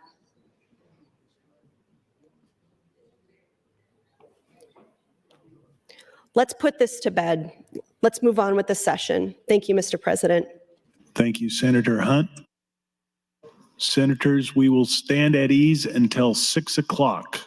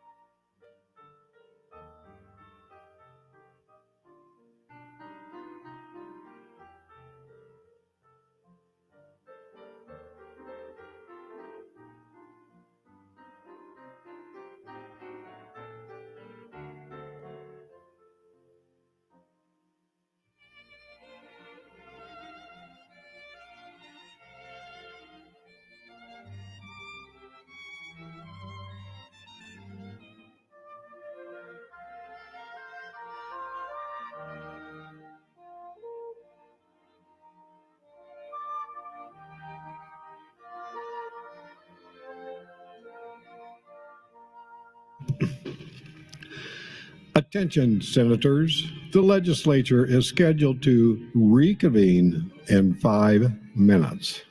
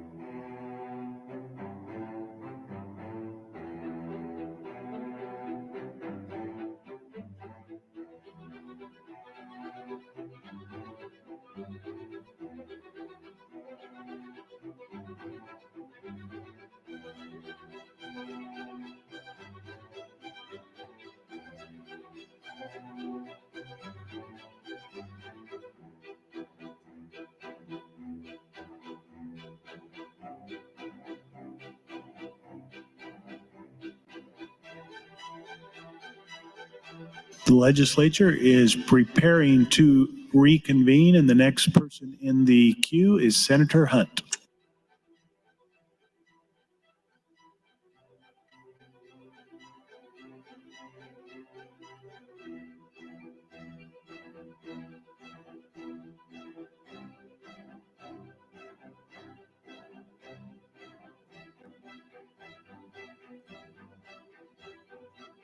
Senator Hunt, you're recognized to speak. Thank you, Mr. President. On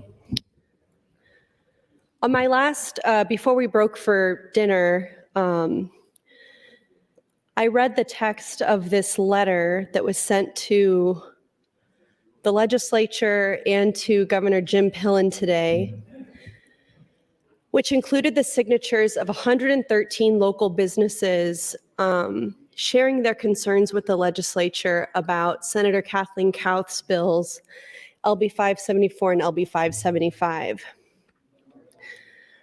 This is from, sorry, I'm like a little bit out of breath. I was like rushing back up here. In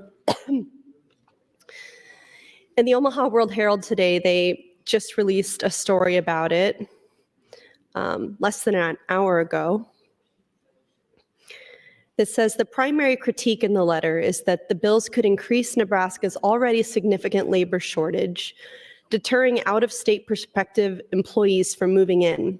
By the way, this is what the Omaha Chamber already said as well about the same exact bills. They said that they've already had 2 events decline to come to Omaha, Nebraska because of LB 574.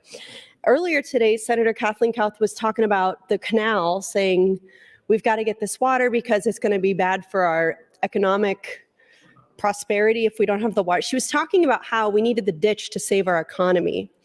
But she's ignoring all of these letters from 113 plus local businesses, from the Omaha Chamber of Commerce, who is saying, Senator, we already have had 2 conferences, 2 events reject Omaha because of your bill. So they're telling us directly what it is that's harming the economy, and it's her, and it's all of you that continue to go along with her. Quote, businesses are watching state legislatures, the letter said. They are investing in states with laws that foster diversity, equity, inclusion, and a robust workforce.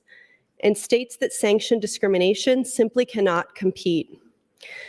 Nebraskans, whether they're conservative or Republican or liberal or whatever it is, regular people are creeped out by how much politicians are obsessed with genitals and reproductive systems. Look what happened to former Senator Geist last week. Lost resoundingly by more than Cindy Lamb lost in the last mayoral election. I believe that vote came down to abortion. It came down to that issue. You guys lost your big abortion fight last week. I'm not gloating about that. There's nothing to talk about there. But all of these things are signifying what you all need to understand and accept, which is that A, culture war issues are not where Nebraskans want us to be going, and B, voters don't like it either. It's creepy. The article continues, nationally, the Human Rights Campaign is collecting signatures from businesses for a letter that takes issue with similar bills proposed in state legislatures across the country.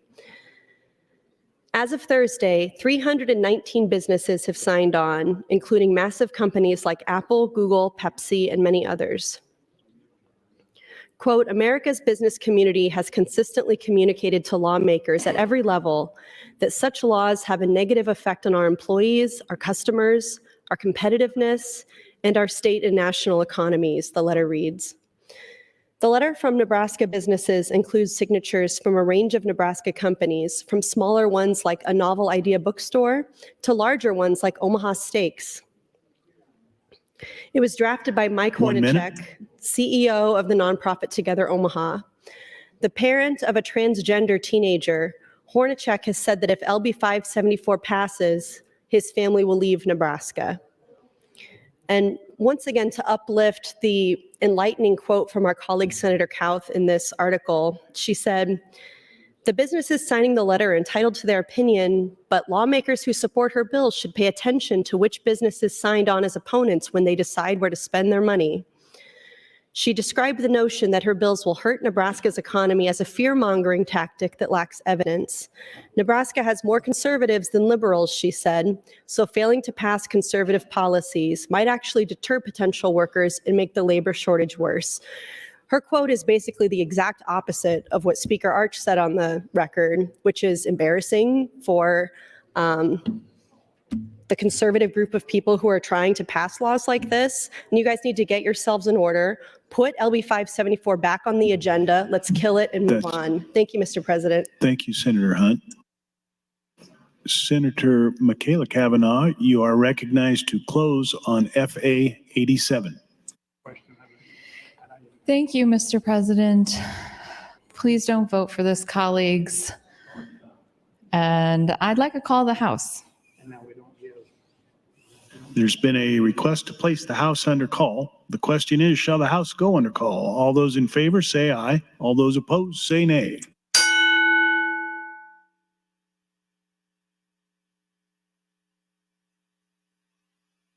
Record, Mr. Clerk. 8 ayes, 2 nays to place the House under call.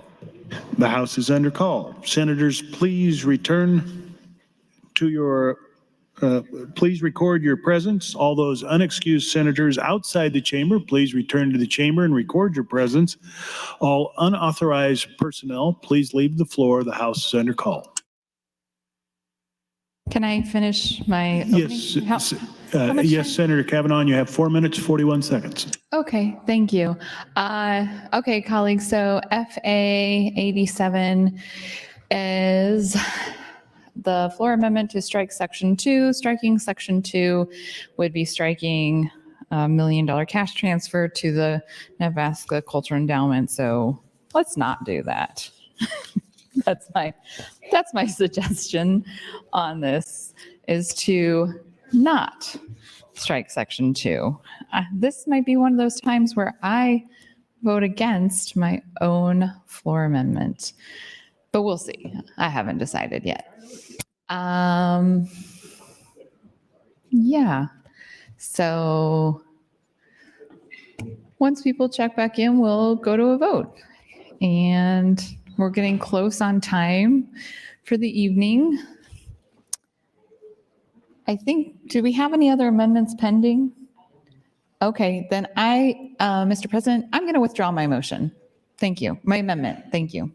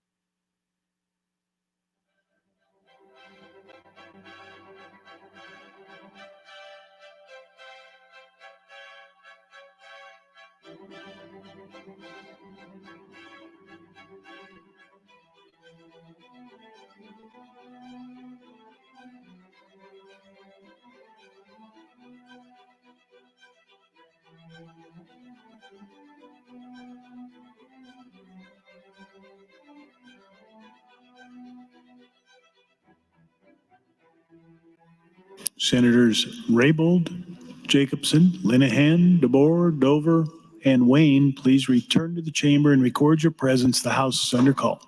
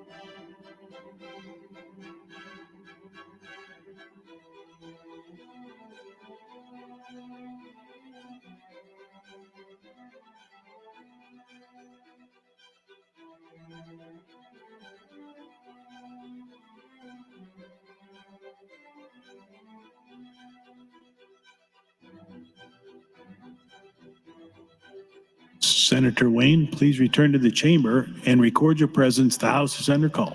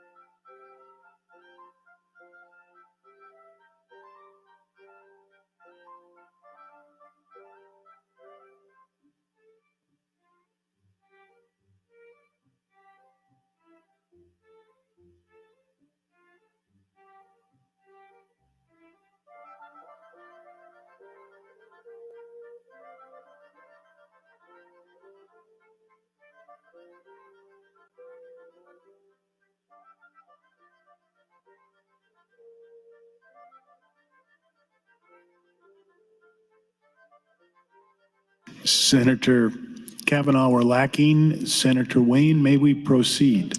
Yes. Thank you, Senator.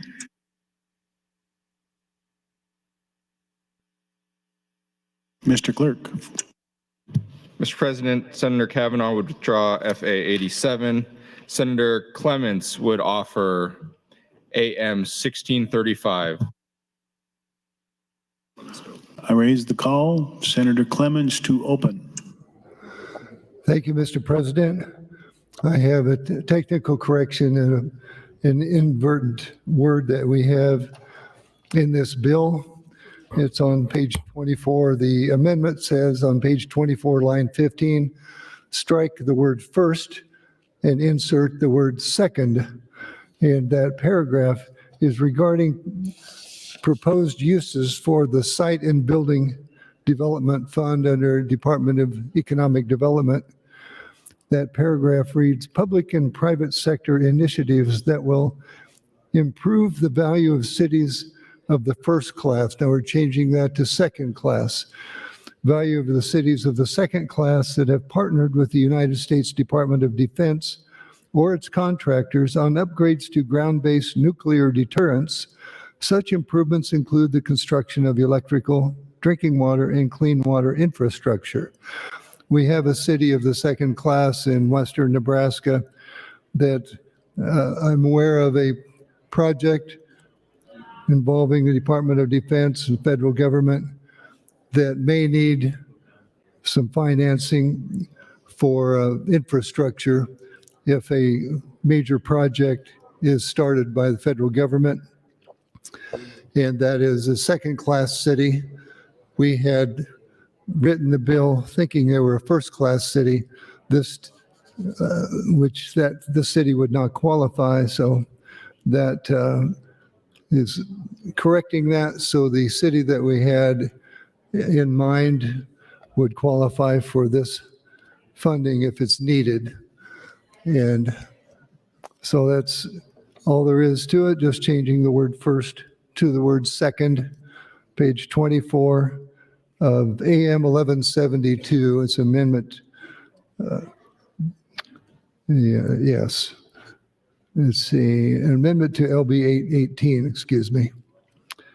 And I ask for your green vote on AM 1635. Thank you, Mr. President. Thank you, Senator Clements. Next in the queue, Senator Clements. And waive that. No one else in the queue. Waiving your closing.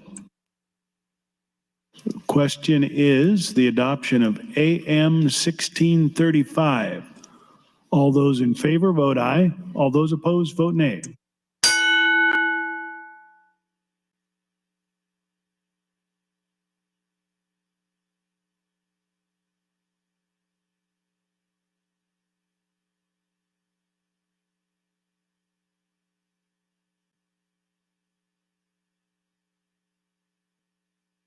Record, Mr. Clerk. 40 yeas, no nays on adoption of the amendment, Mr. President. Mr. Clerk, for items. Mr. President, couple items quickly. New LRs, LR 127, 128 from Senator DeBoer. Interims, those will both be referred to the executive board. Additionally, new LR from Senator DeKay, LR 129, that will be referred to the executive board as well. Concerning LB 818, Mr. President, Senator Conrad would move to amend with AM 1564. Senator Conrad, you're recognized to open. Thank you, Mr. President. Good evening, colleagues. Just wanted to telegraph very clearly what the intent is with this floor amendment, or with this actual amendment, I guess it's not an FA. But you may remember the discussion and the dialogue that we had yesterday in regards to the mainline budget bill about the transfers and utilization touching upon the Nebraska Environmental Trust. We had a very thoughtful, robust debate about policy issues, legal issues, practical issues with the Appropriations Committee proposal in regards to making changes and utilizing funds out of the Nebraska Environmental Trust. I don't think that we need to belabor or repeat the entirety of those deliberations tonight, but for consistency purposes, I do want to ensure that we have a clear record in regards to the same section in the transfer bill. So I do just want to reaffirm very quickly that the Environmental Trust was created at the behest of Nebraska voters, by a vote of Nebraska voters.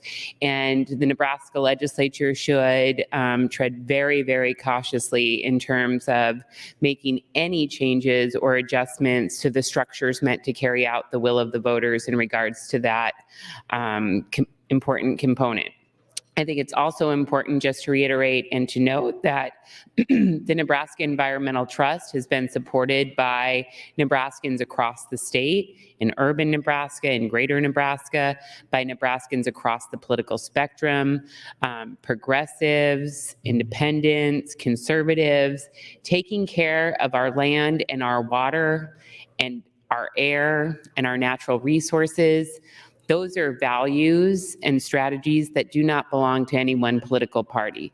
These are public resources that should be protected to advance the public good. And that's exactly what the Environmental Trust seeks to do in terms of its overall intent and goals.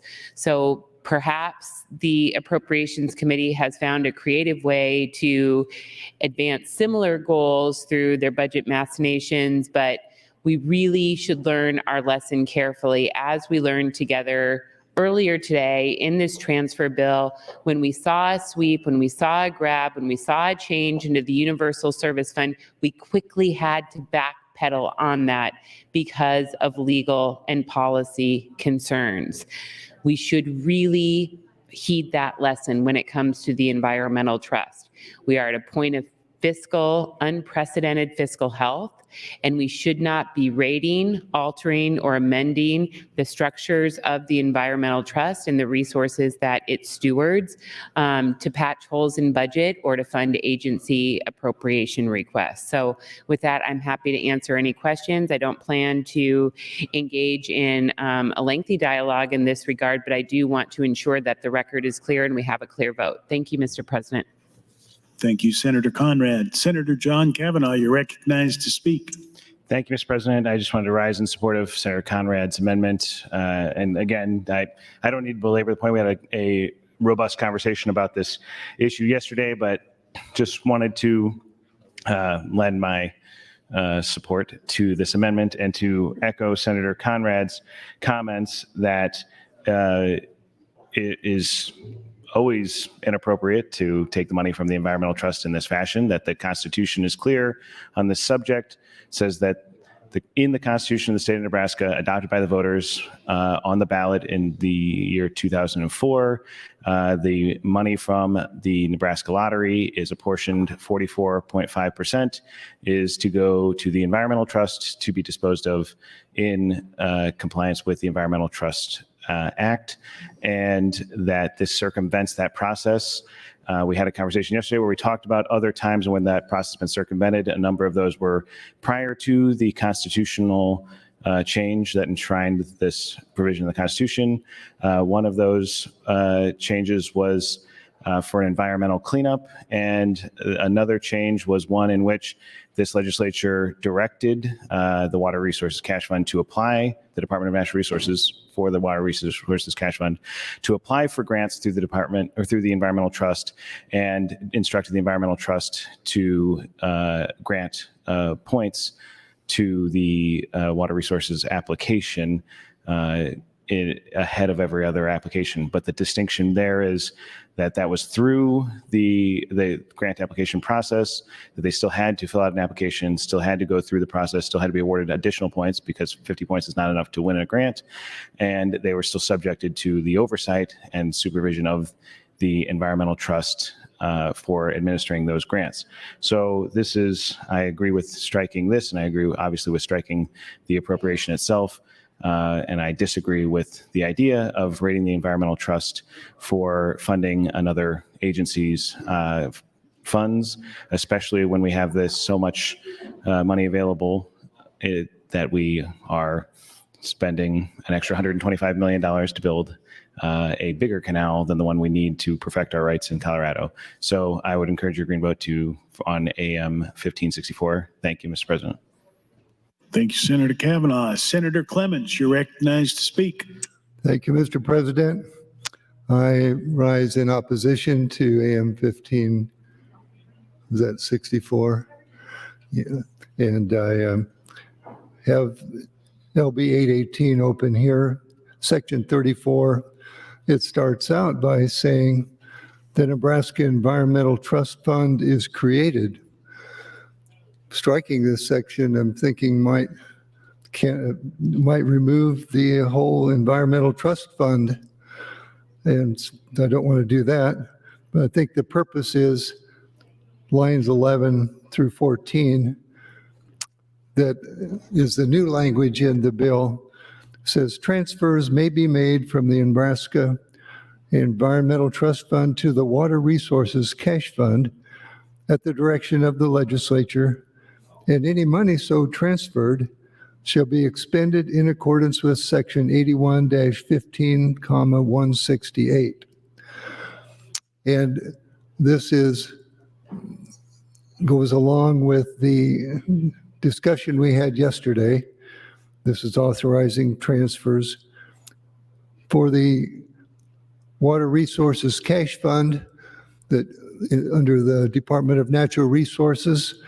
But we did add on the end of that, in accordance with section 81-15, 168, which would require the Department of Natural Resources to follow the restrictions of the uses of the Environmental Trust Fund. And so they are still going to be required to use it as if they were awarded a grant by the trust fund.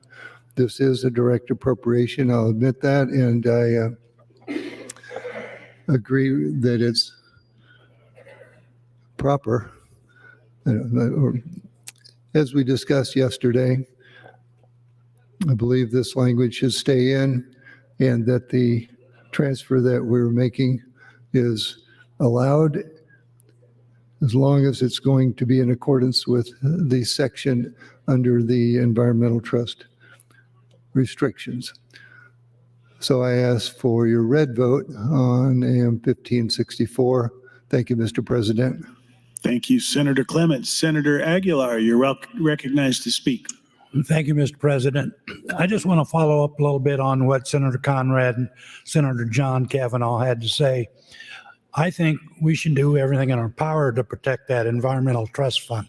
There's agencies out there, nonprofit agencies, one in Grand Island, one in Lincoln, and one in Omaha, that strictly deal with hazardous waste and household waste. They take care of that. They're doing all that with whatever they can operate with, and many times it's a grant from the Environmental Trust every year. Last year, it got raided. They did not get a grant. So some of them almost had to close their doors. And I wish you'd give a lot of thought to this and vote green on this amendment. Thank you, Senator Aguilar. Senator Erdman, you're recognized to speak. We have 64 unused. Thank you, Mr. President.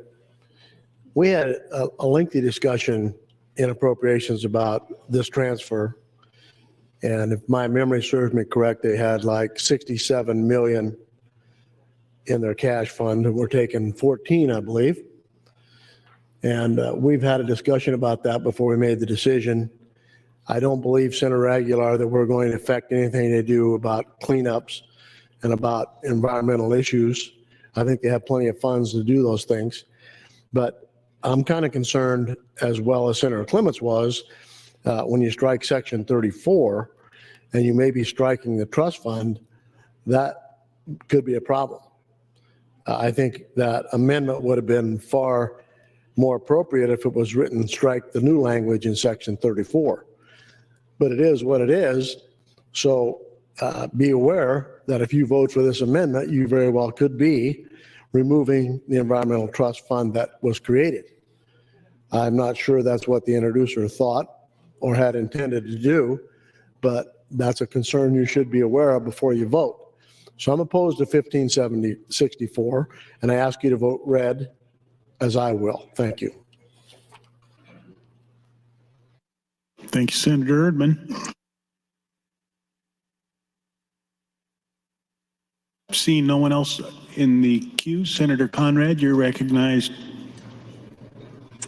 Thank you so much, Mr. President. I appreciate the helpful technical feedback from my friends, Senator Erdman and Senator Clements, and indeed, perhaps our amendment did cut a bit too broadly in terms of the stricken language proposed. So I'm probably going to end up pulling this motion before, or this amendment before we get to an actual vote on it, and we'll either refile it before we have cloture this evening or on select file. But before I do that, I do want to acknowledge Senator Clements' concession that this is a direct appropriation outside of the Environmental Trust.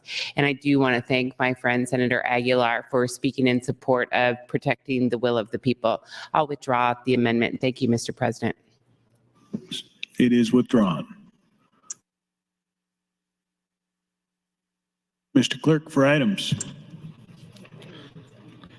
Mr. President, Senator Michaela Cavanaugh would offer FA 88, strike Section 3. Senator Michaela Cavanaugh, you're recognized to open. Thank you, Mr. President. All right, colleagues, cloture is at 6:58. That is in 29 minutes. 29 glorious minutes. And we are striking Section 3. Let's see what that is, shall we? Sorry, this binder is all of the bills, so it's a little cumbersome.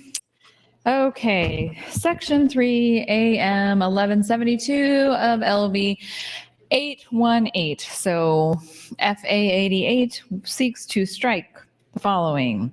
The state treasurer shall transfer $5 million from the prison overcrowding contingency fund to the vocational and life skills programming fund on and or after July 1, 2023, but before June 30, 2024, on such dates and in such amounts as directed by the budget administrator of the budget division of the Department of Administrative Services.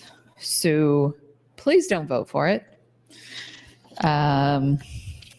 Seems like a cash transfer we should just go ahead and do. Vocational services and life skills. Yeah, let's stick with that, shall we? I think we shall. Okay. Before we broke for dinner, I was looking at the Table 32 on page 76 of the Green Martian book, and I had commented on the school breakfast program and the general fund's $52,291, and our wonderful fiscal office gave me, that was the increase. That's the increase. So it was $392,032, but it is now $444,323. So thank you. You took the time to write the note. I felt I needed to read the note, and I appreciate it. Much like the EJA. I'm going to just keep saying it until I get it right, until I get a thumbs up that I've said it correctly. EJA, which is the Infrastructure Investment and Jobs Act. So thank you to our fiscal office for all of their hard work. I very much appreciate it. I also talked about on page 74 of the, I got it.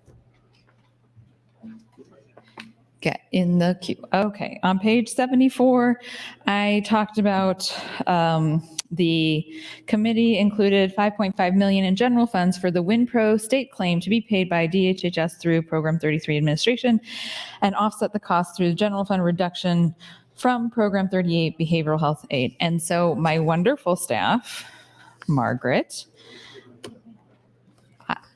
did the research and brought me the WinPro. District Court of Lancaster County, WinPro Limited LLC is the plaintiff versus the state of Nebraska.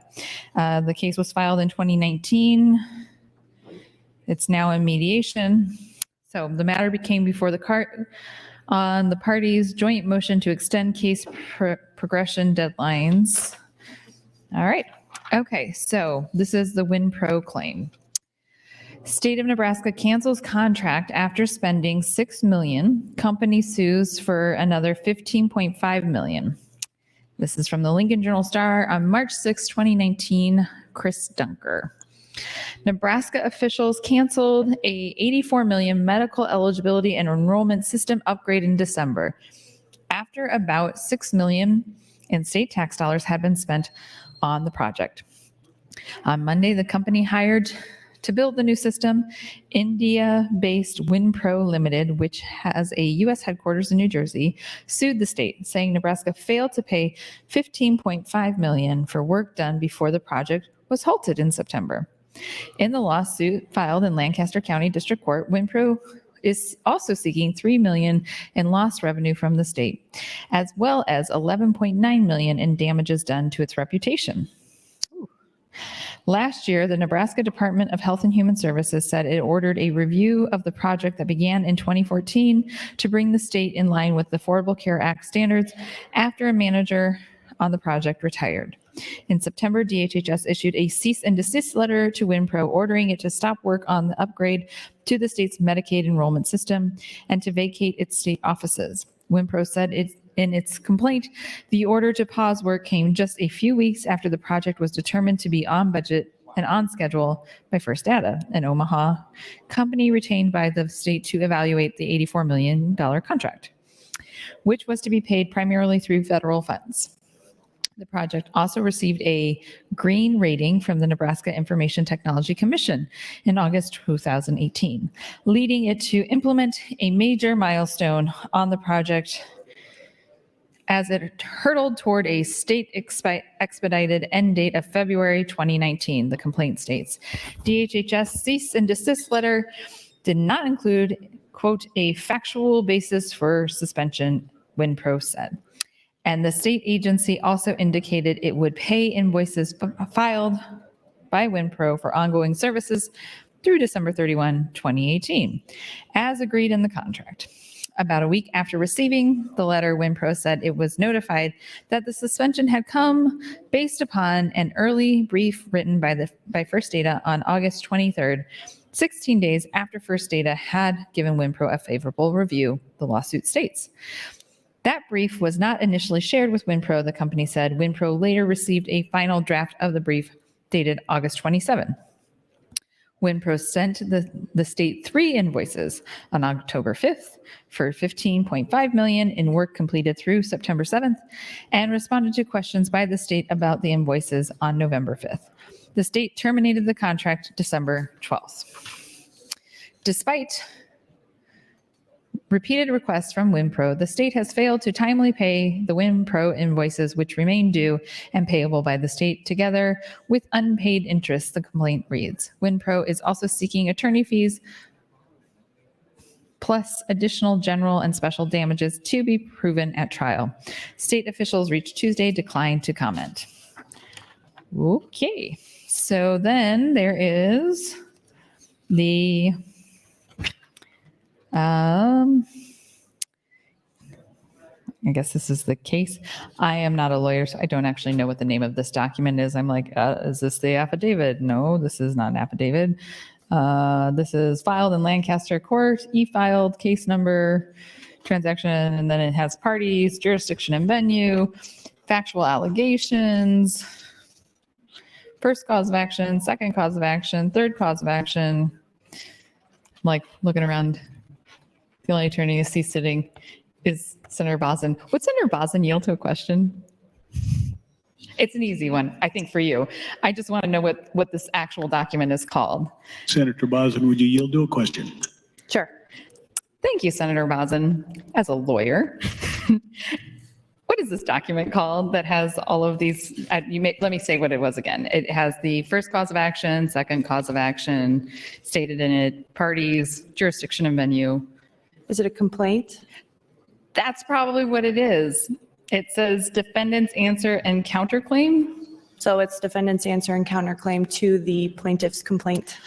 Thank you, Senator Bosin. Sure. Thank you for yielding to the question. Sorry to put you on the spot. Senator Slama, if you had been sitting closer to your desk, you were going to be my first pick, but I didn't want to make you just jet across to answer a question that I knew Senator Bosin could clearly answer for me. So thank you. I always say, like, I phone a friend. 1 minute. Today, I'm phoning a friend who's also an attorney. And we have lots of expertise in here, in this building, in this chamber, on different areas. We've got legal expertise, we have banking expertise, we have social services expertise, all kinds of expertise. Hospital administrative expertise, we're doubled up on that one. Okay, 1 minute. Thank you, Mr. President. So that is, I guess, sort of answers my WinPro question, but doesn't fully answer it, because now I understand what the WinPro claim generally was about.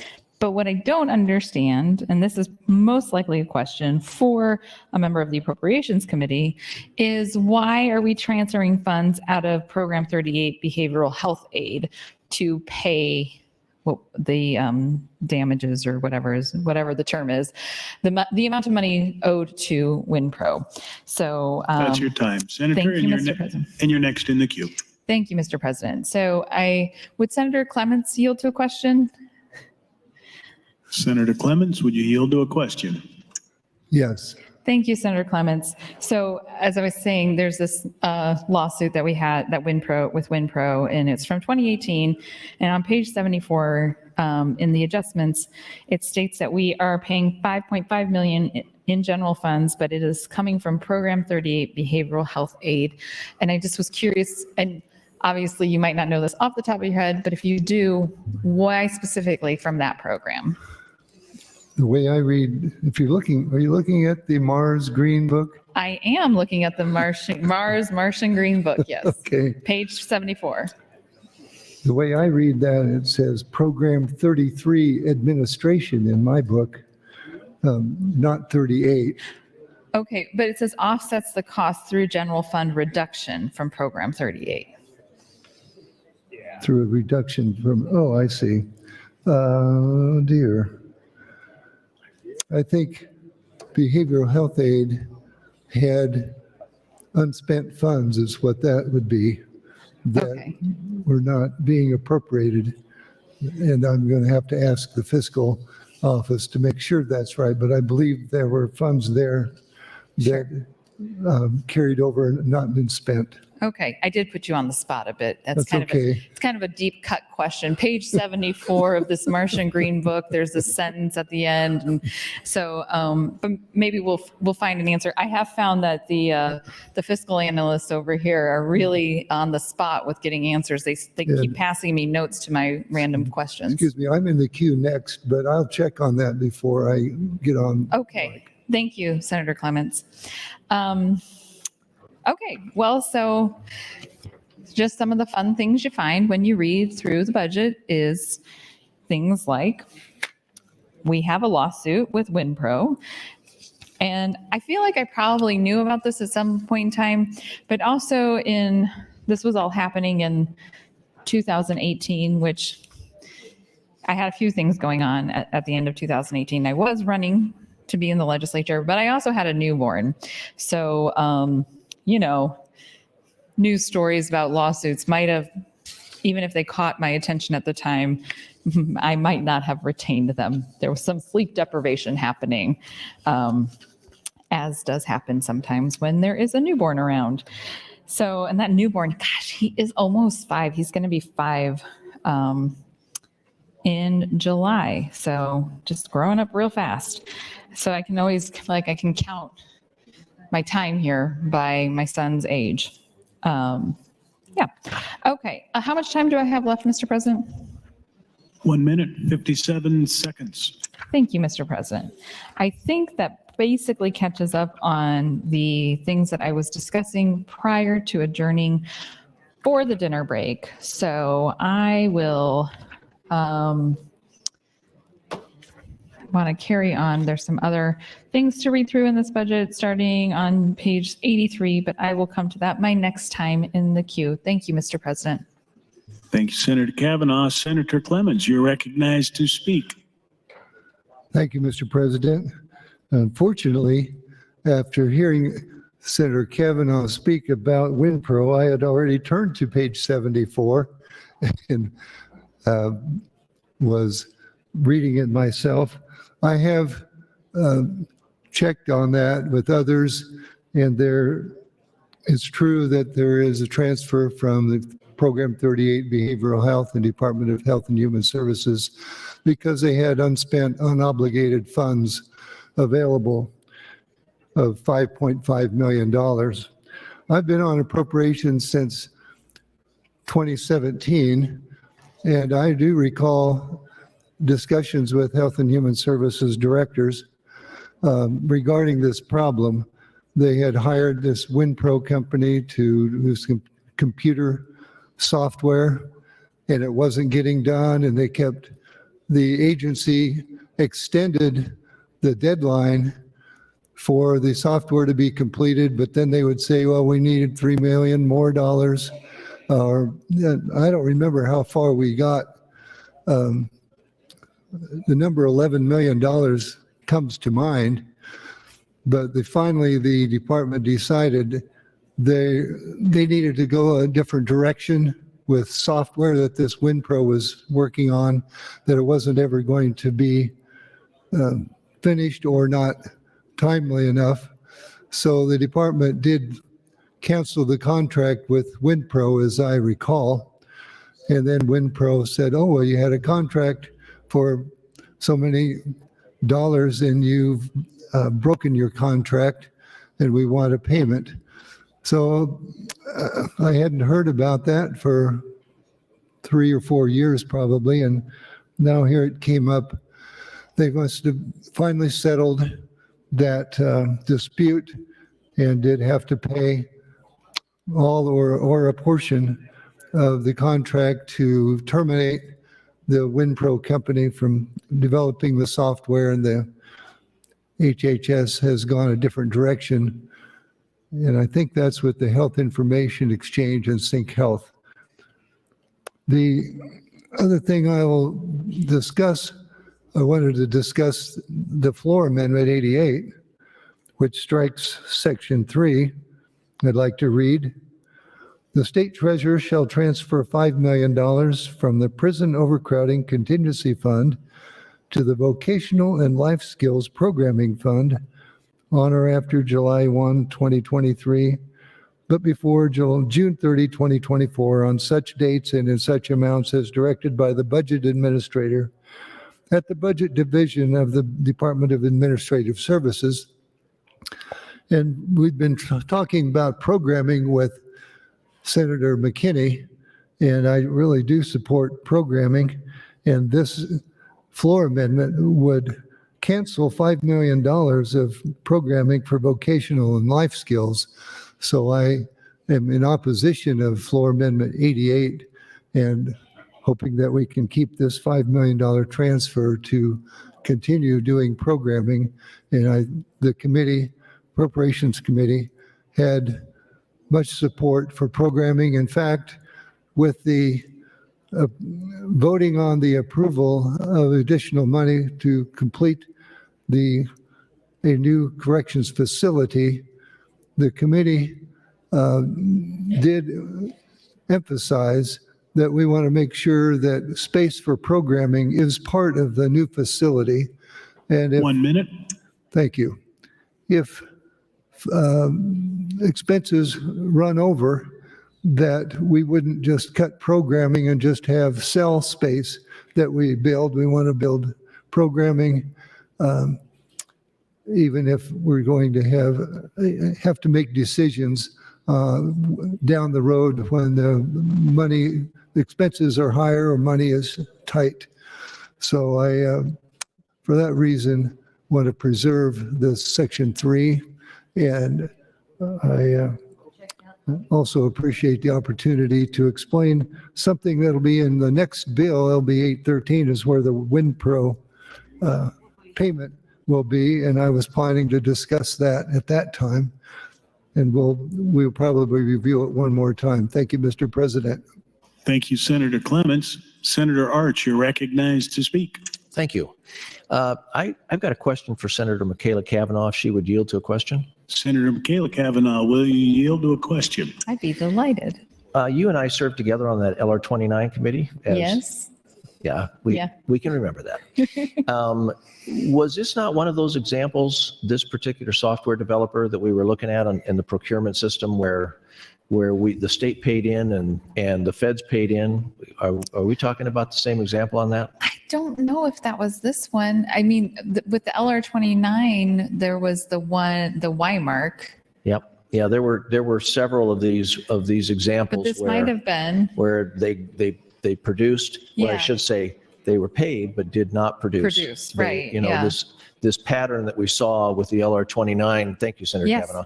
The pattern that we saw with the LR29 committee of contracting and then getting into it and not receiving what we want, and then pay more, and then we end up canceling. And so, yeah. So LB 631, I believe, is the bill that I introduced this year, prioritized. It won't be heard on the floor this year, but this was the result of that, because we do have issues with our procurement system, and hopefully we can pick that up next year. But that would be my intent, that we could fix some of these things and give them the tools that they need to make sure that we don't get back into this situation again. So thank you, Mr. President. Thank you, Senator Arch. Senator Conrad, you're recognized to speak. Thank you, Mr. President. I just wanted to rise to note this most recent example of, I think, again, a rather troubling trend or pattern in practice emanating from the Department of Health and Human Services. And to be clear, they do incredibly important work, and they have a lot of dedicated public servants there. They're also a huge agency, so they manage a lot of different programs and a lot of different funds. But I do want to note for the record that again, we have another example of unutilized funds in the Department of Health and Human Services. And if these funds are unutilized or are underutilized, and they do have broader opportunities for utilization, it is helpful to know about that. But just this week, we heard the good news from the ARC of Nebraska, working with Governor Pillen, that they were able to move out existing appropriations to assist for developmental disability services. That is wonderful good news, and I'm very grateful that the governor utilized his power and leadership to make sure that that happens. But again, those were already appropriated and should have been flowing to their intended purposes. So I do just want to know that. We've heard a little bit about how we might be able to utilize underutilized or unspent ARPA funds. We may have lost some ARPA funds that were underutilized or unspent by the Department of Health and Human Services. We saw that come into play with Senator Day's SNAP bill. We saw that come into play with the PTSD resources and appropriations. And it's good when we can find existing resources to carry out those important public policy considerations. But I do think it's concerning, and I think we need to have a stronger or better audit or legislative performance audit or some sort of clear and consistent understanding about what funds exist and don't exist at the Department of Health and Human Services so that we don't have redundancy or duplication and we can utilize those funds to their best and highest purposes. I also want to make sure when we think and we talk about this that we're doing everything that we can from a sound budgetary and sound fiscal perspective to draw down federal funds when they are available. Make no mistake, colleagues, and some of those come with strings that we are uncomfortable with, but many of them do not. And, you know, Nebraska remains one of the only states, if not the only state, that has not drawn down and fully utilized our funds for rental assistance to assist with people accessing safe and affordable housing or staying in their home. I think that the proposal that we heard before the government committee was particularly directed to greater Nebraska. I think Senator Aguilar and Senator John Kavanaugh had worked on that measure, and it's still pending in our committee. And I know discussions are happening at the governor's office as well. So it is important as we think through some of these issues that we are maximizing and leveraging federal funds where appropriate, that we are getting a full and fair accounting of appropriations that have been made that are not being pushed out or directed to their intended purposes, so that we can have a better understanding about how to meet the state's needs. Thank you, Mr. President. The last piece that I would just note kind of in regards to this specific idea, and I'd pose to Senator Clements or Senator Reapy or others that might be involved in this, is I thought I heard and was trying to look in my budget book for a little bit more detail that this transfer may be in regards to a settlement. And if that's the case, I was just hoping that somebody could provide more information or clarity about why it's happening in this regard instead of the state claims bill. Thank you, Mr. President. Thank you, Senator Conrad. Senator Michaela Cavanaugh, you're recognized to speak. And this is your last time before your closing. Thank you, Mr. President. I don't think I'll get a closing because I think we have 4 minutes left. So that probably is about it.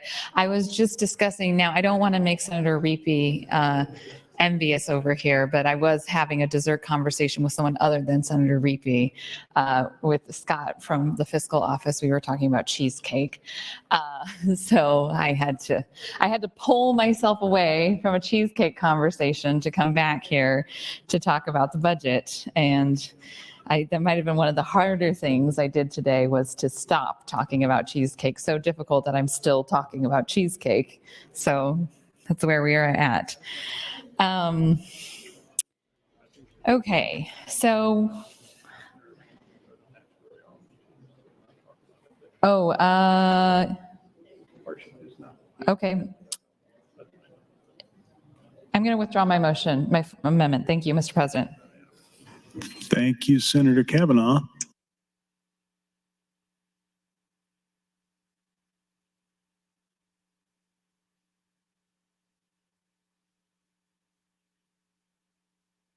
Mr. Clerk, for items. Mr. President, Senator Conrad would offer FA 89. Senator Conrad, you're recognized to open. Thank you, Mr. President. And this is a new version of the previous filed amendment in regards to striking the new language in Section 34 regarding what I believe to be a misappropriation of funds from the Nebraska Environmental Trust. And just, again, I don't plan to belabor the point. I know we're getting close to cloture, but I did want to provide the body with an opportunity to have a clean vote on that if they were confused by the comments from my friends, Senator Clements and Senator Erdman. They were a little bit worried that the previous amendment had painted with too broad a brush. And because that caused them some confusion, being a good teammate, I wanted to withdraw that and provide a clean vote for them and for other members to take this up. Of course, it goes without saying from a legal perspective that that amendment did not abolish the Nebraska Environmental Trust or any of the legal framework that helps to support it, starting in Chapter 81 and moving throughout.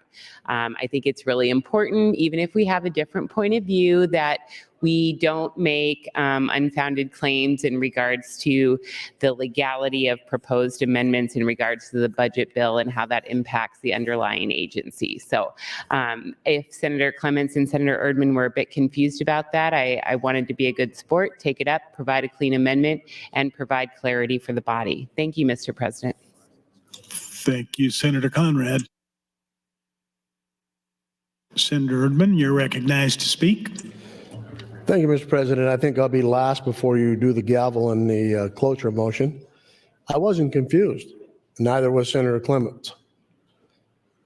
And I'm still in opposition of removing the language, the new language.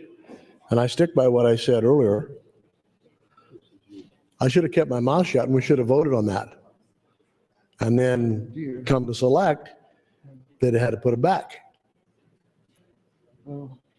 So nothing's changed here, all right? We talked about this in appropriations. We made the decision we think is appropriate and correct. I stand by that. They have plenty of money to do whatever they need to do. So vote red on FA 89. Thank you. Thank you, Senator Erdman. Mr. Clerk, you have a motion on your desk. I do, Mr. President. Speaker Arch would move to invoke cloture on LB 818 pursuant to Rule 7, Section 10. Senator Arch, for what purpose do you rise? Call the House and machine vote. There's been a request to place the House under call. The question is, shall the House go under call? All those in favor, vote aye. All those opposed, vote nay.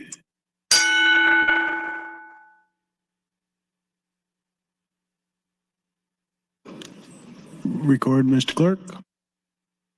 23 ayes, 3 nays, place House under call. The House is under call. Senators, please record your presence. Those unexcused senators outside the chamber, please return to the chamber and record your presence. All unauthorized personnel, please leave the floor. The House is under call.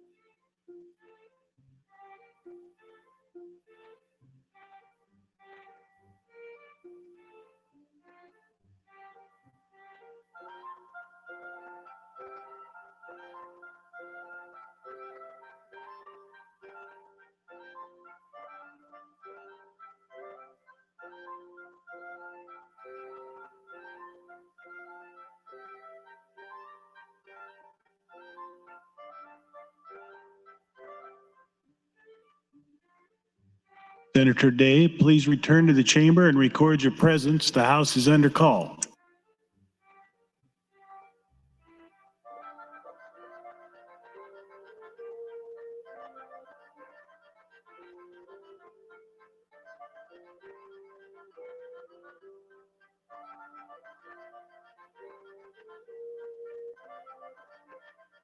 All unexcused members are now present. Members, the first vote is the motion to invoke cloture. All those in favor, vote aye. All those opposed, vote nay.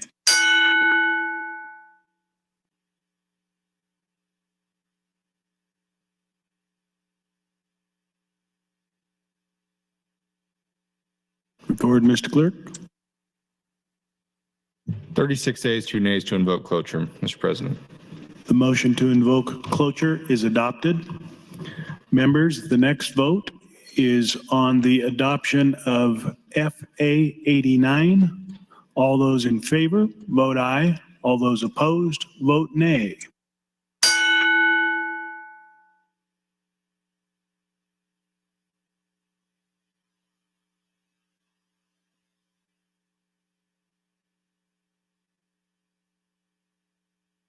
Record, Mr. Clerk. 8 ayes, 30 nays on the adoption of FA 89. The amendment is not adopted. Members, the next question is the adoption of AM 1172. All those in favor, vote aye. All those opposed, vote nay.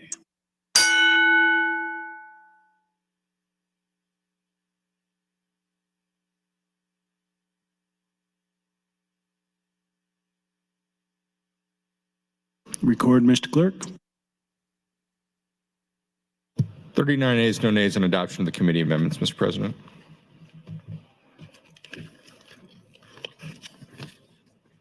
It is adopted. The next question is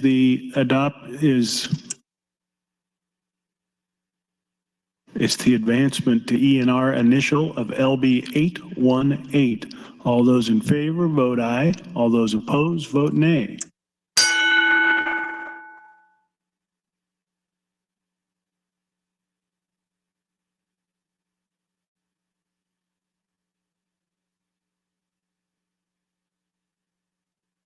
Record, Mr. Clerk. 35 ayes, no nays on advancement of the bill. It is advanced. I raise the call. Mr. Clerk for items. Mr. President, next item on the agenda, Legislative Bill 813, introduced by Speaker Arch at the request of the governor. This bill for enacting new appropriations amends Section 57, 68, and 83, Section 25, Sections 56, 187, 190, LB 1014, Section 34, 49, defines terms, provides changes, and eliminates appropriations for operation of state government, repeals the original section, declares an emergency. Bill was read for the first time on January 25th of this year and referred to the Appropriations Committee. That committee placed the bill on general file with committee amendments. There are other amendments, Mr. President. Senator Clemens, you're recognized to open. Thank you, Mr. President and colleagues. LB 813 is the third and final budget bill that we need to pass. There were two others that we did previously. But in this series, it's the third one. Introduced by the Speaker at the request of the Governor, is part of the Governor's biennial budget recommendations. This bill makes adjustments to funding for state operations, aid, and construction programs in the current fiscal year ending June 30th, 2023. The appropriations will be used in programs where the forecasted cost has risen or decreased due to circumstances that were unforeseen when appropriation bills were passed 2 years ago and subsequently amended by the legislature in 2022. Since we do a budget with projected revenues and expenses, it's understandable that some revenues increase, expenses increase, or sometimes we have refunds. And that's what we're doing here, adjusting for that with different agencies. The committee amendment, I will go to, I'll close on the bill and wait for the committee amendment. Thank you, Senator Clemens. You're recognized to open on the Appropriations Committee Amendment 1169. Thank you, Mr. President. The committee amendment AM 1169 becomes the bill. The amendment reflects the Appropriations Committee recommendations for funding adjustments in the current fiscal year 22-23, ending June 30th this year. The amendment contains the emergency clause. Deficit appropriations are listed in the Martian Green budget book on pages 74 to 78. The general fund increases total $32.1 million, and some of them, the larger ones, I'll describe as follows. Department of Health and Human Services needed $11 million to support the state's health information exchange. In addition, $6.3 million are needed for updated computers. And the same agency, $10 million more for IT costs due to remote access for employees during the pandemic and since then. And then we've already discussed a settlement with the WinPro company of $5.5 million of a software company contract that was terminated. Corrections Department divisions needed $24.8 million for additional employee salaries and per diems and the addition of several hundred more employees. Chadron, Peru, and Wayne State College needed $1.3 million for additional professor pay, insurance costs, and inflation costs. There are also adjustments in agency cash funds and federal funds you can find in the Green Budget Book. And in the Green Budget Book, they start on page 74 with descriptions, and then there is a table starting on page 76, which shows the agency, what type of fund it is, whether it's a general fund adjustment, cash fund, federal funds, revolving funds, which is between agencies, or PSL, which is personal service limit, which is salary limit for an agency. And so the Appropriations Committee received a packet of all of these requests, and we went through and approved the ones that we agreed with. It may not have been 100%, but the ones that were necessary to keep agency functions going, we did approve. And the general funds portion is about $32 million. With that, I will close and ask for your green vote on AM 1169 and LB 813. Thank you, Mr. President. Thank you, Senator Clements. Mr. Clerk, next item. Mr. President, Senator Clements would move to amend the committee amendments with AM 1591. Senator Clements, you are welcome to open on your AM 1591. Thank you, Mr. President. After the budget book was printed, we found out that Game and Parks, well, maybe I shouldn't say that. It was already, anyway, after we approved the first packet of deficits, Nebraska Game and Parks came to us with a request. They are needing funding for temporary salaries and operating expenses for state parks. They have the cash, but they're up against the limit of their authorization to spend it.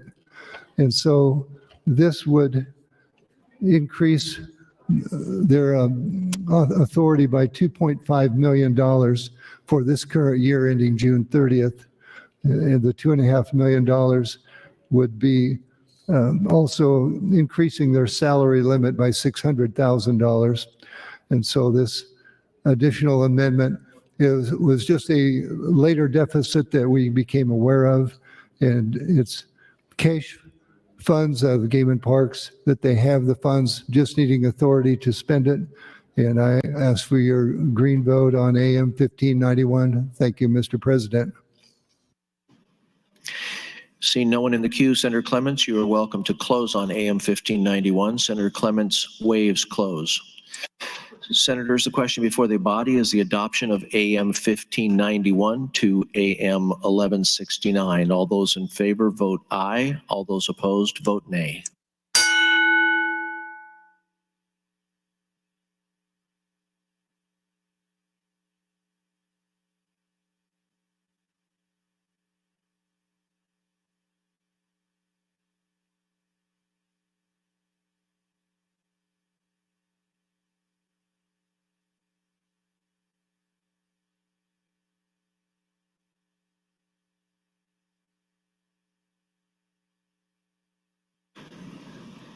Mr. Clerk.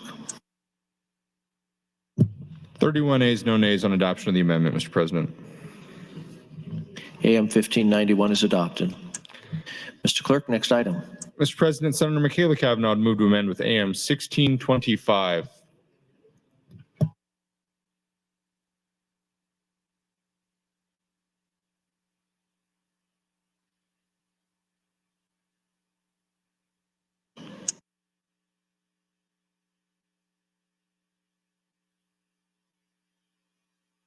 Senator Cavanaugh, you're welcome to open on AM 1625. Thank you, Mr. President. I've asked a lot of questions on the mic and off the mic in the last, well, all of the time. Who am I kidding? All of the time. But I was just, someone from the governor's office was answering some of my questions. So thank you for that. And so I apologize that I was delayed. AM 1625. Okay. I have these readily available somewhere near me. Okay. AM 1632, that's not right. 1631, 1630, 29, 28, 27, 26. It's at the bottom. Oh, it strikes section 18. Well, well, well. Look at that. Thank you, Senator Hunt. Now, sorry, Senator Frederickson, I'm now taking over your side of the podium. I'm just encroaching here. I've crossed the barrier. The podium is the barrier between everyone's desk space, and I have now just encroached on Senator Frederickson's territory. Our districts do align, so, you know, sometimes, yes, my parents live in your district, so I frequent your district often. It's a good district. Yeah, I grew up in it. I grew up in Senator Frederickson's district. Okay, strikes section 18 of AM 1169. So, okay. Again, Margaret in my office was wonderful and diligent and put these together for me, these amendments. And this one feels a little ironic, but strikes DHHS's program number 33, which is administration. Colleagues, not that we're really in danger of everyone voting for this, but please do not vote for AM 1625. That would not be good. That would result in some pretty serious government functioning problems. However, it would save us $23 million, but still, please don't. Do not vote for AM 1625. I think we want government to function at least to some degree, like, you know, people showing up to work. I know there's computers in the administration's budget, so we want to have those too, I guess. I don't know. So that's the thing about the budget, my little tutorial on the budget. and I'm going to probably like butcher how somebody should approach the budget. And then I have the like expertise are just sitting off to my right, and I'm sure they're like journaling their criticisms that of how I explain the budget. And they're like, you do not know how to explain the budget. Okay, so we've got the budget. And we've got the budget bills, LB 813, 818, 814, 815, et cetera, et cetera, et cetera. Those are the actual legislation. And then the amendments that come out, the Appropriations Committee amendments is just like every other bill that has amended bills into it. It's an amendment of amended bills. But because it's the budget, it's quite complex, much more so than some of our other amended bills, although we have had some doozies this year of amended committee amendments, but it is very complex. And so got the binder, I've got this binder here, it's the bills, it's the amendments to the bills, and then got my Martian Green book, and then I've got my Legislative Fiscal Office program directory. So to cross-reference. So I was actually about to do this on the last time go around because I was looking at, and I was talking with Senator Clements about the WinPro, the state claims, the program 33, which this amendment would strike. So don't do that. And offset the costs through the general fund reduction program 38. So I was, prior to this, my amendment coming up, going to look up program 38, which is behavioral health aid. And I wanted to look at it and see what all is in there, or what it says about the program, not what's in there. The Legislative Fiscal Office book about agencies and programs just tells you about the program. Okay, so program 38, if you have this book, it is on page 263, program 38, agency 25, which is DHHS. And here we go. Program purpose. The department is responsible for distributing behavioral health state aid for community mental health and substance abuse services. The Division of Behavioral Health Services is responsible for planning, determining the allocation of resources, and the administration of aid to communities. The division provides leadership for state's mental health and substance abuse program. The division administers the aid through contracts with the 6 regional governing boards and direct contracts with providers. Contracts are managed through utilization review, quality of care review, program fidelity audits, and consumer input. Contracts include both fee-for-service and non-fee-for-service payments. Service provisions falls into 4 levels of care based on intensity of service. 1, emergency. 2, assessment evaluation. 3, non-residential. And 4, residential. The majority of federal funds received for behavioral health services are from SAMHSA's Mental Health Service Block Grant and Substance Abuse Service Block Grant. Okay, so program expenditures. This is 2019. General funds were $69,303,761. Cash funds were $13,178,243. Federal funds were $15,148,704, with total state aid $97,630,708. That was in 2018-2019. Okay, so then we go up to, all right, 2019. Okay, we're gonna go to total state aid. So total state aid has decreased to behavioral health aid over the last biennium. So in 2018-19, it was $97,600,000. In 2019-2020, it was $102 million. In 2020-2021, it was $87 million. That's a drop of 15 million. Yes, 15 million.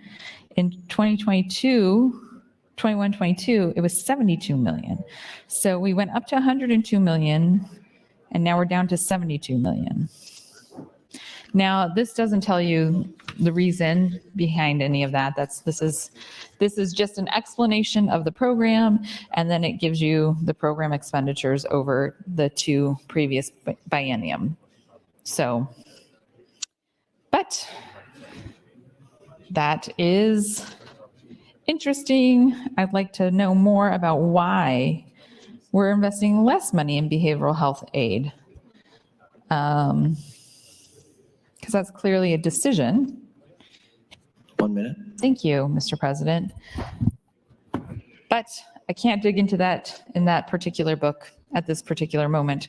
So I will move on. Okay. I was looking then back in the Green Martian book. Green Martian, if anybody, I have found that there are many versions of legislative bingo. I think that there's probably one completely dedicated to grammatical conversations, but I hope during this budget debate, there is a bingo card that has Martian green or some variation of Martian green. Every time I say Martian green, somebody's getting a bingo on their bingo card, Martian green. It's Martian green, the green of Martians. The color of Mars, Martian green. Okay, so I think I'm almost out of time, so I am gonna get into the queue and come back to talk about Agency 25 HHS systems. Thank you, Mr. President.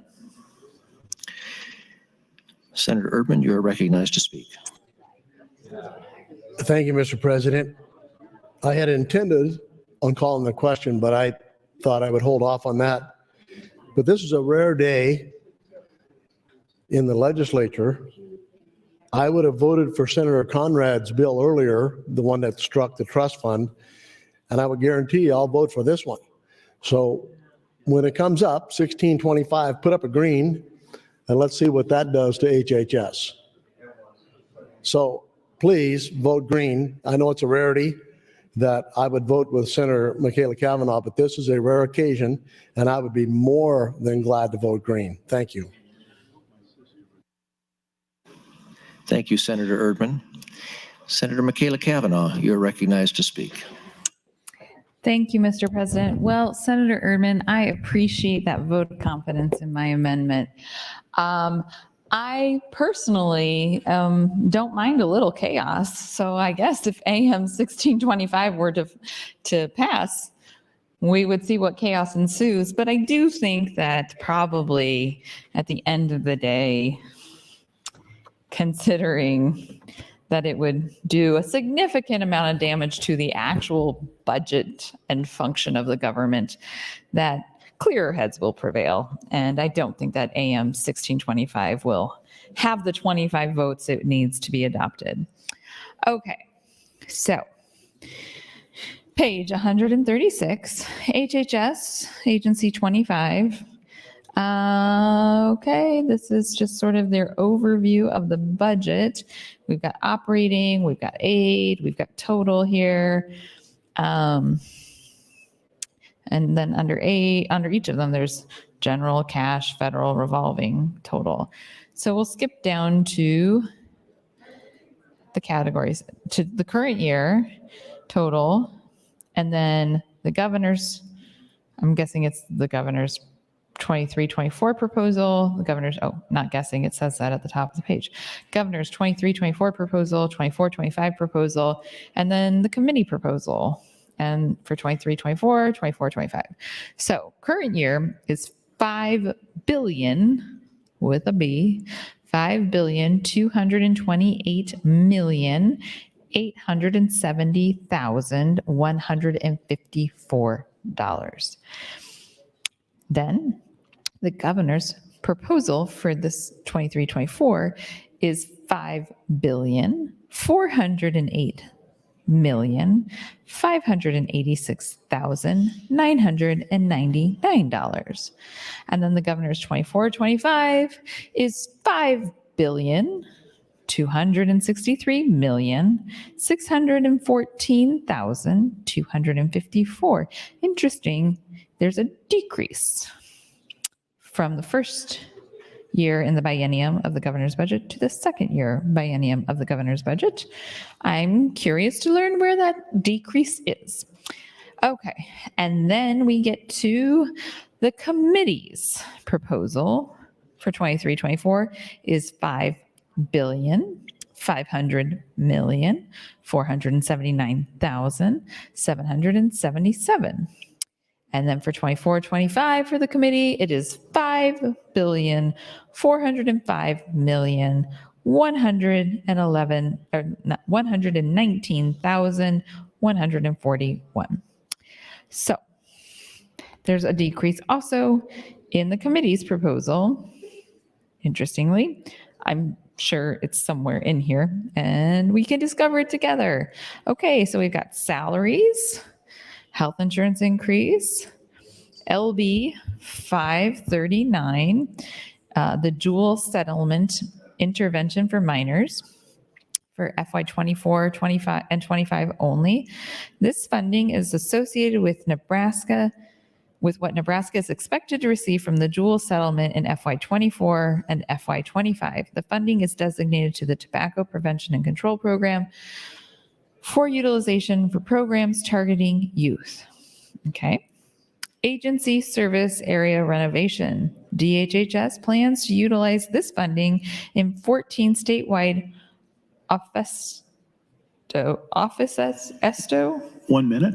Increase workplace efficiency and security with state-tailored improvements, including sound masking and secure entry. Okay.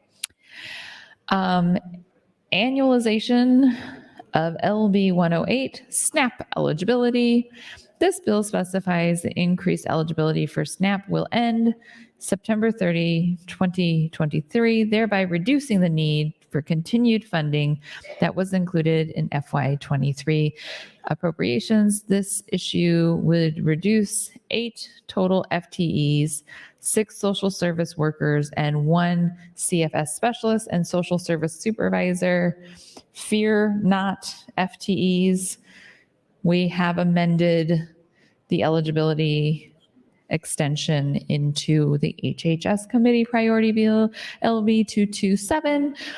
And when that passes, then this part of the budget decrease. That's your time, Senator.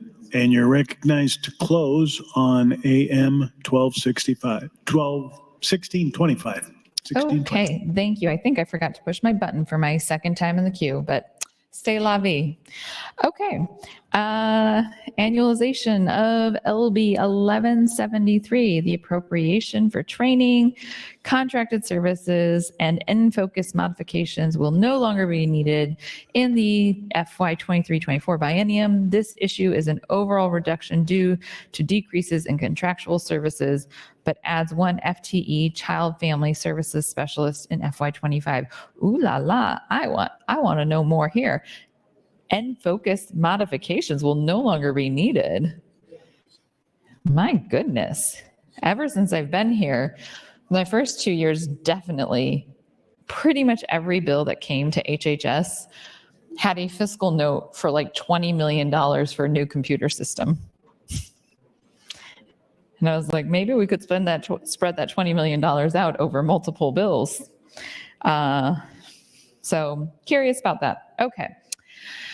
Annualization of LB 376. What? That's my bill. That's my bill. DD waiver. Yes. All right. This is exciting. LB 376 signed into law in 2022 legislative session. Yes. Requires the implementation of a new DD waiver. DD is developmental disabilities waiver. That reflects the funding distribution in order to align with the intent of LB 376. Oh my goodness. This was very exciting. And this LB 376 is an amazing example of how hard we all can work together to achieve great things. LB 376 never would have happened without Senator Ben Hansen and Speaker Arch working very diligently with me over 2 years 2 years to get this done. So just excited to see that in there. Okay, annualization of LB 485, administration childcare. This bill specifies administration costs funded by the federal Child Care Dependent Block Grant, which were encouraged to make eligibility changes, are to be provided up until September 30, 2023. Although eligibility reverts to previous levels, the agency left the aid request flat, which is fully funded through federal funds. The administrative reduction in this issue is composed of 7 FTEs, 6 social service lead workers, and 1 social service supervisor. I'm gonna mark that page. I'm a little curious about that one. The Child Care Development Block Grant incurred to make eligibility changes required.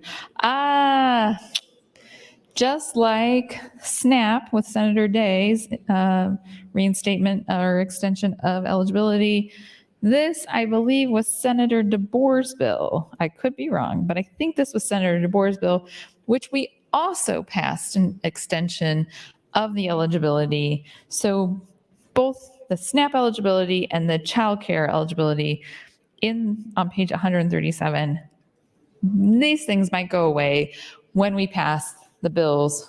Well, I think they're both in 227. When we pass LB 227, I believe these items in the budget might no longer be of consequence, shall we say. Okay. 1 minute. 1 minute. Okay.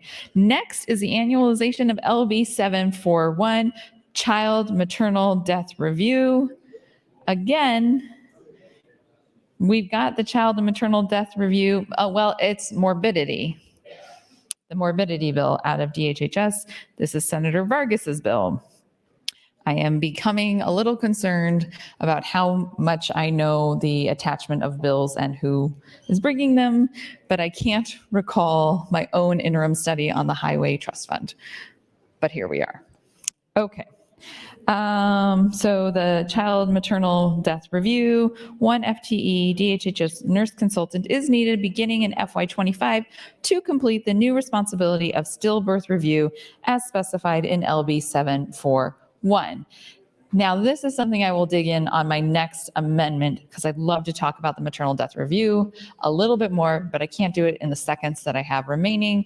So, Mr. President, I would like a call of the House and a machine vote. Thank you. Thank you, Senator Kavanaugh. There's been a request to place the House under call.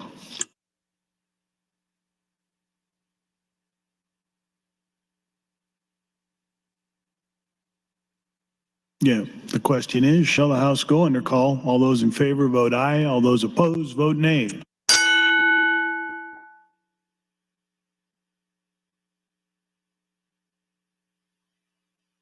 Record, Mr. Clerk. 8 ayes, 4 nays, place the House under call.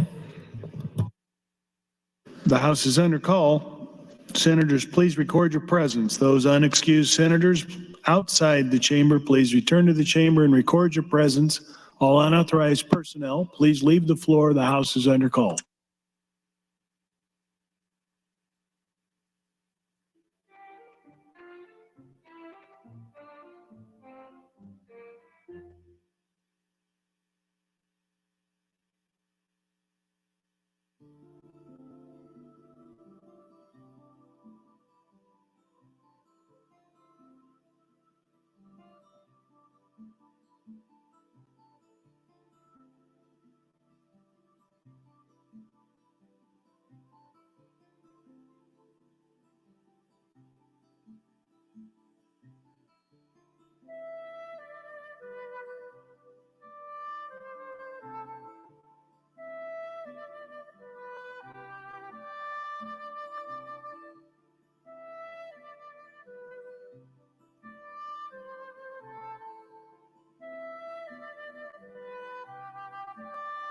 Senators Dorn, Raybold, Day, Albright, Wishart, Jacobson, Armendariz, Linehan, Slama, Dover, Bostar, Bostman, Hughes, Mosier, and Hanson, please return to the chamber and record your presence. The House is under call.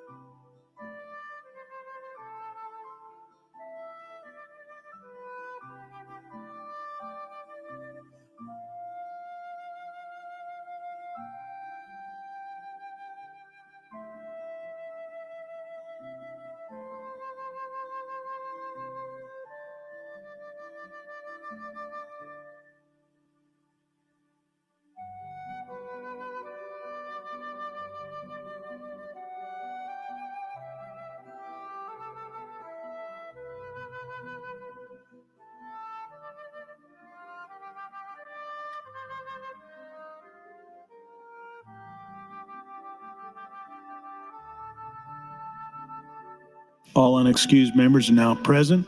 The question is the adoption of AM 1625. All those in favor, vote aye. All those opposed, vote nay.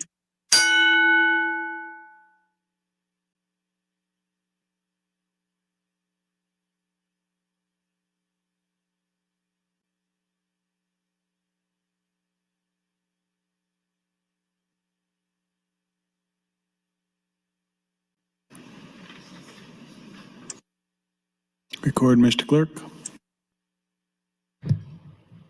6 ayes, 25 nays on the adoption of the amendment, Mr. President. The amendment is not adopted. Mr. Clerk, for items. I raise the call. Mr. President, next amendment, Senator Michaela Cavanaugh would offer AM 1626. Senator Michaela Cavanaugh, you're recognized to open. Thank you, Mr. President. Colleagues, 6 of you are chaos agents. What? You just voted to remove the funding for the administration of DHHS? Walking on the wild side, I tell you. All right. AM 1625. But I do appreciate it. I do appreciate those 6 votes for my amendment. 1626, I think. Okay. Strike section 19. All right. Now, before you all get up and walk away, let's just find out what it is so you know when you come back if you're going to be a chaos agent or not. Strike section 19. I'm going to go ahead and guess that you probably don't want to, but that's, oh my goodness, it's just my committees. All right, transportation folks.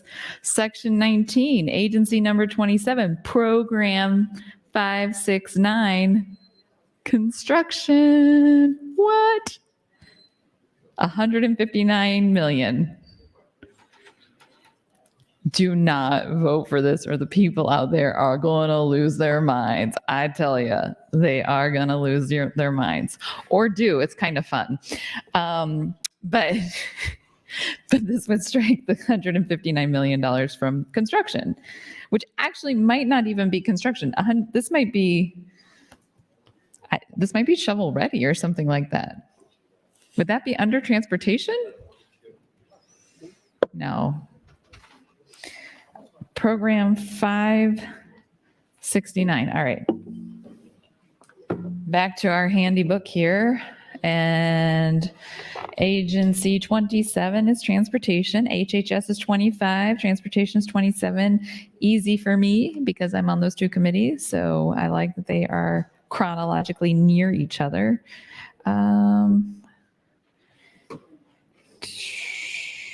Okay, agency 27, program 569. 568, 569. Okay, the program purpose. This program provides for the replacement or improvement of those state highways that have completed their normal life cycle or have experienced increased traffic demands. The primary goal and emphasis of the construction program is preservation and restoration of the state highway system. Oh gosh, colleagues, do not vote for this. Resurfacing and rehabilitation is the keystone in the Department of Transportation strategy to protect these state assets. In order to accomplish the department's goal, many tools are used. One of the tools that the department uses in determining the optimum time and type of maintenance and improvement to be done to our highway systems is a transportation asset management system. Through this system, the roadway is monitored, providing data that allows the department to systematically and consistently program maintenance activities and resurfacing and reconstruction actions so as to safeguard the state's highway investment in the lowest possible cost. The Highway Safety Office implements the Federal Highway Safety Program in Nebraska, which helps state agencies, counties, and communities develop traffic safety programs. Examples of projects include programs that to reduce drunk driving, enforce the speed limit, reduce road hazards, and safety belt promotion and education. The projects are outlined in the annual Nebraska Performance-Based Strategic Traffic Safety Plan. Funds are allocated on a project basis. The division staff assists with the auditing and oversight of the agency approved driver training schools, driver safety courses, and public education and information. They use the serial comma, by the way. All right.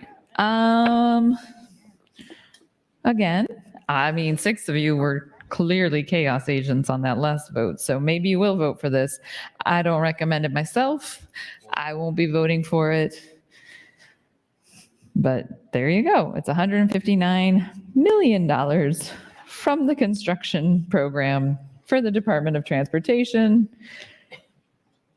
We all have to drive home at least tomorrow for the weekend. Let's keep those roads safe, shall we? Okay. Back to the Green Martian book, or just the Green Martian. Okay. I was on page 137, and I was talking about the child maternal death review. So this bill was brought last year, or maybe last biennium. It might not have been last year, might have been the year before. No, it's 741. So typically that high of a number of a bill would be the second year. This year we had a lot of bills, so high number bills are in the first biennium. But 741 was brought, I believe, by Senator Vargas last year, and it was to essentially fix something that was done in a previous session with the Maternal Health Review Board statute, that there was language taken out that made it implied, we'll say, it was not clear. This bill provided much needed clarity that the Child Maternal Death Review Board could actually review stillbirths for newborns. So that was part of it. The other part was adding 1 FTE for DHHS nurse consultant because they needed, so the review board is really a voluntary board. They aren't paid. They meet, I think, quarterly, and they go through maternal child and maternal deaths. And they review them to make recommendations, to study, to see what is causing the deaths and how we can improve outcomes in healthcare in the specific area in the future. So excluding, first of all, stillbirths, problematic if we want to get a fuller picture of what is happening when we have stillbirths and if there's a way for us to prevent it, but also not having a staff person to help pull all of this information for their quarterly meetings and put it together was making it very inefficient. And really, we weren't maximizing the existence of the review board. So we passed a bill, we created an FTE to help with the review board. This year, we have moved forward a bill out of HHS that expands this to include not just maternal mortality, but also morbidity. Morbidity is very important. Morbidity is more about the long-term health outcomes in maternal health. So expanding the scope of the review board is hopefully going to result in an improved outcomes in maternal health writ large in Nebraska. A very good thing. Okay. Annualization of LB 752, staff for advisory council.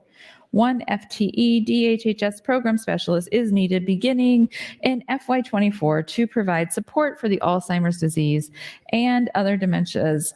Advisory council partial funding was included in FY23 and thus the base, but needed to be increased to account for the cost incurred during a full fiscal year. Okay. CFSS, new worker and in-service training. This issue is needed to assure training in best practices for children and family protection and safety staff, specifically in the Eastern Service Area. That's Douglas, Sarpy, and maybe even Cass County. I think Cass County is included. 1 minute. Thank you, Mr. President. Therefore, not included in the previous year's budgets. The therefore, I will explain what the therefore is. It is specifically in the Eastern Service Area. Therefore, not included in previous year's budgets is because in previous year's budgets, the Eastern Service Area was privatized and that was a contract. So that was funded in a different way. And now that it is not privatized, as Senator Speaker Arch mentioned, LR 29, the Special Investigative Oversight Committee into St. Francis Ministries contract of the Eastern Service Area's Child Welfare Program, that ended. And now we are responsible for it. So we needed to have an allocation for it. There we go. Training will encompass the That's practice. your time, Senator. And you're next in the queue. Thank you. Will encompass the practice model design based on the requirements set out in LB 1173. That might have been my bill. I'm not sure. I had the bill that ended the privatization of child welfare that we passed. I don't recall the bill number. Seems like that might have been it. That would make sense. Okay. Well, carrying on. Page 138. DAS assessment rate increases. These adjustments account for changes in fees charged to DHHS so that current resources will be available to support the mission of the agency. I better get back in the queue one moment. Okay. DD case management contract. The Division of Developmental Disabilities, DDD, is currently utilizing case management services provided by THERPA, whose contract ends in March 2024. DDD will need to procure a contract from another vendor to provide case management services to participate for a seamless transition to the new case management system once THERPA's contract expires. Interesting. I wonder why they're not renewing the contract. Or are they going to renew the contract? DDD will provide a procurement contract from another vendor. Oh, we'll need a procurement from another vendor. Do they definitely need it from another vendor? Or could it be the same vendor? They just need to put the procurement bid out. In another year, in another time, when I'm not standing here talking 4 hours on end, this is one of the things that I would be digging into more, is our procurement process, because we have a problem. And the problem is not exclusive to St. Francis Ministries, as even Speaker Arch was talking about with the WIP Pro and the lawsuit there. But we also have a lawsuit pending, or starting now. It's not pending, it's like just starting. There's an injunction on our managed care organizations in the state. And managed care organizations are the companies that we contract with that manage our Medicaid program. And we have 3, and they were up for, the contracts were expiring. They needed to rebid them. They did the procurement process, and they renewed 2 of the 3 contracts, but not one of them. And they went with a whole new contractor, and the contract that didn't get renewed appealed. Our appeals process is not great because you appeal to the people who made the decision in the first place. So there you go. So then they took it to the courts, and a judge issued an injunction so that they cannot begin the transition of the contract until the court case is settled. This is different from when we had the St. Francis Ministries, because they started down that road of a lawsuit seeking an injunction. But while they were seeking the injunction, DHHS sped up the implementation, and that was causing a lot of disruption in our child welfare system in the Eastern Service area. So Promise Ship, who had the contract, decided to drop the lawsuit because it was going to be extremely detrimental and disruptive to the population being served, and that population, very vulnerable population, children in the child welfare system. So there you go. 1 minute. Thank you, Mr. President. I don't know how I got on that, but there we are. Case man. Oh, yeah, because it was the THRPA contract expiring. All right. DD Services Coordination. DDD request transfer of general fund appropriation from Program 421 Beatrice State Development Center to Program 33 in order to restructure the DD Services Coordination Team to cover the payroll expenditure for staff to provide services to participants on the registry for 500 participants in the biennium. Okay, and that is $538,545 this year, and $1,103,000. That's your time, Senator.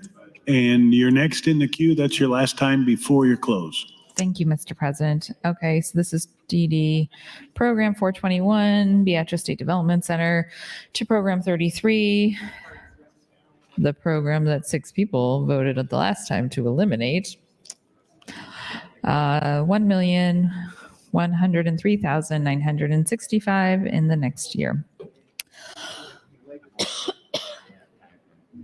Just looking to see if I have a losage. Okay. Developmental Disabilities Liberty Contract.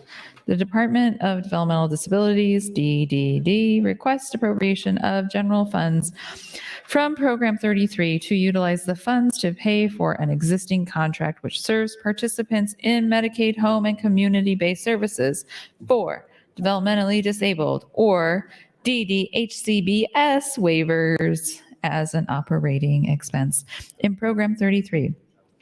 This is on ongoing contracts, which ends in December 2025. Economic Assistance Call Center. Oh, hold on.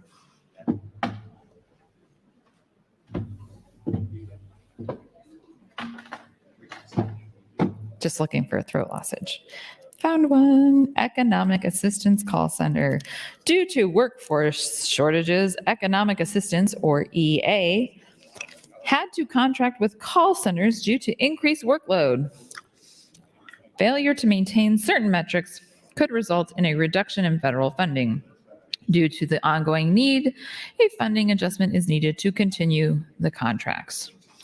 $3 million. Whew. Okay. Economic assistance. The EA had a contract with a call center. Wow. Economic Assistance West Omaha Call Center. This funding is for a call center in West Omaha intended to accommodate 80 positions, transferred from one of 2 Fremont call centers. The purpose is to improve retention and reduce training and recruitment costs. However, real estate is more expensive in West Omaha. Therefore, additional appropriations are needed to make up the difference in cost between a facility in Fremont and the new facility. Might I make a suggestion? Real estate in West Omaha is probably more expensive. Real estate in North Omaha is probably less expensive. Perhaps we should consider putting an economic assistance call center in North Omaha, where there is also a need for good jobs. Just going to put that out into the universe. FMAP. Federal medical assistance percentage increase. Let's dig in, shall we?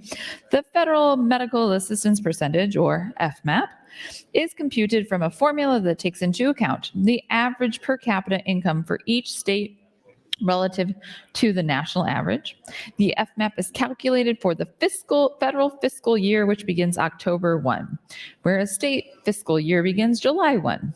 A higher FMAP means less general funds are required for programs with the federal and state governments, particularly Medicaid shared costs. All right. HIE and PDMP operations, or Sync Health. Funds are contractually obligated to the Health Information Exchange, HIE, and Prescription Drug Monitoring Program, PDMP. 1 minute. Thank you. Sync vendor. Federal laws require states to have PDMPs. These programs were previously supported with a larger share of federal funds, which are no longer available due to the advancement from development to operations. This portion is dedicated to the PDMP. iServe. This funding supports the new Assistant Applications Portal, iServe. The new portal will be a modernized, easy-to-use system for Nebraskans to apply for benefits and services with enhanced self-service capabilities. Interesting. All right. IST Data Nexus. The committee approval follows the governor's recommendation, which included a one-time $4 million transfer from the Cash Reserve Fund to the Health and Human Services Cash Fund. That's your time, Senator. Seeing no one else in the queue, you're recognized to close on AM 1626. Thank you, Mr. President. IST Data Nexus. How could I forget that that's where I was at? The committee approval follows the governor's recommendation, which included one-time $4 million transfer from the Cash Reserve Fund to the Health and Human Services Cash Fund to implement updates to the Public Health Data Nexus to modernize data systems. IT hardware refresh. DHHS needs to escalate the rate of renewal of employee computer hardware to get back on a regular cycle. DHHS has 1,500 devices that will be out of maintenance in FY24 and another 2,000 in FY25 for a total of 3,500 in the biennium.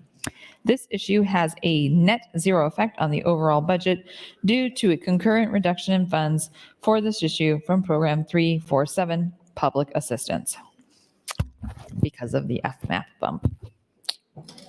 So there you go. MLTC, Contracted Services Appropriation Alignment. I should go back to the FMAP bump. I have a whole nother philosophical issue with all of that and how we are appropriating and redistributing public assistance funds. I talked about that a little bit yesterday. It's a little bit more complicated than I want to get into at 8 o'clock tonight.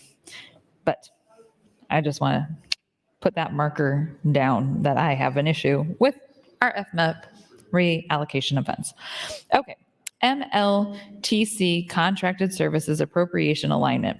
These funds to align appropriations with actual changes in costs to contracted services in Medicaid required recuperating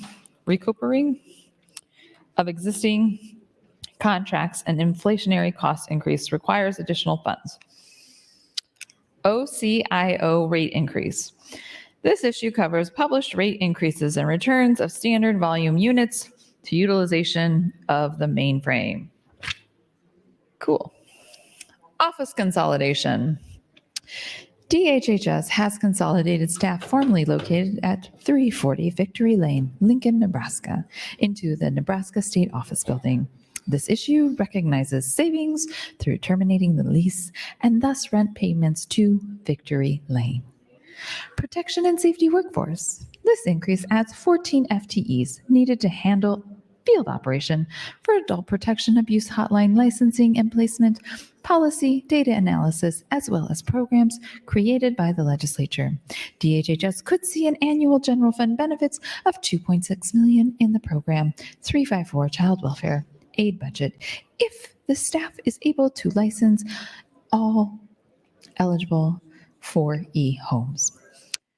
Have a lot to say about 4E funding as well, but I'll save that for probably tomorrow because it's complicated and it's late and my brain is tired. Public health cancer registry funding. The cancer registry funded by the cigarette tax and mandated by statute is needed to provide central data bank related to cancer in Nebraska. The current appropriation for the registry is insufficient. Therefore, additional funding is required to meet the needs of the program. Public health lab equipment. This is a one-time GF, I think that's general fund appropriation for the Nebraska Public Health Environmental Lab, NPHEL, for equipment to continue critical operations to maintain their status with the EPA as a 1 minute. primacy. Thank you, Mr. President.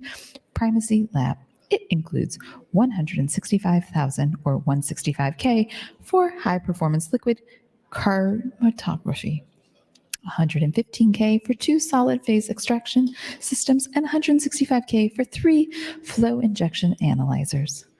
Public Health Parkinson's Registry. The Parkinson's Disease Registry, currently funded by the Healthcare Cash Fund and mandated by statute, provides a central database for detecting incident of and possible risk factors for Parkinson's disease and related movement disorders. Federal funding formerly available to bridge this funding gap is no longer available. This item was approved via authorizing a one-time $820,000 transfer in FY24 from the Cash Reserve Fund to the Healthcare Services Cash Fund in FY24. That's your time, Senator. There's been a request to place the House under call. The question is, shall the House go under call? All those in favor vote aye. All those opposed vote nay.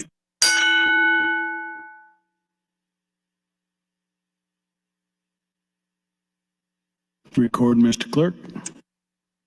6 ayes, 2 nays to go under call.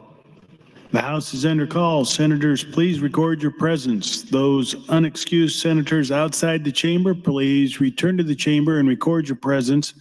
All unauthorized personnel, please leave the floor. The House is under call.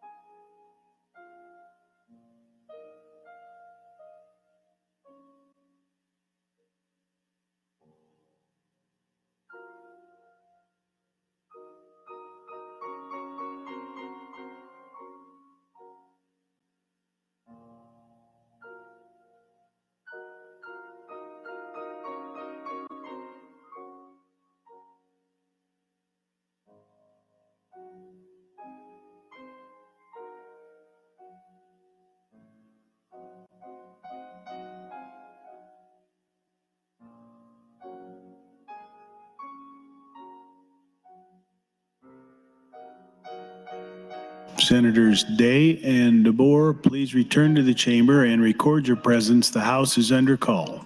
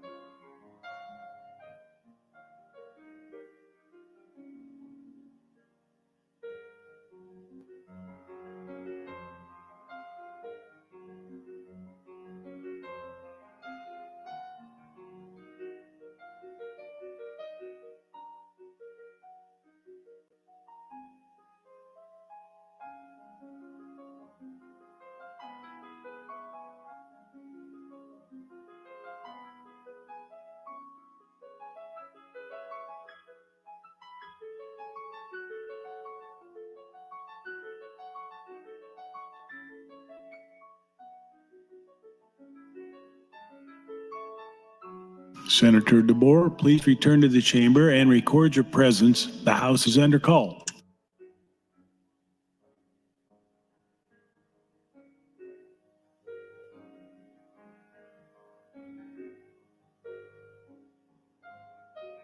All unexcused senators are now present. Members, the question is the adoption of AM 1626. All those in favor vote aye. All those opposed vote nay.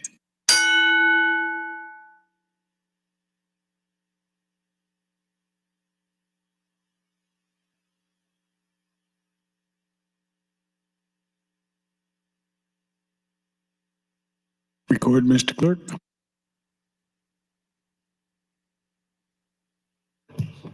Two ayes, 27 nays, Mr. President, on the adoption of the amendment. The amendment is not adopted. I raise the call. Mr. Clerk, for items.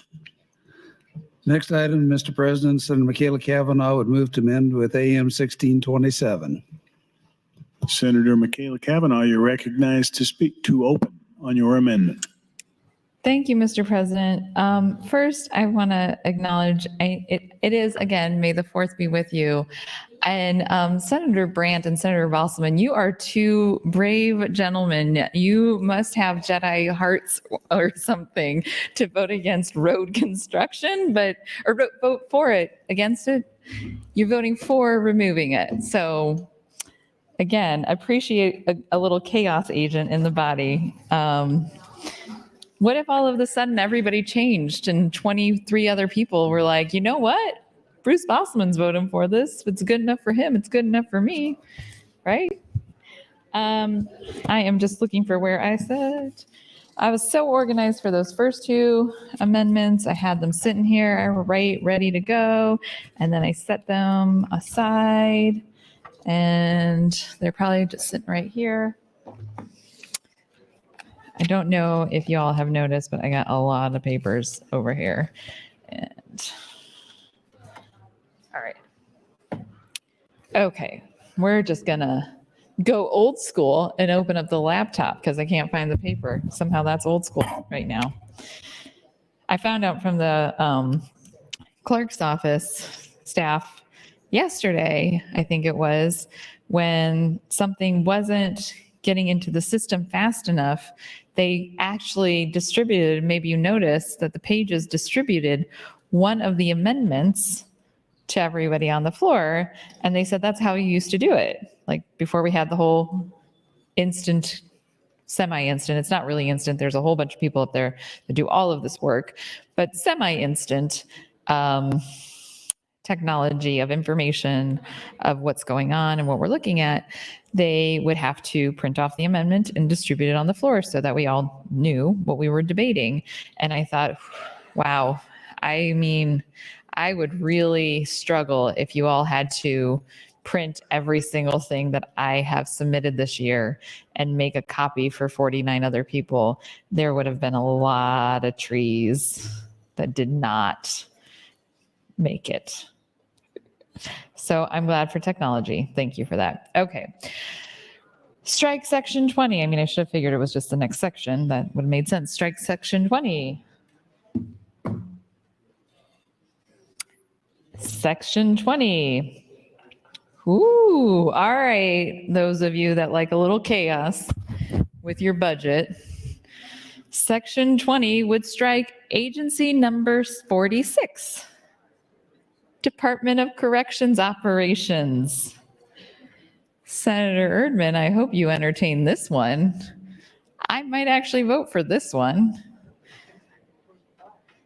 AM 1627 strikes Section 20, Agency 49, Department of Correctional Services, Program Number 200, Operations. And that would be $24,925,453. Let's do it. Let's do it. I am going to get in the queue one moment. Let's strike corrections operations budget. I mean, if we were willing to be chaotic and strike the HHS's operations budgets, let's go for broke. Shall we? So, all right. I actually didn't read the intent statement of LB 813. LB 813 introduced by the Speaker at the request of the Governor as part of the Governor's biennium budget reductions. This budget makes adjustments to the appropriations and reappropriations for state operations and aid programs in the current fiscal year ending June 30, 2023. The adjustments will be used in programs where the forecasted cost has risen or decreased due to circumstances that were unforeseen when appropriation bills were passed 2 years ago and subsequently amended by the legislature in 2022. This bill contains an emergency clause. Detailed information regarding the governor's budget recommendations may be found in the 2023-25 biennium executive budget recommendations, which may be viewed on the Department of Administrative Services State Budget Division's website at https://das.nebraska.gov/budget/publications.html. Okay, there we go. Okay. So if people are here and they want to yield me time because they don't want to keep coming back for calls of the House votes, please feel free to do that. On every single one of my amendments, I get 10 minutes to open and then an additional 15 minutes, so 25 minutes. So every 25 minutes, we go to a vote unless people either speak or yield me time. So 25 minutes from whenever I started talking is roughly when we'll go to a vote again, unless people get in the queue and speak or yield me time. But don't fear. If you're concerned about helping me filibuster, I have a lot of amendments filed. So it's not about me not having enough to keep it going. It's just a matter of how often do people want to vote. So there we go. Okay, where did I leave off? I was on page 140 of The Martian, The Green Martian. Public Health Cancer Registry funding. I think I already read that. Nope, Public Health Lab, I already read that. Parkinson's Registry, Public Health Vital Records System. Okay, I think that might be about where I was. The Appropriations Committee approved the $11.5 million cash appropriations to support modernization of the Public Health Vital Records System, which serves Nebraskans with critical documents such as birth certificates, death certificates, marriage and divorce certificates. There is not an Oxford comma there. Interesting. I'm just curious, do different members of the fiscal office write different? I would love to know what the internal debate is on the Oxford comma within the fiscal office. I might ask people tomorrow. All right. So DHHS testified that the agency has over time saved $5 million in vital records fee revenue, which is used for this purpose. Also included is a one-time transfer from the cash reserve fund to the Health and Human Services cash fund in the amount of $6.5 million to support this initiative. That reminds me, I don't know why, but this morning, hours ago, when we were talking about the Universal Service Fund, NUSF, and the fees that they come from, and how we can't utilize those fees. They're not a tax levied by the state, et cetera, et cetera. Senator Mosier put in the amendment passed, everything is gravy. But then I did mention, when we were discussing it, I mentioned the driver's license fees and that we actually charge more than it costs to produce driver's license. And last year, Senator Geist had a bill that took $3 from the driver's license fees, that $3 out of the $10 that were previously going directly into the general fund, and reallocated them back to the Department of Motor Vehicles to cover their expenses, which is an appropriate use of the fee.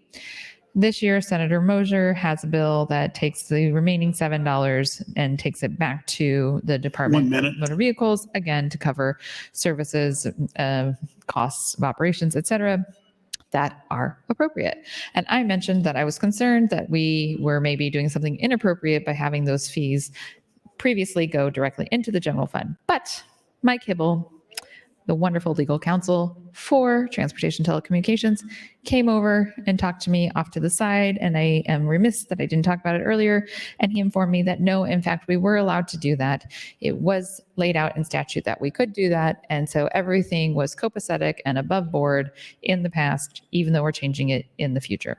So just wanted to say that. Thank you to Mike Hibble for that piece of information. It's always good to know that we're doing things the right way.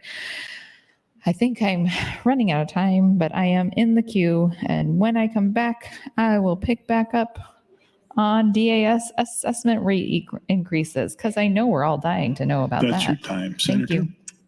Thank you, Senator Kavanaugh. Senator Hunt, you're next in the queue and recognized to speak.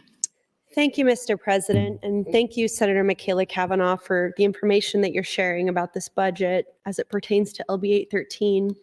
I'll be opposing AM 1627, and I'll be not voting on AM 1169 and 813. A lot of people have left the chamber, and I want to tell those of you in the body who are still waiting until we adjourn tonight that you could take off and go for it. A lot of people have left because they're being asked a lot of questions by the media about their anti-trans bills. As far as I can tell, the more those people talk on the record, the better, because the things that they're saying to journalists are really helping my cause. Just a couple hours ago in the news, this news came from Florida. So I really like Formula One. A couple of years ago during the pandemic, my friend Angela got me into Formula One. We were on Zoom and we were talking, and she was telling me, "Oh, you don't watch Formula One? Like, you would really love it. I can't believe you don't watch it." And so I was like, "Well, why do you think I would like it?" And she said, "Because it's all about fashion." I loved that. And it's true. It's basically like European NASCAR. It's Formula One cars, and every weekend, almost every weekend, there's a lot that they go off, but every weekend they go to a different place in the world and they do a Grand Prix. Some of the most famous ones are in Monaco. My favorite one is in Singapore. Last weekend they had one in Baku, Azerbaijan, and this weekend they're having one in Miami. And Miami is one of the only races that they do in the United States. This year there's a United States driver for the first time in a long time. And my favorite driver, I have a couple favorite drivers. My team is Ferrari, but my favorite driver is Lewis Hamilton, and he drives for Mercedes. And he is known for being very politically outspoken. You can see why maybe I like him.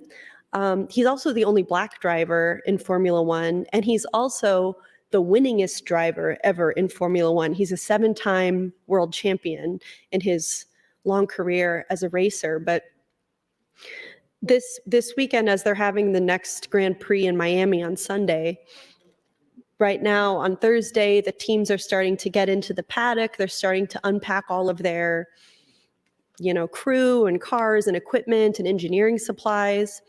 Tomorrow, they'll do practice runs, 3 one-hour practice runs for all the different drivers. There's 20 drivers. And on Friday, they will do qualifying. So it's a round where they drive around the track as fast as they can which decides what order they're going to be racing in, who gets to be in the front position, and so on. And this article says, 7-time Formula One champion Lewis Hamilton lashed out Thursday at anti-LGBTQ measures enacted by Florida lawmakers and ripped the state's controversial Don't Say Gay law with a reference to oppression seen in Saudi Arabia. Quote, "It's not good at all," Hamilton said ahead of Formula One's highly anticipated race in suburban Miami this weekend. Quote, "I stand by those within the community here. I hope they continue to stand firm and push back. I'll have the rainbow on my helmet. It's no different to when we were in Saudi," unquote. Hamilton, Formula One's only Black driver, regularly uses his platform to speak on issues of social justice and race, human rights, and protection of the LGBTQ community. The 38-year-old Briton speaks out while racing in countries with questionable human rights records, including Saudi Arabia, and now colleagues including the United States, or when an issue arises in which he feels his voice can lend support. The comments come just 3 days before the first of Formula One's unprecedented 3 stops in the United States this season, and amid surging interest in the racing series among Americans. The other stops are Austin, Texas, and Las Vegas. And this is the first year that we're having the race in Las Vegas, and I'm still scheming. I'm trying to figure out how I'm going to get to that. If there's any Harlan Crow types, any people out here listening who would like to do a very expensive favor for a lawmaker, I want to go to the Formula One race in Las Vegas. I see Senator Holdcroft is next in the queue, and I'd like to hear what he has to say. So I'll yield my time. Thank you. Thank you, Senator Hunt. And Senator Holdcroft, you're recognized to speak. Thank you, Mr. President. I rise in opposition to AM 1627, and I yield the rest of my time to Senator Michaela Cavanaugh. Senator Michaela Cavanaugh, you have 4 minutes and 48 seconds. Thank you, Mr. President. Thank you, Senator Holdcroft. I was standing in the back of the room. I wasn't expecting that. I was having a conversation about it's still May 4th, so obviously Star Wars and The Mandalorian. And I was reflecting upon Senator Hansen's comments, and I know he's here, but I just don't see him at the moment. But I really, next time he's available, I'm gonna want to ask him about his feelings on the Mighty Ducks, because he said he doesn't like Disney, but like Senator Hansen and I are the same age. I'm like 4 or 5 months older than him. And so I know that the Mighty Ducks is of his vintage, and it's a Disney product. So I am curious if that extends to his boycotting of Disney extends to the Mighty Ducks. I haven't watched the new Mighty Ducks series. I hear it's pretty good, but I was a fan of the movie starring Emilio Estevez. And I think it also starred, oh my gosh, what is his name? Percy? No. He was on Dawson's Creek, but he wasn't Dawson. Jason Jackson. Joshua Jackson was also in the Mighty Ducks, I believe. Anyways, Senator Hansen, next time you're available, just know this is a burning question I have. Okay. Back to DAS assessment rate increase. I think that's where I left off. This is on page 141 of the Martian. These adjustments account for changes in fees charged to DHHS so that current resources will be available to support the mission of the agency. DAS assessment rate increases. It's two different ones. I'm guessing. Okay, I'll just read it. These adjustments account for changes in fees charged to DHHS so that current resources will be available to support the mission of the agency. Okay. And a third one, DAS assessment rate increase. These adjustments account for changes in fees charged to DHHS so that current resources will be available to support the mission of the agency. Annualization LB 921 reimburse for LRC admissions. So LB 921 was part of the sentencing reform package from last session. LB 920 was the main show, the main event that did not get passed. LB 921 was the still significant and important package of bills, but it didn't go as far as 920 did to accomplish as much in sentencing reform. Still important, still significant. Okay, so this is the annualization, LB 921 reimburse for LRC admission. And LRC is, I'm gonna say it's the Lincoln Regional Center. I think that's what the LRC in this particular instance stands for, but somebody will correct me, I'm sure, if I am incorrect. This request is being made in order to adjust base salary of 3 new FTEs included in LB 921. Positions are required to be in place by July 1, 2023. Thank you, Mr. President. 2023. No personnel costs were included in FY 2022 to 23 amount. Costs associated with implementation during 22-23 are being removed, and the additional personal staffing costs to be incurred beginning July 1, 2023 have been added and include the 5% increase in salary for each year of the biennium. The fiscal note provided for LB 921 in 2022 was based upon a base wage rate of $17.90 beginning in FY 23-24. This issue increases the rate to $18.79.8 and $19.73.8 per hour for social service workers FY 23-24 and FY 24-25. DAS assessment rate increase. These adjustments, well, I'm not going to read that anymore because I've already read it several times. Okay. DD service coordination. C. That's your time, Senator. Thank you. Senator Hunt, you're recognized to speak. Thank you, Mr. President.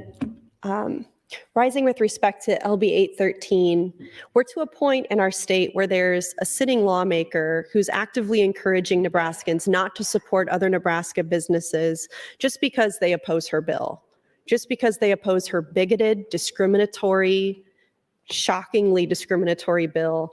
And she has left tonight, so she's not here to respond to that. But this is an issue that's rising in states all around the country, and it's affecting business. It's affecting the ability of states to attract events.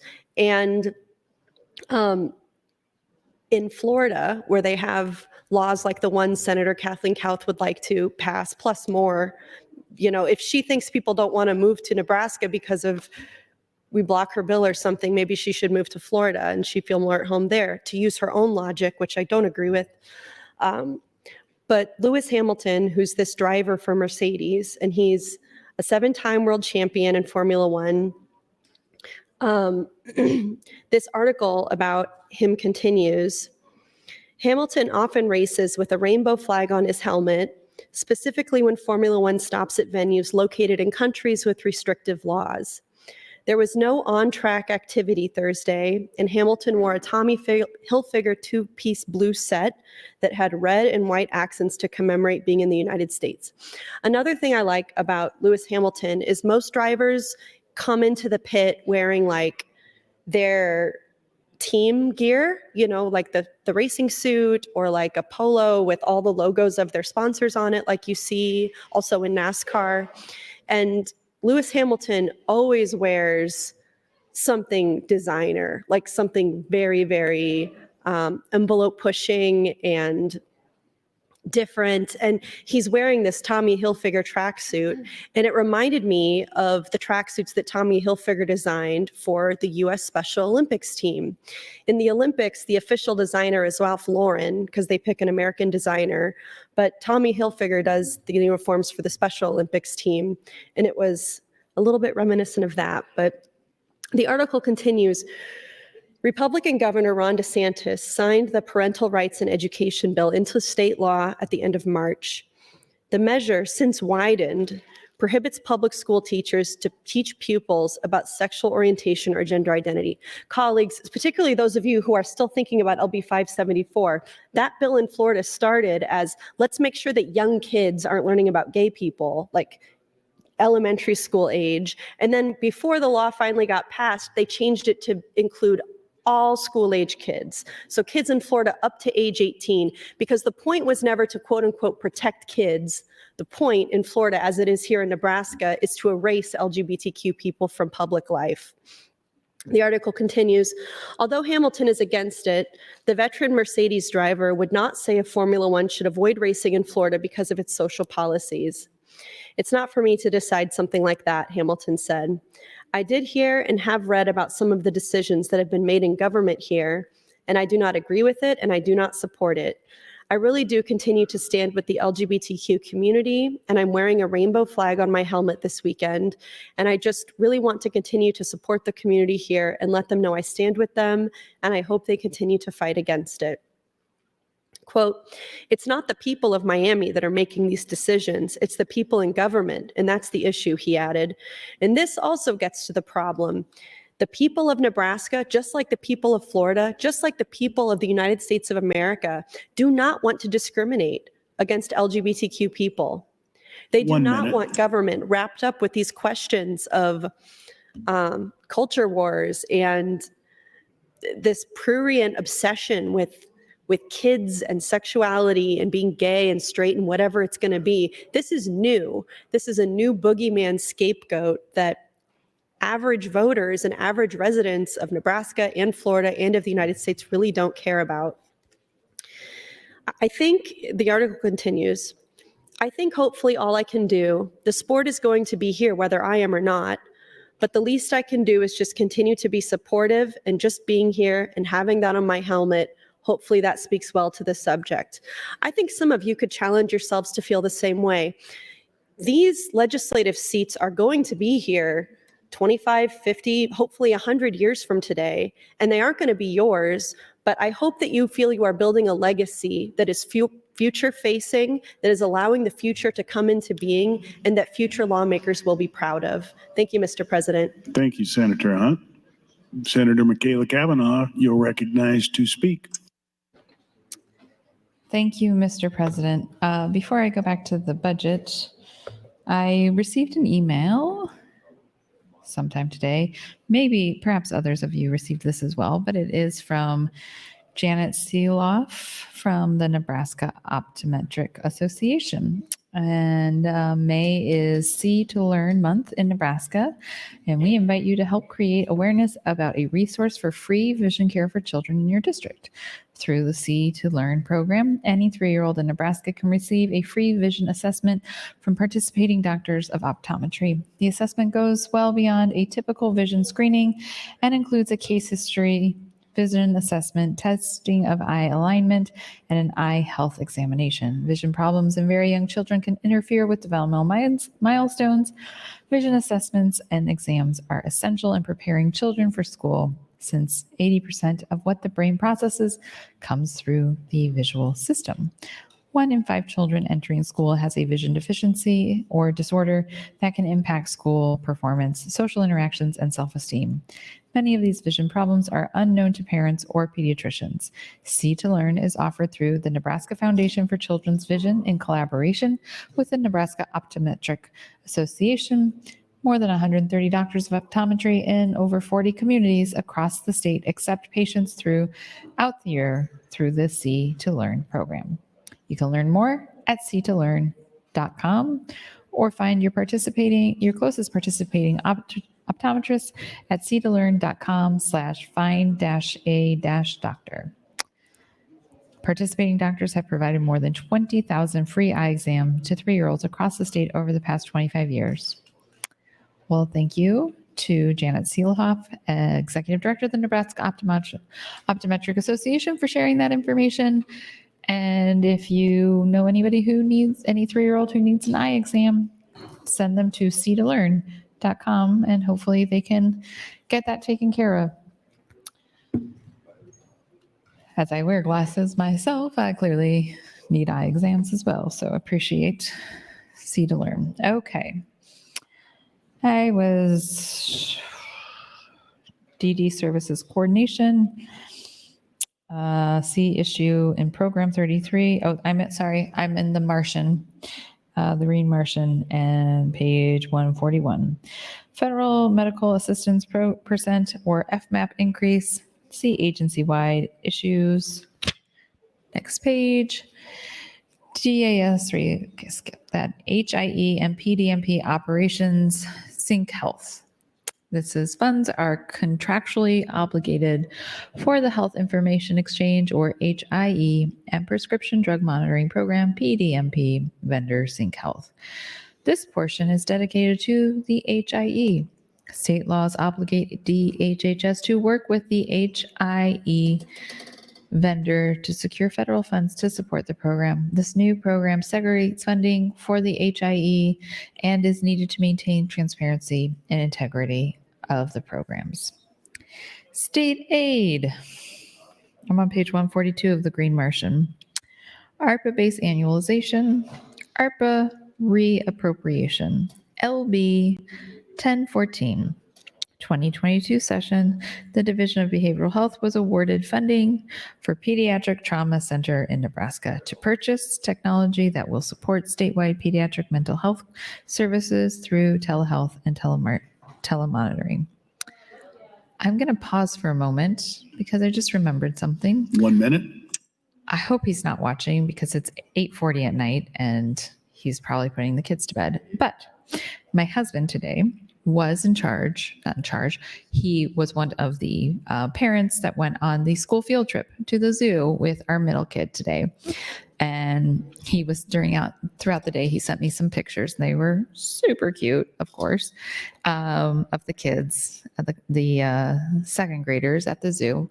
And he told me about one of the kids scraped their knee and he had preemptively packed ointment, Neosporin, bandages, just on his own, had packed all of these things.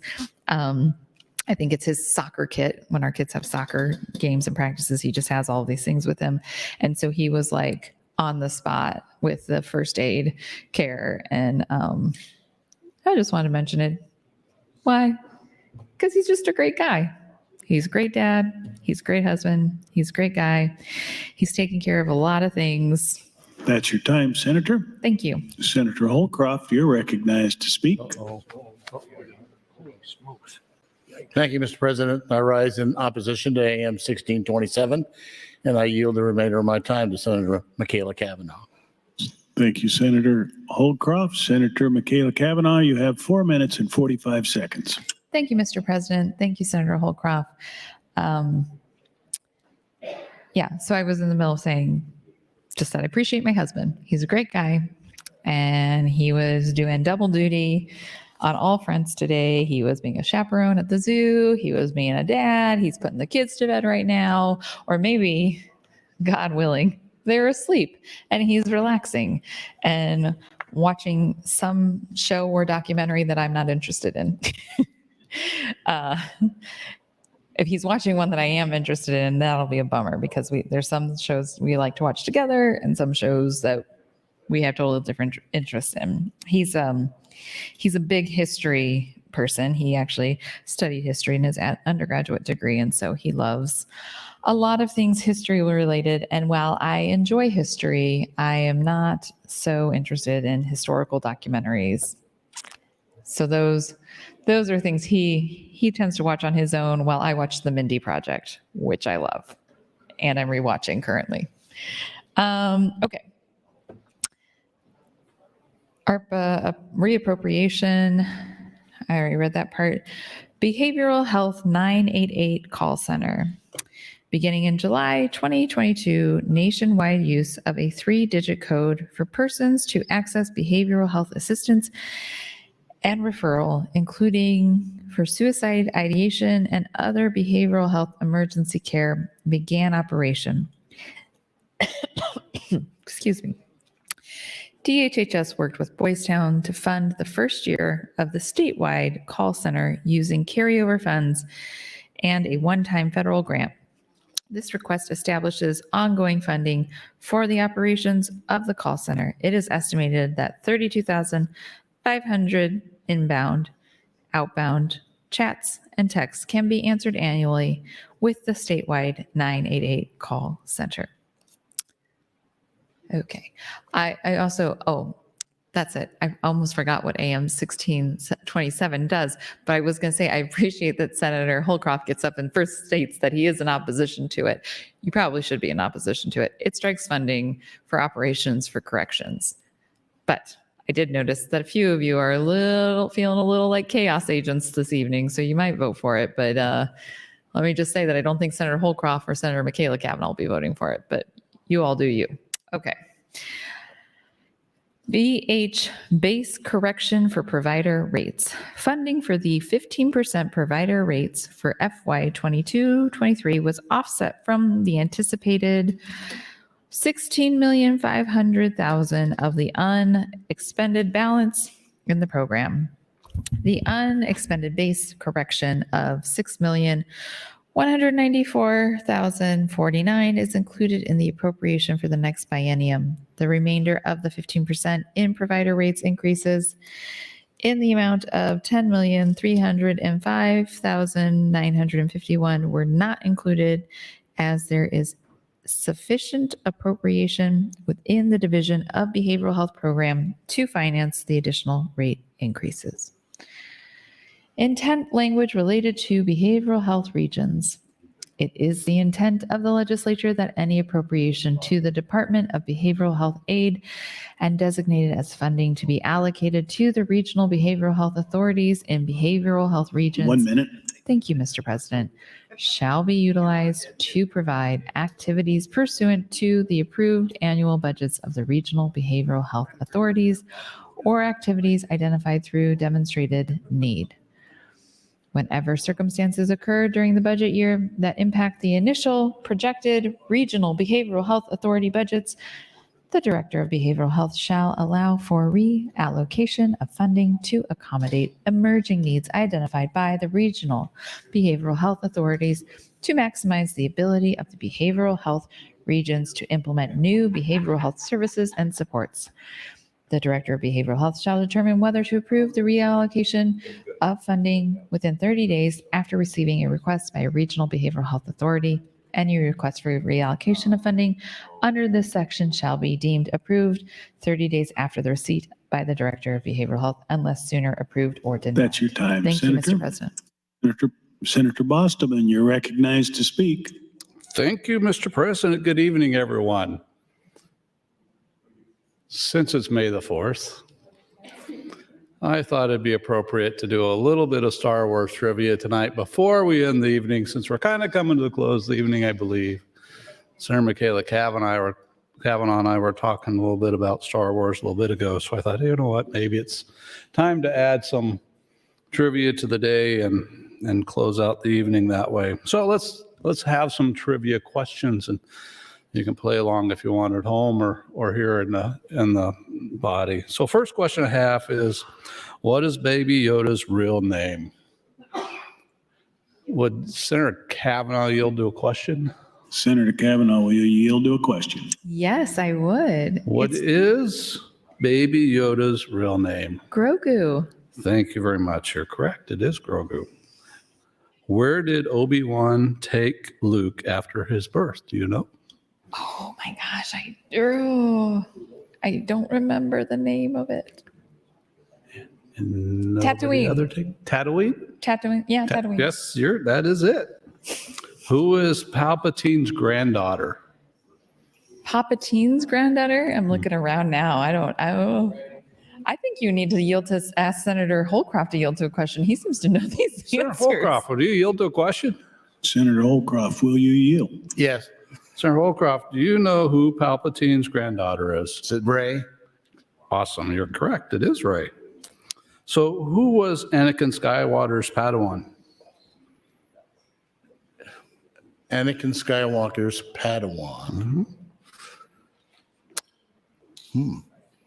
Oh, well, of course, that was Luke. No, I'm sorry. No, I don't know that one. I'll pronounce her on as Ahsoka Tano. Oh, yes. That was from the cartoons. Okay. All right. What is Mando's real name from The Mandalorian? I don't know that one. Would Senator Decay yield to a question? I'm going to guess Bob. Wrong. It was Din Djarin. Who had the highest? Well, we'll skip that one. What year did the first Star Wars movie come out? Some of you may not be old enough. I don't know, but some of you. Would Senator Hughes yield to a question? Senator Hughes, will you yield to a question? Yes, I will. First Star Wars movie. What do you think? I thought it was 75, but then I heard somebody say You're 77. close. 77? 1977. Very I close. would Well, let's say- try the next one. Where is Jabba the Hutt's palace located? On a planet. Tatooine. Of course. Okay. So, who were Kylo Ren's parents? Senator Kavanaugh, Michaela Kavanaugh, would you yield? Senator Michaela Kavanaugh, will you yield to a question? Princess Leia and Han Solo. Correct. Who killed Qui-Gon Jinn? I feel like I'm cheating on that one, but it was, now I forgot Darth Maul. There you go. So let's see. Okay, here's a toughie. So what is the episode number of the very first Star Wars film? Go ahead. Four. You're exactly right, Senator Kavanaugh. Thank you. Thank you. Who built 1 minute. C-3PO? Last question. Who built C-3PO? Anakin Skywalker. So what we'll end with tonight is a quote from Yoda. Do or do not. There is no try. Thank you, Mr. President. Thank you, Senator Bostoman. Senator Hunt, you're recognized to speak. Thank you, Mr. President. Not supporting gay rights is something someone on the dark side would do, so that's something for all of you to think about. This article I'm reading about trans rights in Florida continues talking about Lewis Hamilton, who's the winningest driver in Formula One history, and making a statement for the upcoming race in Florida by wearing a rainbow on his helmet in this state that has so many anti-gay and anti-trans laws, like the ones most of you support here in Nebraska. He continues, quote, "It's not the people of Miami that are making these decisions. It's the people in government, and that's the issue," he added. I think hopefully all I can do, the sport is going to be here whether I am or not, but the least I can do is just continue to be supportive, and just being here and having that on my helmet, hopefully that speaks well to the subject. Before last year's inaugural Miami Grand Prix, they just had the first one last year, and they're having the first one in Las Vegas this year. Before that, the only race that they had in the US was in Dallas, and I think that there's a growing fan base in the United States, and that's why they're bringing more races here. But it says, before last year's inaugural Miami Grand Prix, Hamilton dipped into the Roe versus Wade debate and hosted former First Lady Michelle Obama in his pit for practice and qualifying. Quote, "I love being in the States, but I can't ignore what's going on right now and what some in the government are trying to do to the women who live here," Hamilton said then, ahead of the Supreme Court decision to end the nationwide right to legal abortion. quote, "Everyone should have the right to choose what they do with their own bodies. We can't let that choice be taken away," unquote. Formula One's governing body said at the start of the year that drivers would be prohibited from speaking out on social justice issues at events. The drivers pushed back, and the FIA clarified its position to allow drivers to respond to questions. Hamilton on Thursday was asked about Florida's laws, but he had previously said he wasn't going to follow FIA guidance. Hamilton became the first Black race winner in Formula One in 2008. Now in the final year of his contract with Mercedes, Hamilton is the winningest driver in series history and is tied with Michael Schumacher with a record 7 titles. Earlier this year, from this article from the Associated Press about that guidance to drivers, it says, the governing body for Formula One issued guidance Friday on a rule recently introduced that prohibited drivers from speaking out on political and controversial issues. The FIA's original rule barred, quote, "political, religious, and personal statements without prior consent," and expressed no limitations on where that restriction applied. Drivers were nearly unanimous in their criticism of the ruling, and 7-time Formula One champion Lewis Hamilton said he would not follow the ban. The guidance issued Friday puts limits on when the FIA can apply the rules, and the restrictions will be upheld during pre- and post-race events and on the track. The guidance noted drivers can express their views on any political, religious, or personal matter before, during, and after the race in their own space and outside the scope of the international competition. The FIA will permit the freedom of speech, quote, "through their own social media, during interviews with accredited media, and during the FIA press conference, only in response to direct questions from journalists." The FIA will allow exceptional circumstances in which it could grant a driver the ability to make a political statement at an international competition that would otherwise be prohibited. 1 minute. Thank you, Mr. President. If that request is submitted to the governing body 4 weeks in advance of an event. The conversations that we've had on the floor today remind me of a video that I saw today from Florida. The Florida Legislature recently adjourned sine die, and there was a video that went a little bit viral of many members of the legislature dancing the Cupid Shuffle together in this show of bipartisan unity. And a lot of people were raising this up as an example of, you know, how lawmakers ought to behave and how we should be. But I completely reject that. And I completely reject all of you making cutesy jokes about Star Wars, your favorite little movie, when all of you would have been on the dark side. And look how diverse and different space is. You know, there's a lot of bodily autonomy in space, isn't there? So I think that you should think about what pop culture is telling you and if it's really something for you or not, because I don't think so. Thank you, Mr. President. Thank you, Senator Hunt. Senator Holcroft, you're recognized to speak, and this is your last time on the amendment. Thank you, Mr. President, and I rise in opposition to AM 1627, and I yield my time to Senator Michaela Cavanaugh. Senator Michaela Cavanaugh, that's 4 minutes and 51 seconds. Thank you, Mr. President. Thank you, Senator Holcroft. I'm not entirely sure. I think we're coming to an end on the evening. So I started trying to organize my stuff, and I found my amendment that I was looking for before. It was right where I left it. I appreciate Senator Hunt talking about the Formula One. Thank you. I was going to say Formula 400. Formula One racing, it actually reminds me of my grandmother, who was really into following Formula One racing because this was when she was in her 90s, but because the woman who did her hair's like great nephew was a driver. And so that's the kind of person my grandma was. She wanted to take an interest in this because it was of interest to that woman.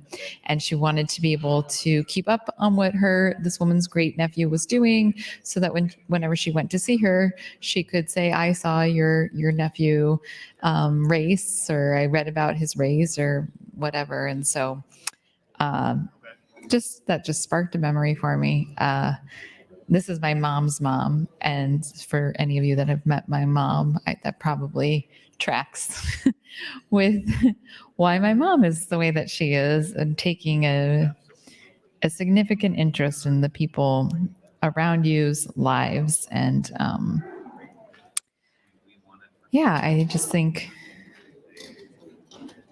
maintaining a connection and ensuring that the people around you, whether they're strangers or not, feel a connection to the person standing next to them.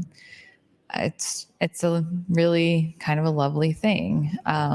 You don't always have to have like an in-depth conversation to maintain a connection. I think I've mentioned this before. I have like perhaps the fault of being rude to. If I'm talking on the telephone to someone, I'm much more likely to be rude to the person I'm on the telephone with.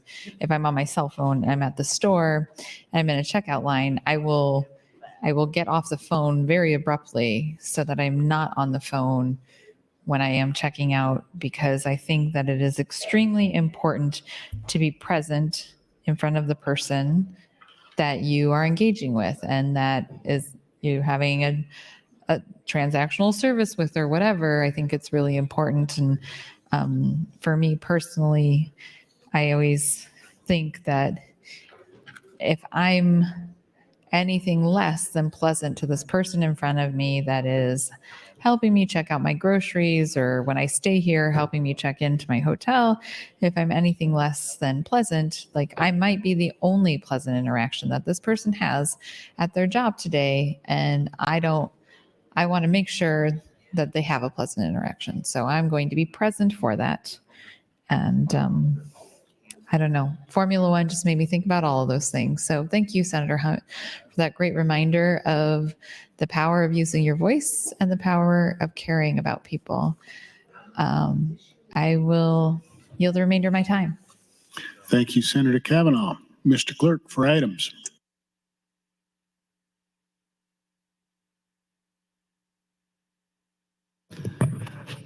Thank you, Mr. President. Amendment to be printed to Legislative Bill 813 by Senator Wayne. Name add Senator Conrad to LB 632, Senator Ibach to LR 124 and 125. Finally, priority motion, Senator Lippincott would move to adjourn until Friday, May 5th, 2023, 9:00 a.m.